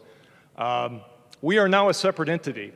And the reason that is because it has been decided by the boards that we need to throw even more resources into the challenges we all know exist. And let's face it, the last 8 to 10 years, challenges to our faith and our families have accelerated. So Citizen Link and our family policy councils are investing more and more resources to stand up for our faith, our family, and our freedoms. We've got four key strategies, and I'm going to just go over them briefly to save time. But our mission is to advance biblical citizenship, equip statesmen, promote policy, and serve an effective alliance of family policy councils. And we do this in 4 different ways. We build out alliances, just like we said, the family policy councils. We're launching more family policy councils. We're strategizing regionally with these family policy councils. They are the boots on the ground where we live, work, play, and worship. And they're doing excellent work. As a matter of fact, if you receive the Citizen Link magazine from Focus, the family policy councils, I think it's like a 4 or 5 page article, are featured in this last edition. They're doing such great work out there for y'all. And I'm born from Ohio, I'm from Ohio, so I shouldn't try to say y'all, so forgive me. I've been here 20 years and it still doesn't work. And then we're also started a Statesman Academy, and we're going to train and disciple statesmen and women who feel that public policy is their mission field. And there's a lot of bullet points under that one statement, but we're excited about that. And lastly, we advance biblical citizenship through trying to send out alerts, trying to provide information, a lot of different things that relates to the grassroots, just trying to provide education to you folks and to mobilize. You're not the problem. Obviously, you folks are here, but there's a lot of our friends in the churches in our neighborhoods that we need to mobilize. And speaking of that, one last comment, and then I'll be quiet, guys. We have a grassroots impact program. And we were talking about this. We all work together in this impact program, so it's not just Citizen Link or Focus on the Family. We have cutting-edge technology that's been made available to us, very, very solid technology, and I come from a software and technology background, that allows us to identify conservative and social conservative voters. Anybody who's registered to vote, whether it's independent, a Democrat or Republican, we can identify where they rank on the metrics, how social conservative, how conservative are they? And then what we do is we go after, and I hate to say go after, we target, we try to encourage and persuade those who aren't voting. Many of our friends in the church pews, God bless them, we try to persuade them to vote through numerous ways, and we have been, and maybe Marilyn will talk more about this, but we have been very, very effective in turning out the vote. And I guess an election that comes to mind close to South Carolina would be the Senator Tillis-Hagan battle that took place in 2014. There's a lot of details below that bullet point, but needless to say, that election was turned as a result of this initiative. So with that, I want to thank you for being here. I want to thank the Palmetto Family Policy Council. And folks, please stay engaged because you're what it's all about. We can do what we do as ministries and as organizations, but we really need you folks to get out and share the truth in your spheres of influence. So thanks very much for being here and for all you do.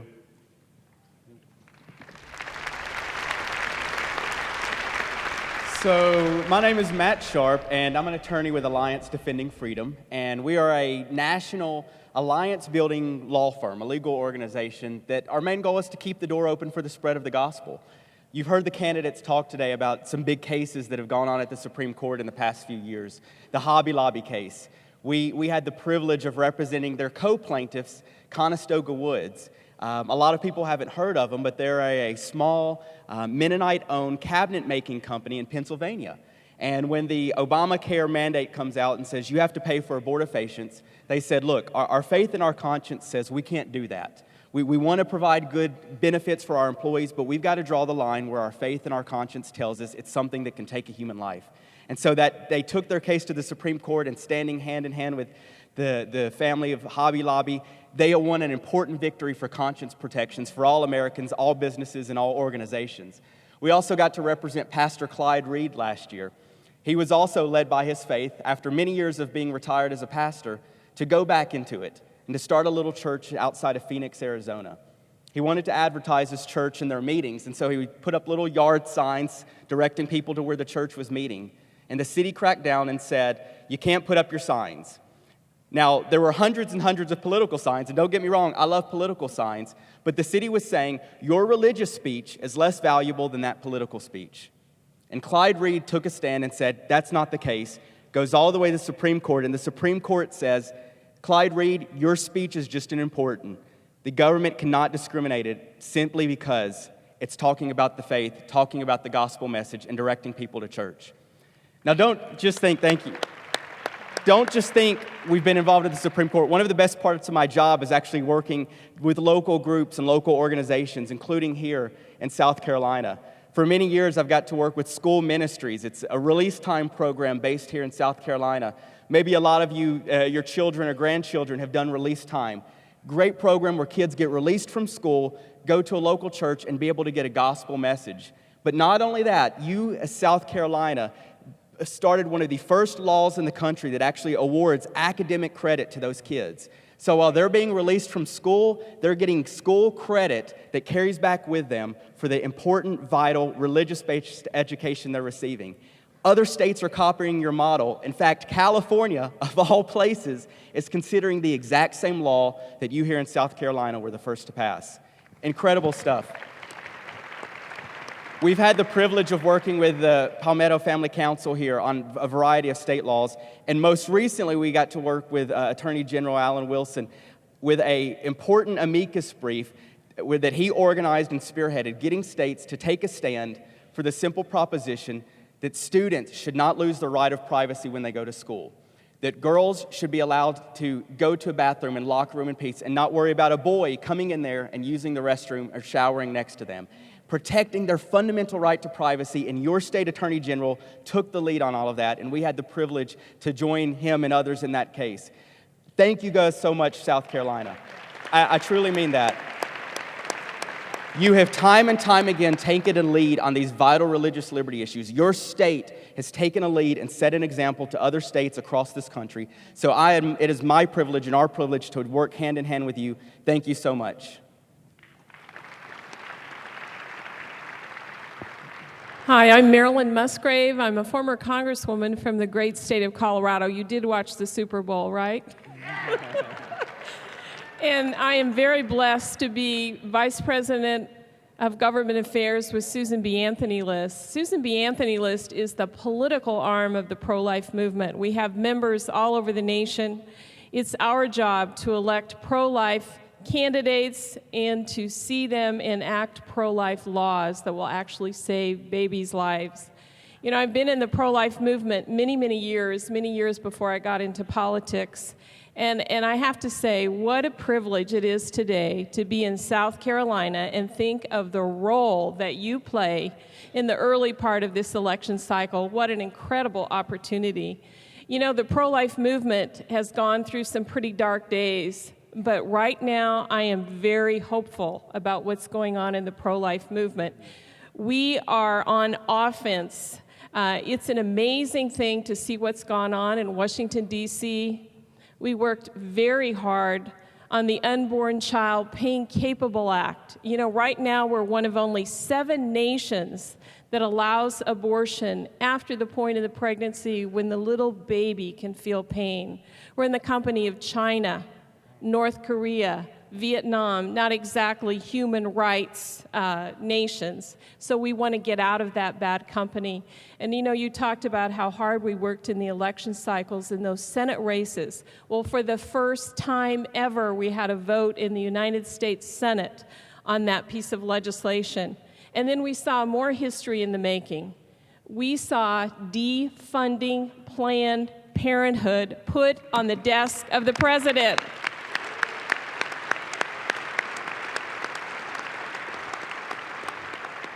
I'm just amazed when the Center for Medical Progress video is up on the screen at the reaction from all of us.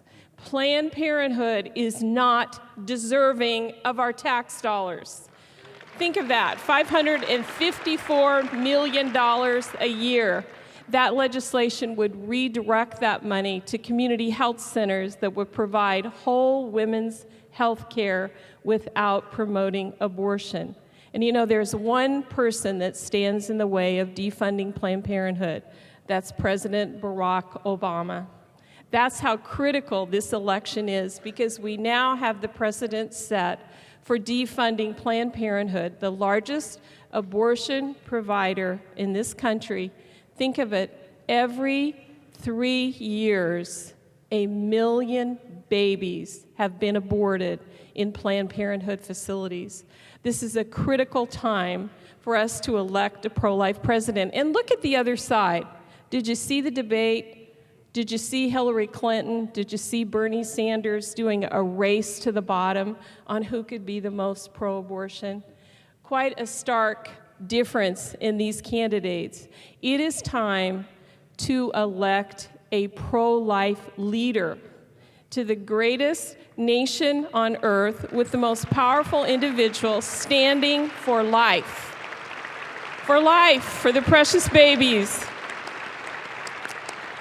And I've been through many campaigns, and I've seen candidates check the box, I'm pro-life, but they never broke a sweat on it. It was never high on their priority list. They never really would champion life. So when you cast your vote, I just pray that you will vote for an individual whose record shows that they will champion life, because these are the most hopeful times on life in decades that we've seen.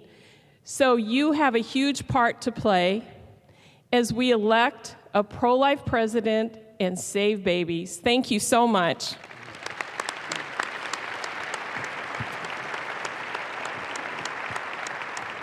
So while we're up here, I wanted to ask my Jeff and Marilyn, one of the common themes that you've heard throughout today, and even in what our organizations do, is attacks on conscience. We're seeing it more and more of people being told, not only you got to leave your faith at the door, but even your conscience. And I'd be curious, what attacks and what threats do you guys see coming in the coming years? And what can we do, and particularly all of us here in the audience, what can we do to protect and fight against that? Well, this has been a great week for myself, and I will say that because I was able to be here today, which is a real blessing, and also participate in a Religious Freedom Restoration Act Day in Atlanta, Georgia this past, I guess it was Wednesday, and where we just had a few folks out last year, maybe it was the year before, 7,000 people showed up on a very, very, very, very cold and blustery day. Biggest crowd they've ever had in Liberty Square, and that was from our state attorney general. He made that announcement. So I guess the very first thing we can do is get involved, folks, and obviously you're here. We have got to get more folks out in the seats and voting. It's an overused fact, I'm sure, but supposedly, the statistics that we've all seen, only 50% of those who call themselves Christians vote. No, let me restate that. Are registered to vote. Only 50% of those who are registered to vote, vote. Now, I'm not very good in math. I'm an old rugby player, but I think that means about 25 to 30% of us are actually voting. Might be a little higher than that. So we have got to convince our friends, our neighbors, those at church, our pastors, to get involved, and if nothing else, just vote. please. Well, I think we have to be there for the pharmacists, for the nurses, for the doctors. And I have to tell you, when we're trying to attract more and more people into the medical profession, the last thing we want to do is say to these medical providers, you have to leave your faith behind, forget what your conscience tells you to do, this is just your job. And it's so powerful to me when I think of our research arm. You know, we go into, Charlotte Lozier Institute has 30 associate scholars, and many of those are doctors. And they go to states like Ohio, where the Unborn Child Pain Capable Act is up for a vote. And these pro-life doctors testify, we need medical providers that stand for our value. We need conscience protection, and God bless you for the work you're doing there. It's critical. Alliance Defending Freedom. Yes. Alliance Defending Freedom, great Yes. partner. Matter of fact, our CEO is from Alliance Defending Freedom. So, yeah, great organization. Yeah, well, one of the great things is we are doing a lot with the bakers and the florist. I spent the week before last with Baronelle Stutzman. She's the florist in Washington State. For 10 years had served one of her clients, Rob Ingersoll. She knew he was gay, and she didn't care. She loved Rob. Rob would challenge her creativity. He would come in with a specific vase and say, Baronelle, can you design me something that's beautiful for that? She loved working with Rob year after year after year. And one day Rob walks in and says, Baronelle, I'm getting married. I want you to do our flower arrangement. And Baronelle, and I can't tell it as good as she does, she takes him by the hand and says, Rob, you know I love you, but I can't do that. I believe marriage is something sacred, not just between a man and a woman, but it represents the covenant between Christ and his church. And I love you, and I want to continue to be your friend and serve you, but I've got to draw a line here. My conscience says I can't be a participant in this event. Because of that, Baronelle was sued by the state attorney general in Washington, obviously not as good a one as you have here in South Carolina. Her whole business, everything she owns is on the line, simply because she wanted to follow what her conscience told her. Not discriminate and not turn Rob down because he was gay, but because it violated her deeply held religious beliefs to say no to one event. With that, we thank you so much for joining us. This was a bonus, so glad you got to come out and do this. Thank you for all your work and your partnership with us at Palmetto Family Council and Palmetto Family Alliance. Let's try to get everybody in the building. The next candidate is on his way. Is the lobby clear? Let's get everybody back. We'll be right back.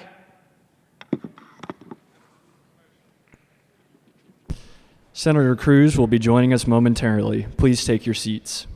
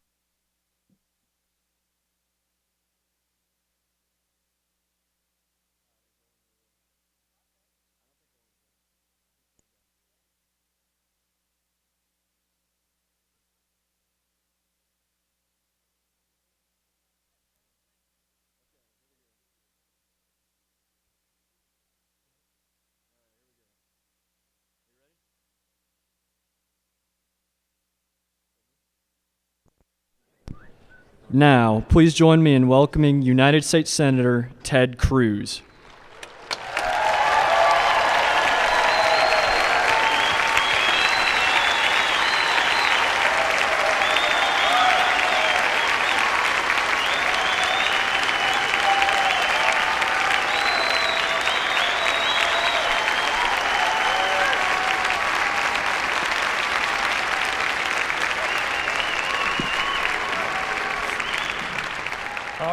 Ready to start? All right. Oran, I'll let you go ahead and kick us off. All right. This is the Faith and Family Forum, so I'll start with the first word, faith. I wonder if you could just share a little bit about your faith. what it means to you and how it's had an impact in your life. Well, sure. Oran, thank you very much. Thank you for your leadership here in the state of South Carolina. Thank you for standing and defending our faith and values. And Alan, thank you so much for your strong leadership as Attorney General, unapologetically defending the principles, the values, the Judeo-Christian values that built this country. I'm really proud to join both of you at this forum, and I'm so proud to be back at Bob Jones, be here with so many good friends, and thank you for your being here and investing the time and the seriousness with which you approach the political process. Your question about faith, I'm a Christian, and my faith is integral to who I am. My testimony, I've shared a number of times, actually begins when I was a little boy. My parents were not Christians, and we were living up in Canada at the time. You may have heard that. And both of them had a real drinking problem. And when I was 3 years old, my father left my mother and me. And he went down to Texas, and he decided he didn't want to be married anymore. He didn't want to be a dad to his 3-year-old son. And my mom and I, we moved into an apartment together. And my dad spent several months down in Houston, and a colleague of his from work invited him to a Bible study. And he went to the Bible study. And what really struck him is at the end of the Bible study, there was a time of prayer, and people were sharing prayer requests. And everyone there had challenges. He remembers one woman in particular who talked about how her son would beat her in order to get money to buy drugs. And what my father couldn't understand is that everyone there, even though they had those challenges, they had a peace in their life. What the Word calls a peace that passes understanding. And he didn't know where that came from, but he knew he didn't have it. And he wanted it. And when he was leaving, the hosts of the Bible study, they gave him a copy of the pamphlet, The Four Spiritual Laws. And they said, why don't you read this and come back next week? And so he came back the next week. And they said, did you read the pamphlet? And he said, yeah, but it can't be that easy. That's just too easy. That can't possibly be it. And he continued asking questions. They said, I'll tell you what, our pastor's coming by the house tomorrow. Why don't you come join us and you can ask the pastor those questions? So he came back the next night. About 7 o'clock at night, he spent 4 hours arguing with the pastor. My dad, he was young, he was a scientist, he was brilliant, but he was an atheist, and he was convinced he was going to disprove all of this. And then finally, about 11 o'clock at night, my dad asked the pastor, he said, all right, well, what about the man in Tibet who's never heard of Jesus? What about him? And the pastor, his name was Galen Wiley, he very wisely said, Raphael, I don't know about the man in Tibet, but you've heard of Jesus. What's your excuse? And that it hit my dad like a ton of bricks. And he fell to his knees and he gave his life to Jesus. And the next Sunday he was baptized, and he drove to the airport, he bought a plane ticket, he flew back to my mother and me. And it reunited our family. And if it were not for the loving salvation of Jesus, I would have been raised by a single mom without my dad in the house. Instead, our family was reunited. Some months later, my mother became a Christian as well. And then for me, I became a Christian when I was 8 years old. We became members of that church where that pastor was. It was Clay Road Baptist Church. And they had a summer youth camp that my cousin and I both went to. And when I was 8 years old, I gave my life to Jesus at that summer youth camp. And I am saved by grace, and it has transformed my life and my family's life. Thank you. Senator, Oran kicked it off with using the word faith, and when we think of faith, what I think of, especially during this season, faith has become a taboo word in modern American politics. If you talk about your faith, if you invoke the name of Christ, or if you evoke any type of religious parable or anything like that, it is you're viewed a certain way, and I would like to see faith become mainstream in our government. But even though faith has been kind of pushed out of the mainstream of modern politics, you look at what happened last summer in Charleston, South Carolina. I believe personally that it was faith and forgiveness through that faith of the murderer who murdered 9 people, that when the family members came out and forgave him. I think that is partly the reason why in South Carolina we did not see a lot of the attacks and the riots and the chaos that ensued in other areas of the country when other similar type tragic events occurred. So my question to you, because faith was such a unifying factor here, as president, what role would your faith play in breaking down the political, religious, racial, economic divisions that divide so many Americans? Well, Alan, thank you for that question. Look, my faith is integral to who I am. And actually, you're right, that tragic shooting at the Emmanuel AME Church provided a powerful illustration of how faith can bring us together. And it also was a real missed opportunity for the president. You know, one of the saddest things of the last 7 years of the Obama presidency is at every turn, it seems, the president tries to divide us, tries to separate us on racial lines, on ethnic lines, on socioeconomic lines, on religious lines, tries to pit us against each other. And I think we should have a president who works to unify us, on our shared values. And instead of politicizing that horrible tragedy, listen, as a Christian, the idea of someone coming into a church, spending an hour praying with people, and then pulling out a gun and murdering 9 other people who you've just been praying with. I mean, that's a level of evil and depravity. It's very hard to even get your mind around that level of evil. And yet the next day when the families stood up and said, "We forgive you," what an incredible Christian testimony of love and forgiveness.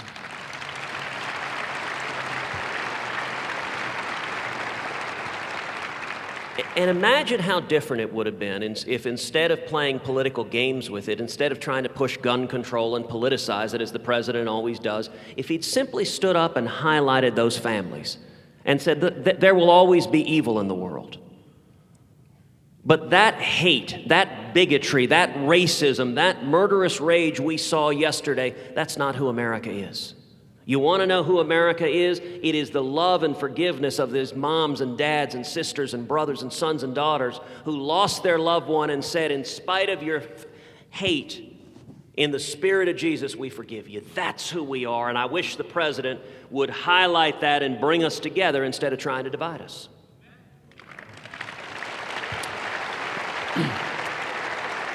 I want to pivot from faith to the Supreme Court. And you know a little bit about the Supreme Court. You've been to that building once or twice in your life. So it's kind of a 3-part question. One is we have 9 Supreme Court justices on the court. I know that you've worked for one in the past. And I'm sure people here would like to know what kind of Supreme Court justice you would seek to emulate or want emulated on the Supreme Court. If you have a favorite or one that you might not have to be your favorite. And the other one is I would like for these folks to hear which Supreme Court case or decision that has come out that you disagree with the most. That's a 2-part question. Before you answer that, everyone here has already known, because they've heard me talk about this, that nearly half of the Supreme Court justices were born in the 1930s, meaning the next president could appoint up to or more than half the Supreme Court, depending on how many terms they serve, which could leave a long-lasting impact on our government that will last long time from now. So my question to you is, what types of individuals would you appoint, and what kind of questions would you ask or want to know the answers to before you allow them to go to the court? Well, Alan, thank you for that question. As you know, you and I have both had lifelong passions defending the Constitution and defending the Bill of Rights. My entire adult life has been fighting to defend the Constitution. And there are few, if any, questions more important for the next president than what kind of justice he or she will put on the court. Because the next president's going to get 1, 2, 3, maybe even 4 Supreme Court justices, and we are 1 justice away from a radical 5-justice liberal majority, the likes of which this country's never seen. And so there were several parts of your question. One part of the question is, what justices do I admire most? Of the current justices, I would say 2. I would say Antonin Scalia and Clarence Thomas, both of whom are remarkable men. I know both quite well. And they are principled constitutionalists who follow the law. And I would say of a former justice, my former boss, Chief Justice William Rehnquist, I spent a year as a law clerk to Chief Justice Rehnquist. He was an extraordinary, principled, conservative constitutionalist. In terms of decisions that I disagree with, that could take quite a while. Pick one. But I'm going to pick actually two. I think in modern times, the two greatest tragedies from the court, there are many wrong decisions, but the two greatest tragedies were Roe versus Wade and the gay marriage decision.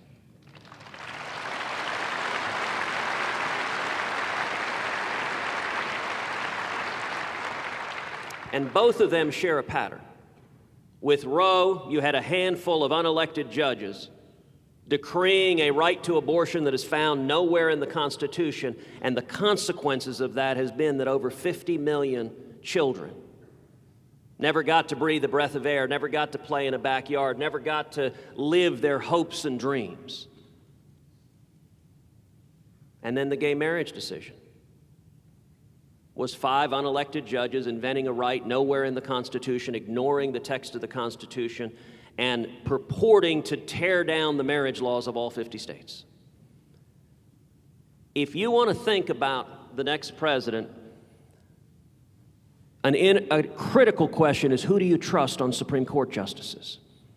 You know, if you look at, it's great to be back at Bob Jones. The last time I was on this stage was we hosted a religious liberty rally, and it was incredible. We had about 3,000 people here in defense of religious liberty, and we listened to heroes who had stood for their faith and been persecuted, one after the other, and it was inspirational, it was uplifting.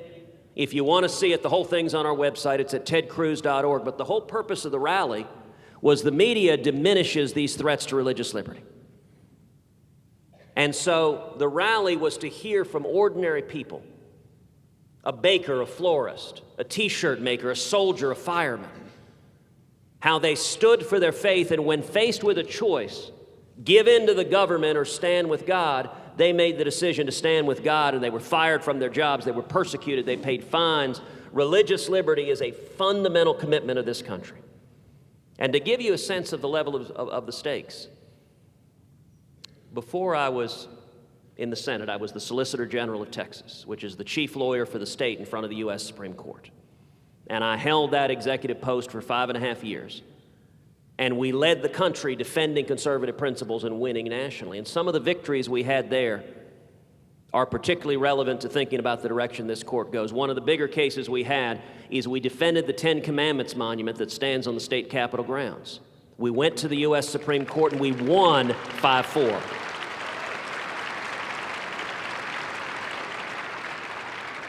We are one justice away from the Supreme Court ordering 10 Commandments monuments torn down from courthouses and city halls and any public display anywhere in the country. Another major victory of ours is we brought together 31 states defending the Second Amendment, the right to keep and bear arms, and we won 5-4.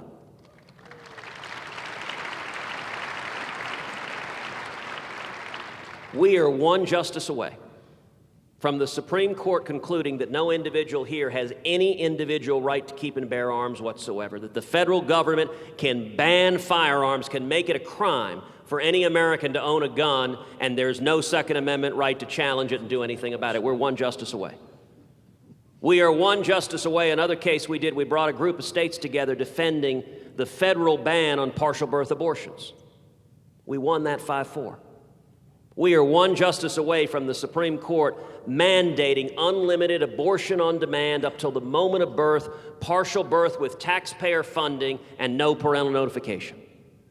One justice.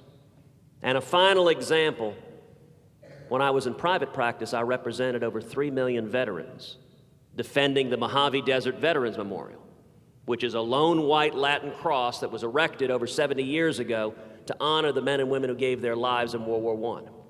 The ACLU sued, arguing you cannot display a cross on public land.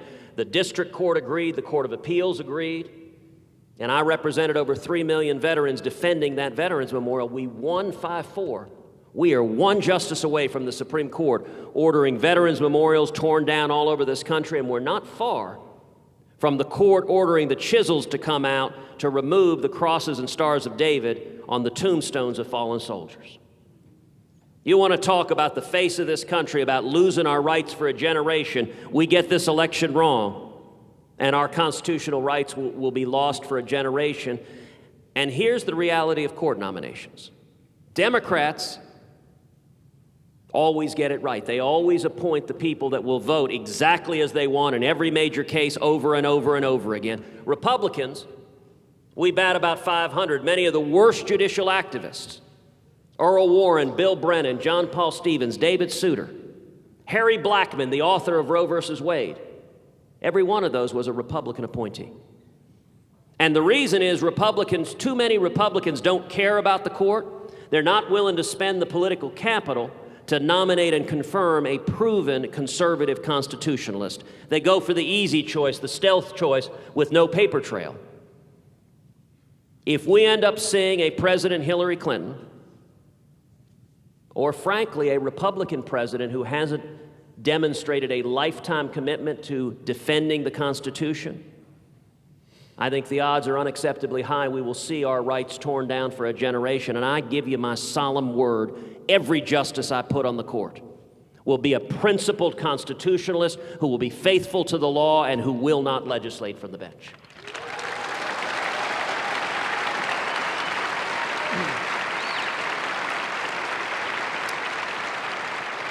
Those in the audience who have been with us all day will realize that at this point you just covered an entire page of my questions. Let me do a little follow-up, though. The NSA had intercepted them, so I read them earlier. You read them earlier. Are they on your server at your house? Yeah. Actually, I used Hillary's server.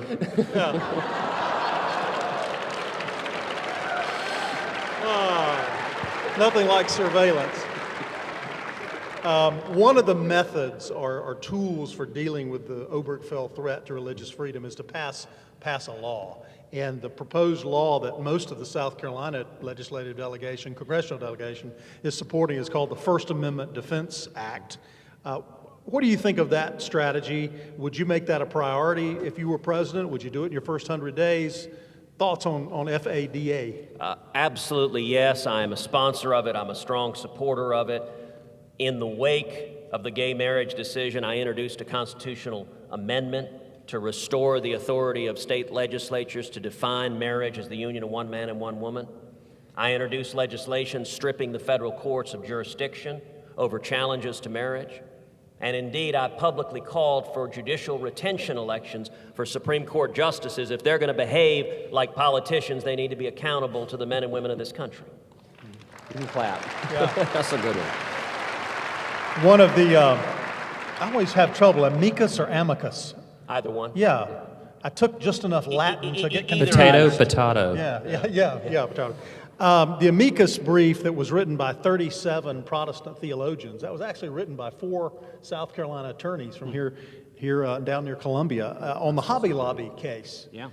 The other case that the Attorney General's office wrote a magnificent amicus brief on was Town of Greece, which came out of some South Carolina cases and other cases. So, and you've covered the Second Amendment. How about opining on Hobby Lobby and Town of Greece? Well, listen, as I mentioned, religious liberty for me has been a passion. I have 2 decades of personal history fighting to defend religious liberty. In the Hobby Lobby case, I filed an amicus brief as well as a sitting senator defending religious liberty. And Hobby Lobby was a tremendous victory for religious liberty, but it was 5-4. We're 1 justice away from the Supreme Court concluding that the federal government under Obamacare can force any one of us to violate our faith, and we have no right to challenge that. And, you asked as president what I would do. I've pledged on the first day in office to do 5 things. One of those 5 is I intend to instruct the Department of Justice and the IRS and every federal agency that the persecution of religious liberty ends today.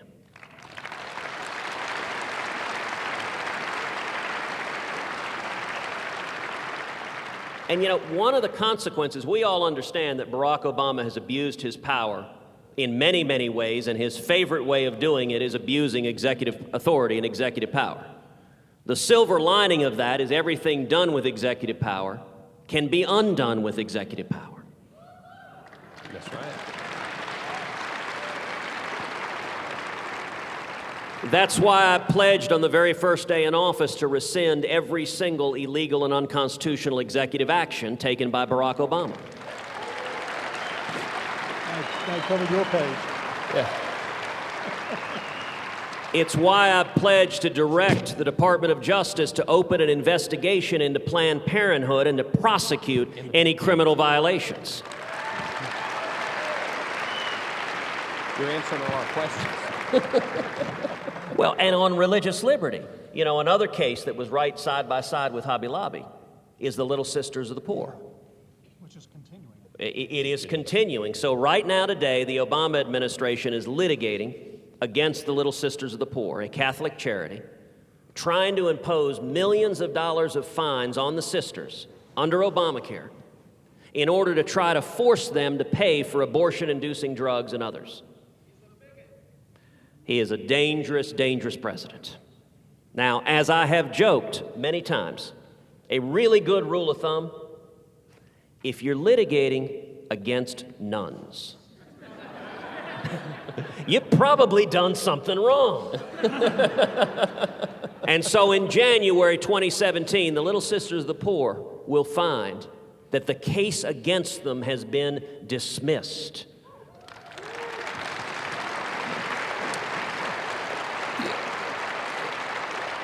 So y'all are going to notice we're skipping questions because he's covering the answers. You don't look at that. I don't know. But real quick, 10th Amendment. I'm a 10th Amendment guy. We got a lot of 10th Amendment people out here, but unfortunately, there are so many people who don't understand the Constitution. If it's not listed in the Constitution, it goes to the states. That's the whole principle of the 10th Amendment. But we've got a lot of unelected bureaucrats ruling through administrative fiat and this alphabet soup of federal agencies. They just don't get it. They're violating separation of powers. They're not staying in their lane. What kind of vetting questions would you ask, or what kind of people would you put in charge of these agencies, like the EPA, the NLRB, the Department of Justice, or any of the other plethora of alphabet soup agencies in the federal government?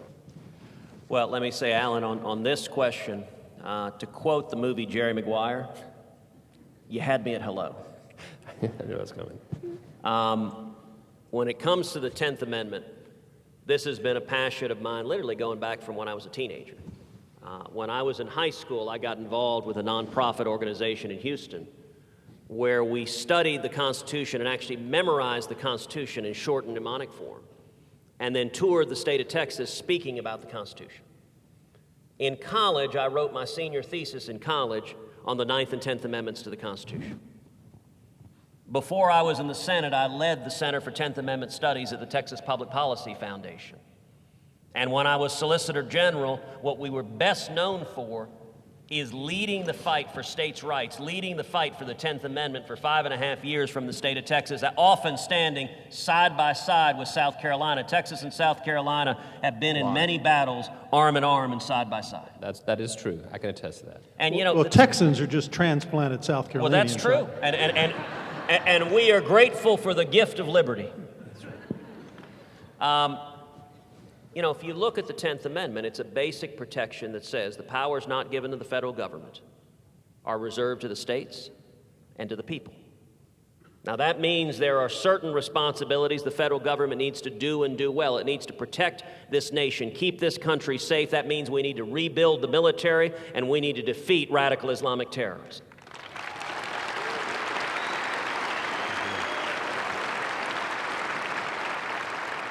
It means we need to secure the borders and end sanctuary cities.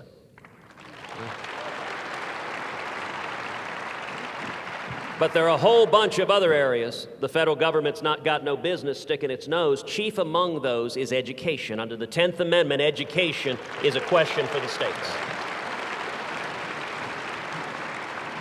So on day one, I intend to instruct the Federal Department of Education that Common Core ends today.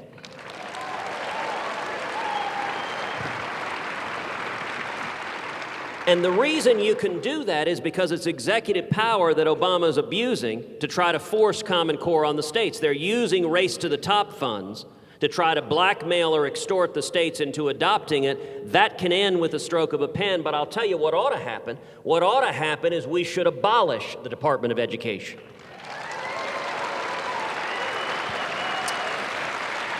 Next, and these are questions that I've asked earlier.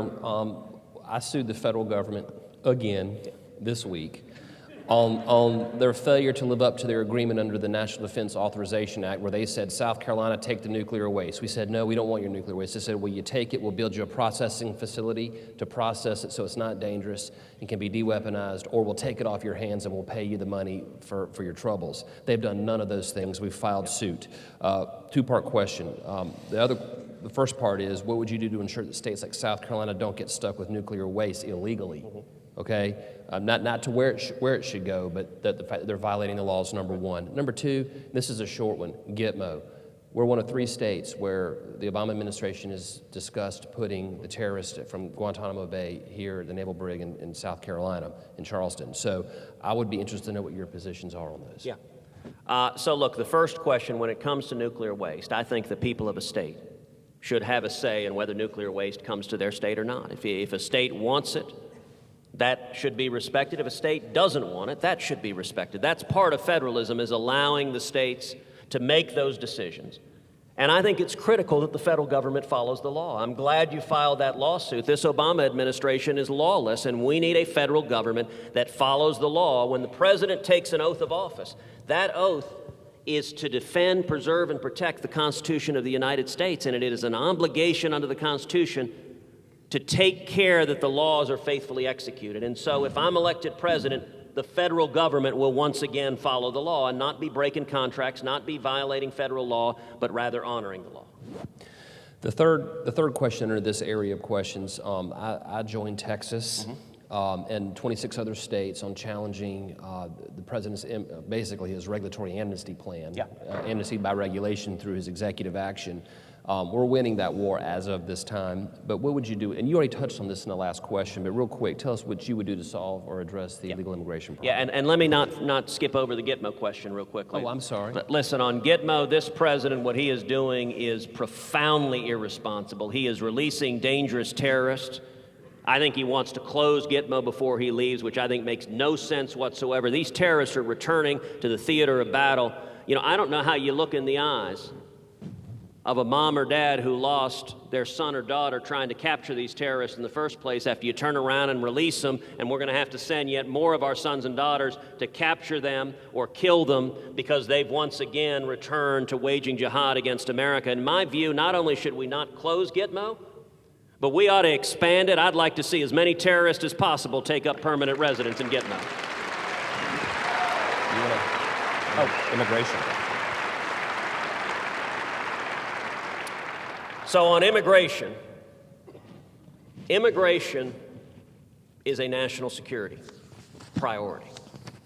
And you know, on immigration, I think immigration is actually a good example of all of these different issues. Listen, all of us have discovered politicians who say one thing and do another. And the test that I think we should apply is show me. As the scriptures say, you shall know them by their fruits.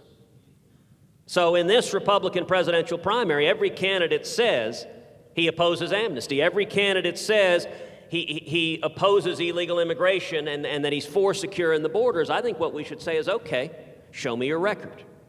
And the moment that mattered, there was what Reagan would call a time for choosing. And it was in 2013 when Barack Obama and Chuck Schumer and Harry Reid pushed a massive amnesty plan. And a number of establishment Republicans made the decision to go and stand side by side with Barack Obama and Harry Reid and Chuck Schumer. That amnesty plan, it was the Rubio-Schumer amnesty plan. It didn't secure the borders. It made it easier for Obama to allow Syrian refugees into this country without mandating any meaningful background checks.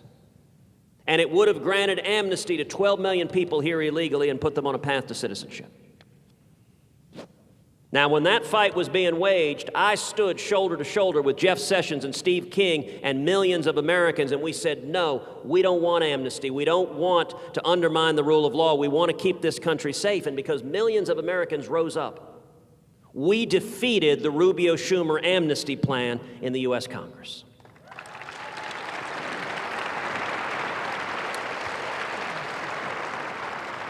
If you want to know how to solve the problems of immigration and illegal immigration, I would encourage you, you can go to our website. It's tedcruz.org.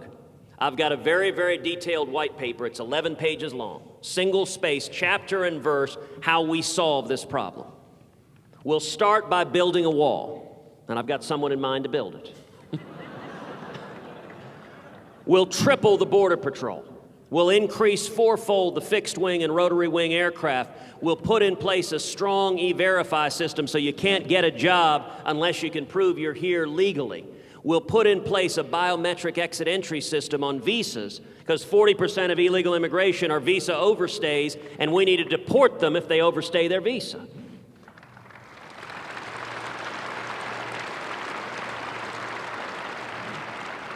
We end sanctuary cities, and the way we do that is we cut off their federal taxpayer money, and we end welfare benefits for those here illegally.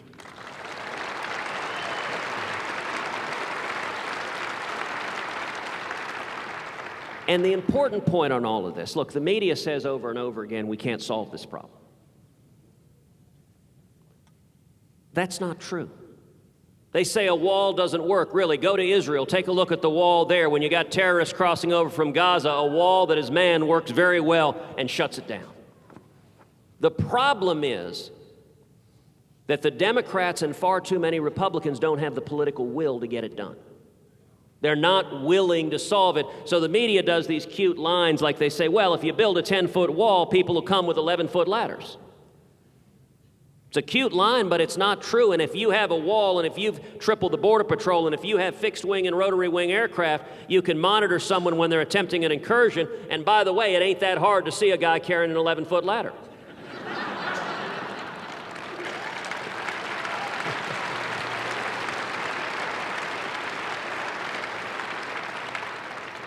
And one of the simplest differences between me and every other candidate on the Republican side is that I am the only candidate who has a proven record of standing and fighting against amnesty. And if elected president, I give you my word, we will secure the borders and we will end illegal immigration. Okay.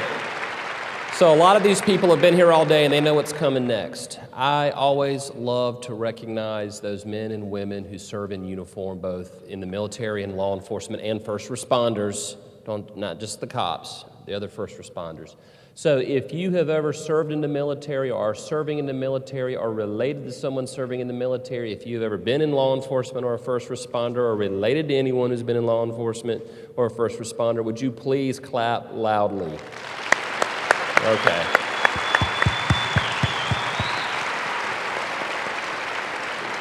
This is to illustrate your audience and the next question that Oran will ask you. Yeah, every single day across the country, men and women in law enforcement risk their lives. Every single day in the world, our military soldiers, sailors, airmen, and Marines are risking their lives. I'm not sure that our police and law enforcement and first responders and our military enjoy the respect that they deserve or that they should receive, and that seems to be coming from the top. Yes. What can we do to restore that respect? Oran, you're exactly right. One of the most shameful things we've seen in the last 7 years has been the demonization and vilification of law enforcement. It started early on. You remember with the beer summit, where the president, this Harvard professor, was arrested, and the president immediately sided with a professor over law enforcement and said the police officer was stupid and foolish. That set the opening tone, and for 7 years what we've seen over and over again is the president and attorney general always sides against law enforcement. They always side with the criminals, with the looters, with the hooligans, instead of the people who are risking their lives to keep us safe. You know, I think one of the saddest moments of that was President Obama nominated to be the head of the Civil Rights Division in the Department of Justice, a lawyer who had voluntarily represented for free a cop killer, had given his time for free, free of charge, and had lionized this cop killer as a persecuted hero. And President Obama thought someone who voluntarily gives his time to work for a cop killer was a good person to be a senior official at the U.S. Department of Justice. I helped lead the fight against that nomination, and even in the Democratic, Harry Reid-controlled Senate, that was too much, and the Senate refused to confirm that nominee.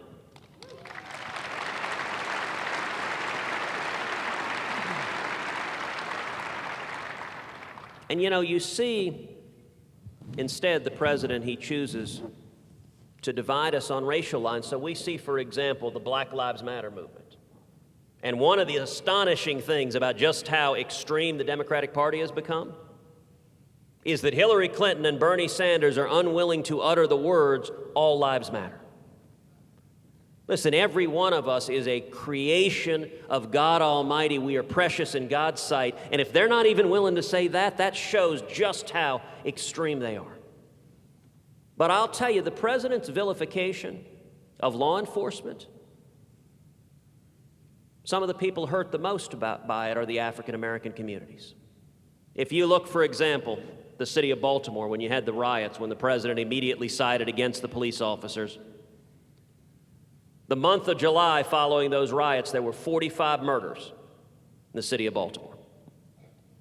It was the bloodiest month in Baltimore in decades. 43 of those who were murdered were African American. You want to talk about Black Lives Matter? You got 43 black lives that were taken, and one of the significant factors of that is when you attack the police for doing their jobs, they pull back, they're afraid to do their jobs, and the people that suffer the most are those in the communities that are plagued by violence. Those are typically minority communities, African American communities, Hispanic communities. And as I travel the country and visit with law enforcement, one of the things that I tell police officers and firemen and first responders over and over again is, number one, thank you for risking your life for us, but number two, on January 2017, it is going to change, and you are going to have a president that stands unapologetically with law enforcement. You will have a president that has your back.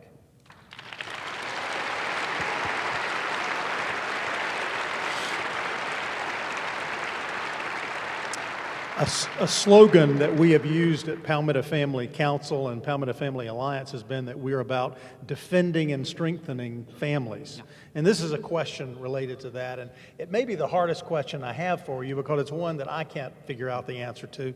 We do pretty well at defending families. If there's a bad piece of legislation, or if there's a good piece of legislation, or if there's some litigation that needs to be done, we're pretty good at that. But strengthening families in South Carolina and in America, fatherhood, motherhood, parenting, the relationship between parents and children, we're still not able to crack that nut in America. And I'm wondering, do you think the person in the Oval Office has a way of doing that? And how would you contrast the current occupant of the Oval Office and how you might do that? Yeah, look, it is a great question, and one of the things that breaks our heart is we've seen the breakdown of the family and the consequences of the breakdown of the family, and that has been a problem that has plagued this country across this country. And no, a president alone can't solve that problem. Much of that problem has to be solved in the church. It has to be solved in the community. It has to be solved in the family. It has to be solved by touching and changing people's hearts and lives. And government is not going to be the answer to that. It's not going to be Washington that solves it. I do think, though, that government policies have contributed to the breakdown of the family. You look at government policies, for example, you look at our broken welfare system. You are doing nobody a favor when you have government policies that penalize marriage, that make it that you get more money staying as a single mom than you do if you marry the father of your child. That makes no sense, and we need to end the federal government policies that put financial disincentives to marriage. You know, the best cure for poverty is a stable two-person family of a mother and a father.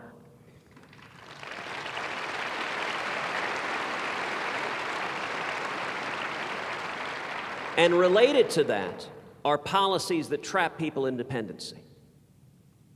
You're not doing anyone a favor when you keep them trapped on government welfare. You know, I think of all of these issues from the perspective of my dad. You know, my dad fled Cuba in 1957. He'd been imprisoned. He'd been tortured in Cuba. And when he came to America, he had nothing. He had $100 in his underwear. He couldn't speak English. He washed dishes making 50 cents an hour. And I've said a lot of times, when my dad was a teenage immigrant washing dishes, thank God some well-meaning liberal didn't come put his arm around him and say, let me take care of you, let me give you a government check, let me make you dependent on government, let me sap you of your self-respect and your dignity and your self-worth. And by the way, while I'm at it, don't bother learning English. I respect your culture so much, I'm going to trap you out of the educated and professional classes in this country.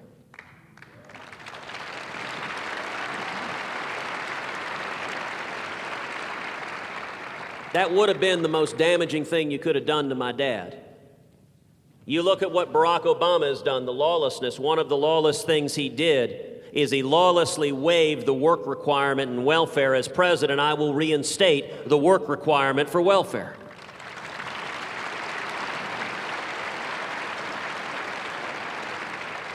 And you know, Oran, it's important for us as conservatives to explain the reason for doing that is not primarily the cost. It's not that we're cheap and don't want to spend the money. The reason for doing that is that when you, look, I think the social safety net should be a trampoline and not a hammock.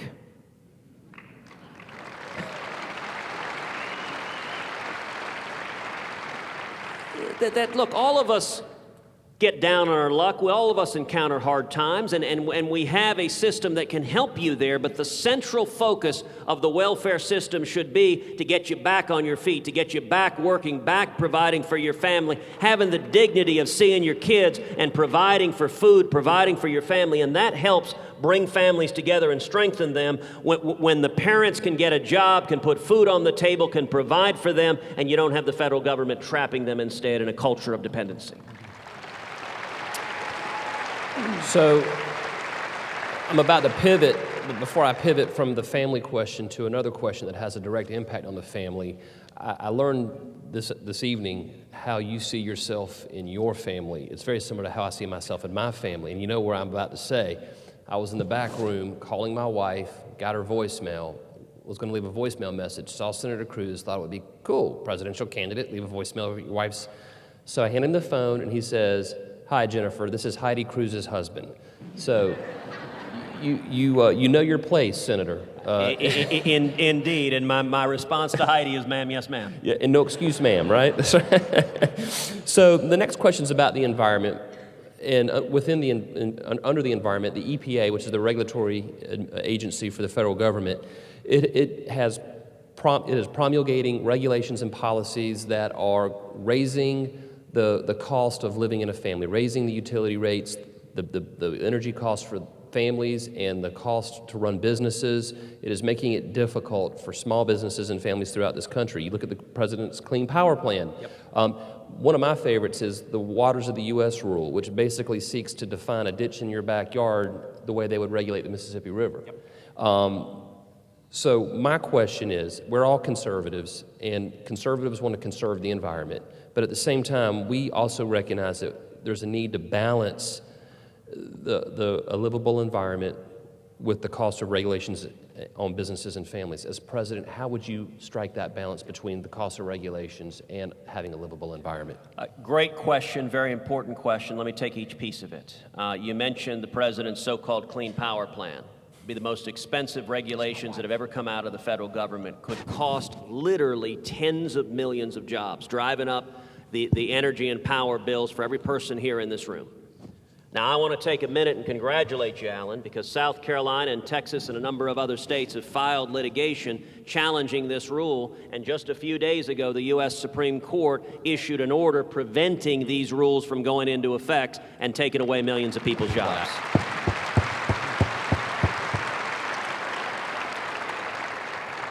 And as the young lady in the front row just pointed out a second ago, it was 5-4. One more justice, and the whole thing goes away. That underscores the stakes of it. If you look at the Waters of the United States rule, it is another incredibly costly, lawless power grab.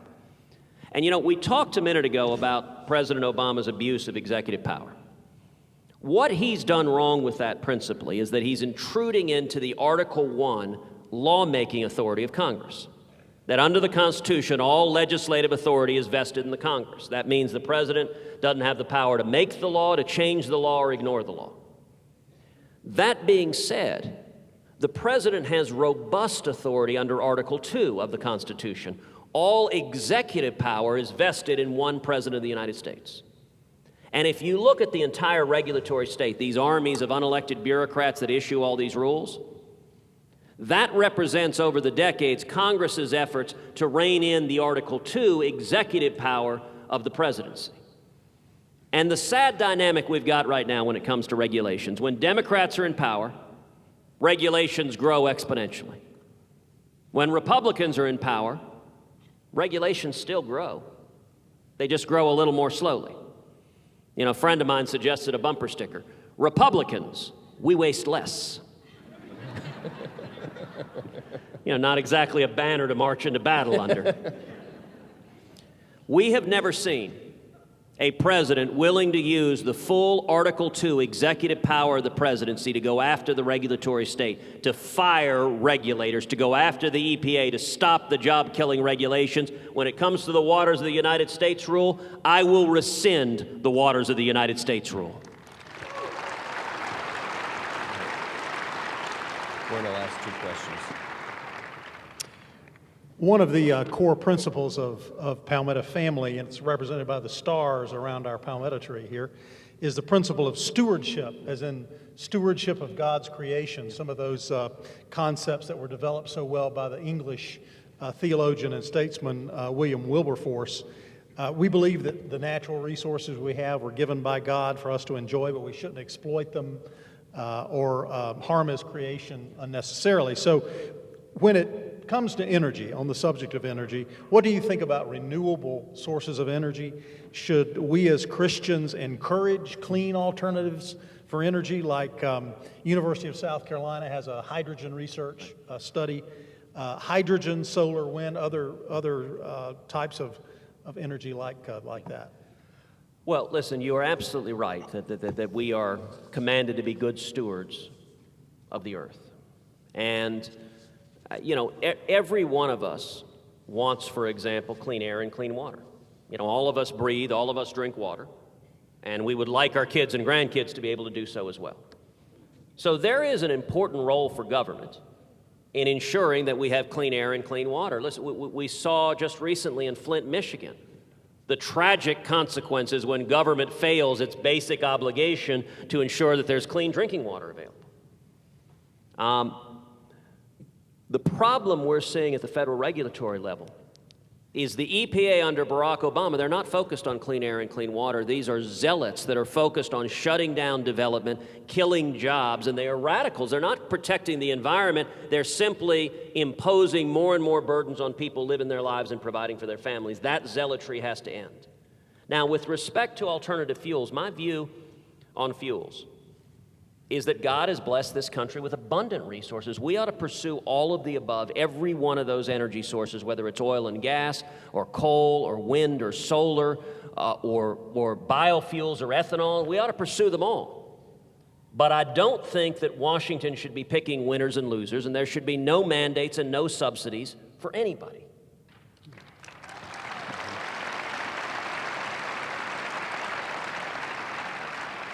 And you know, Oran, I'll make an interesting point on this front. We just saw a couple of weeks ago something really without precedent, which is that when I was campaigning in Iowa, I campaigned foursquare against the ethanol mandate.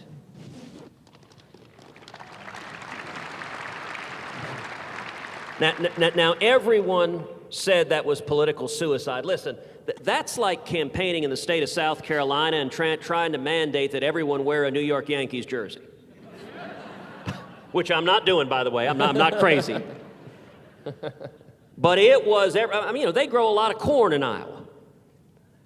What's interesting is my two leading competitors, Donald Trump and Marco Rubio, both attacked me for opposing the ethanol mandate. Both of them promised we'll continue the cronyism, we'll continue the corporate welfare. One of them, Donald, actually promised to expand it. He said, we're going to increase the ethanol mandate. If we can buy some votes doing that, we'll do that. The sitting governor, a Republican, publicly came out against me, told the people of Iowa, vote for anybody but Cruz. The entire rest of the field, these guys will all keep the cronyism going. That guy will actually end it and stop it.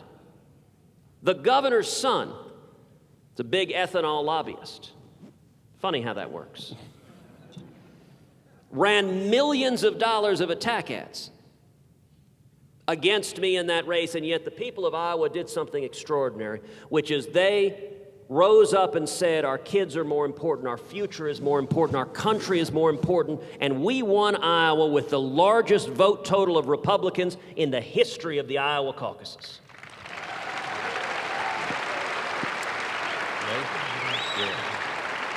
A video, you can watch it up there. Our final question is not in the form of a question. We want to show you a video, and if you haven't seen it, you've seen many like it. But we want you to react to what you see, and if you look above, you can see that video. We've been very good at getting cars on liver because we know that, so I'm not going to crush that part. I'm going to basically crush below, I'm going to crush above, and then I'm going to see if I can get it intact. A lot of people want intact parts these days because they're looking for specific nodes. AB nodes, SA. I was like, wow, I didn't even know. Good for them. Yesterday was the first time she said people wanted lungs. And then, like I said, always as many intact livers as possible. Yeah, that would definitely get people to say, I'll do it for the same price, and I'll do that. Look, that video is horrifying. And I've watched the other videos in that series, each of which seems more horrifying than the one before it. I mean, you see senior Planned Parenthood officials laughing, sipping Chardonnay, casually, callously, heartlessly selling the body parts of unborn children. One of the subsequent videos, you see a senior Planned Parenthood official saying she hopes she can sell enough body parts to buy a Lamborghini. I'll tell you, those videos I have urged, I think every American should watch those videos. Even if, and in fact, especially if you consider yourself pro-choice. You should watch those videos and just ask the question, are those my values? Now, in watching those videos, we're horrified. But at the same time, it leads to a natural question, what are we going to do about it? Because shining the light on the barbarity of Planned Parenthood gives an opportunity for us to ask, okay, is action going to follow words?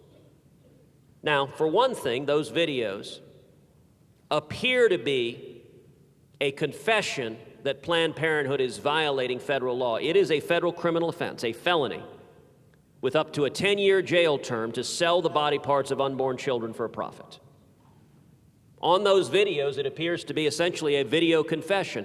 The Obama Department of Justice is so politicized that nobody in a million years thinks they would ever begin to even open an investigation or look at Planned Parenthood because they're a political ally of the president's. And so it doesn't matter if they happen to be a national ongoing criminal enterprise violating the federal criminal laws. Now, I'm an alumnus of the Department of Justice. I used to be an Associate Deputy Attorney General at the Department of Justice. And the Department of Justice has for years been blind to politics and ideology. It has simply enforced the law. It's why I pledged on day one, I am going to instruct the Department of Justice to open an investigation into Planned Parenthood and to follow the law and prosecute any criminal violations. Amen.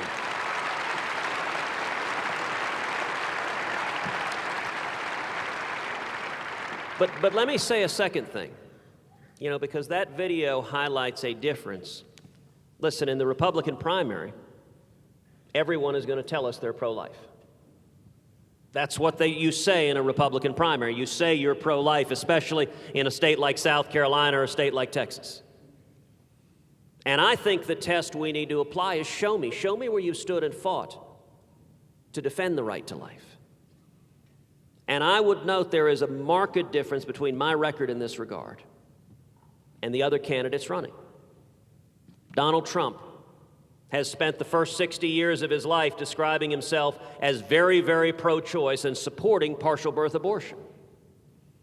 Donald Trump right now, as a candidate for president, still supports taxpayer funding for Planned Parenthood. He says he thinks Planned Parenthood does some wonderful things and our federal taxpayer dollars should go to Planned Parenthood. I disagree with Donald on that. That is a policy issue on which we have a sharp, sharp disagreement.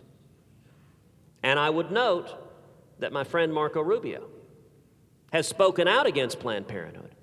But when these videos came out, I stood with millions of Americans calling on Republican leadership to use the power of Congress to defund Planned Parenthood, to cut off the money, and Marco stood up and said, no, we shouldn't use our constitutional authority to defund Planned Parenthood.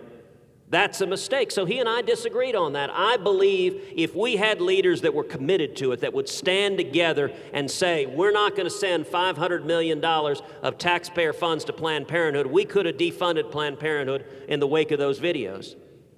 But too many Republicans in Washington, especially leadership, were afraid to stand and fight. And I think that's the most basic determination the people of South Carolina has. Is forget the campaign promises. Who's walked the walk? Who has been a consistent conservative? Who do we know we can trust to stand with us on life, on marriage, on religious liberty, on the Second Amendment, on amnesty, on Obamacare, on Supreme Court justices? The stakes are too high, I believe, to get this wrong. And it's why I am so thrilled, so gratified that South Carolina has the critically important role it does, because I think the good people of this state are very, very good at distinguishing the wheat from the chaff, at distinguishing empty campaign promises from a proven record.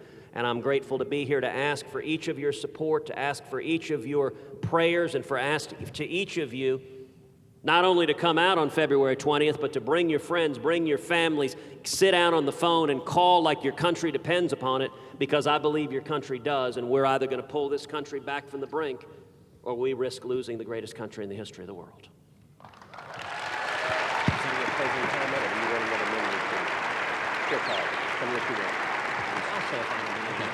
All right. I don't want to get in trouble with your campaign, because I know they got to get you to your next event. But he said I was going to give him 1 or 2 minutes just to give his closing statement to you. But we had a private conversation, Oran and me, with all of these people. So I can't tell you what it was about, but I can tell you one thing. We asked a question, and the question was, how many people here are still trying to make up their mind? And a fairly significant number raised their hand that they came here today to try to make up their mind. So this is your closing argument, Senator. The stage is yours, and here's your opportunity to petition. Well, Alan, Oran, thank you very much for hosting this. Thank you for asking these important questions, and thank you all for staying and taking all the time to be here and vet the candidates. Look, I think it is one of the most important parts of this process to look you in the eyes, to answer the hard questions. And we keep getting burned. Every one of us, we keep electing politicians who say one thing and do another. And they don't follow through and do what they said they would do. And I think the stakes are too high for that to happen again. Now, as you know, in the final week before the primary, you're going to see all manners of attacks come out, millions of dollars of attack ads, and as it gets closer, it's going to get nastier and nastier and nastier, and they get personal, they get ugly.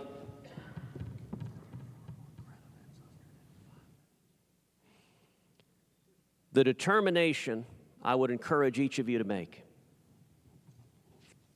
is to examine the records, to examine where each of the candidates have stood, not what they say on the campaign trail, but where have they stood defending life? Where have they stood defending marriage? Where have they stood defending religious liberty, defending the Bill of Rights, defending the Second Amendment, stopping amnesty, securing the borders, repealing Obamacare, and keeping this country safe? Where have they stood standing unshakably with the nation of Israel? Where have they stood standing up to Iran and radical Islamic terrorism? We have been so blessed here in South Carolina. We've got an amazing team of grassroots volunteers. We've got roughly 10,000 volunteers. We have over 300 pastors who have signed up to volunteer to support our campaign. And I would say I ask each of you to stand with us. And the final thing I would ask of you is that you pray, that you commit to lift this country up and pray, even just 1 minute a day from now to Election Day, that you simply pray, Father God, please continue this awakening. Continue this spirit of revival, that we might awaken the body of Christ and pull back from the abyss. Because we're here tonight and we're standing on the promises of 2 Chronicles 7:14. If my people, which are called by my name, shall humble themselves and pray, and seek my face and turn from their wicked ways, then I will hear their prayers from heaven and will forgive their sins, and I will heal their land.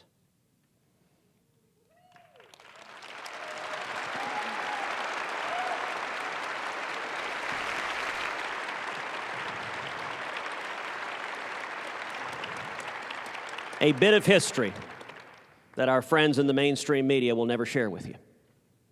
In January 1981, when Ronald Reagan took the oath of office, his left hand was resting on 2 Chronicles 7:14.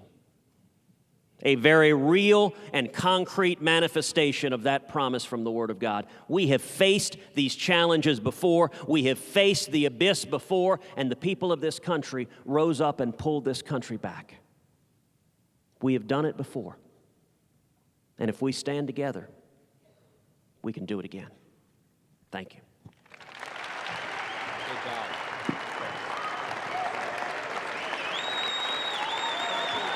All right, ladies and gentlemen, this concludes the Faith and Family Forum. Thank you. Please go to the websites. You can rewatch the videos, travel safely, and we'll see you over the next week. God bless you all.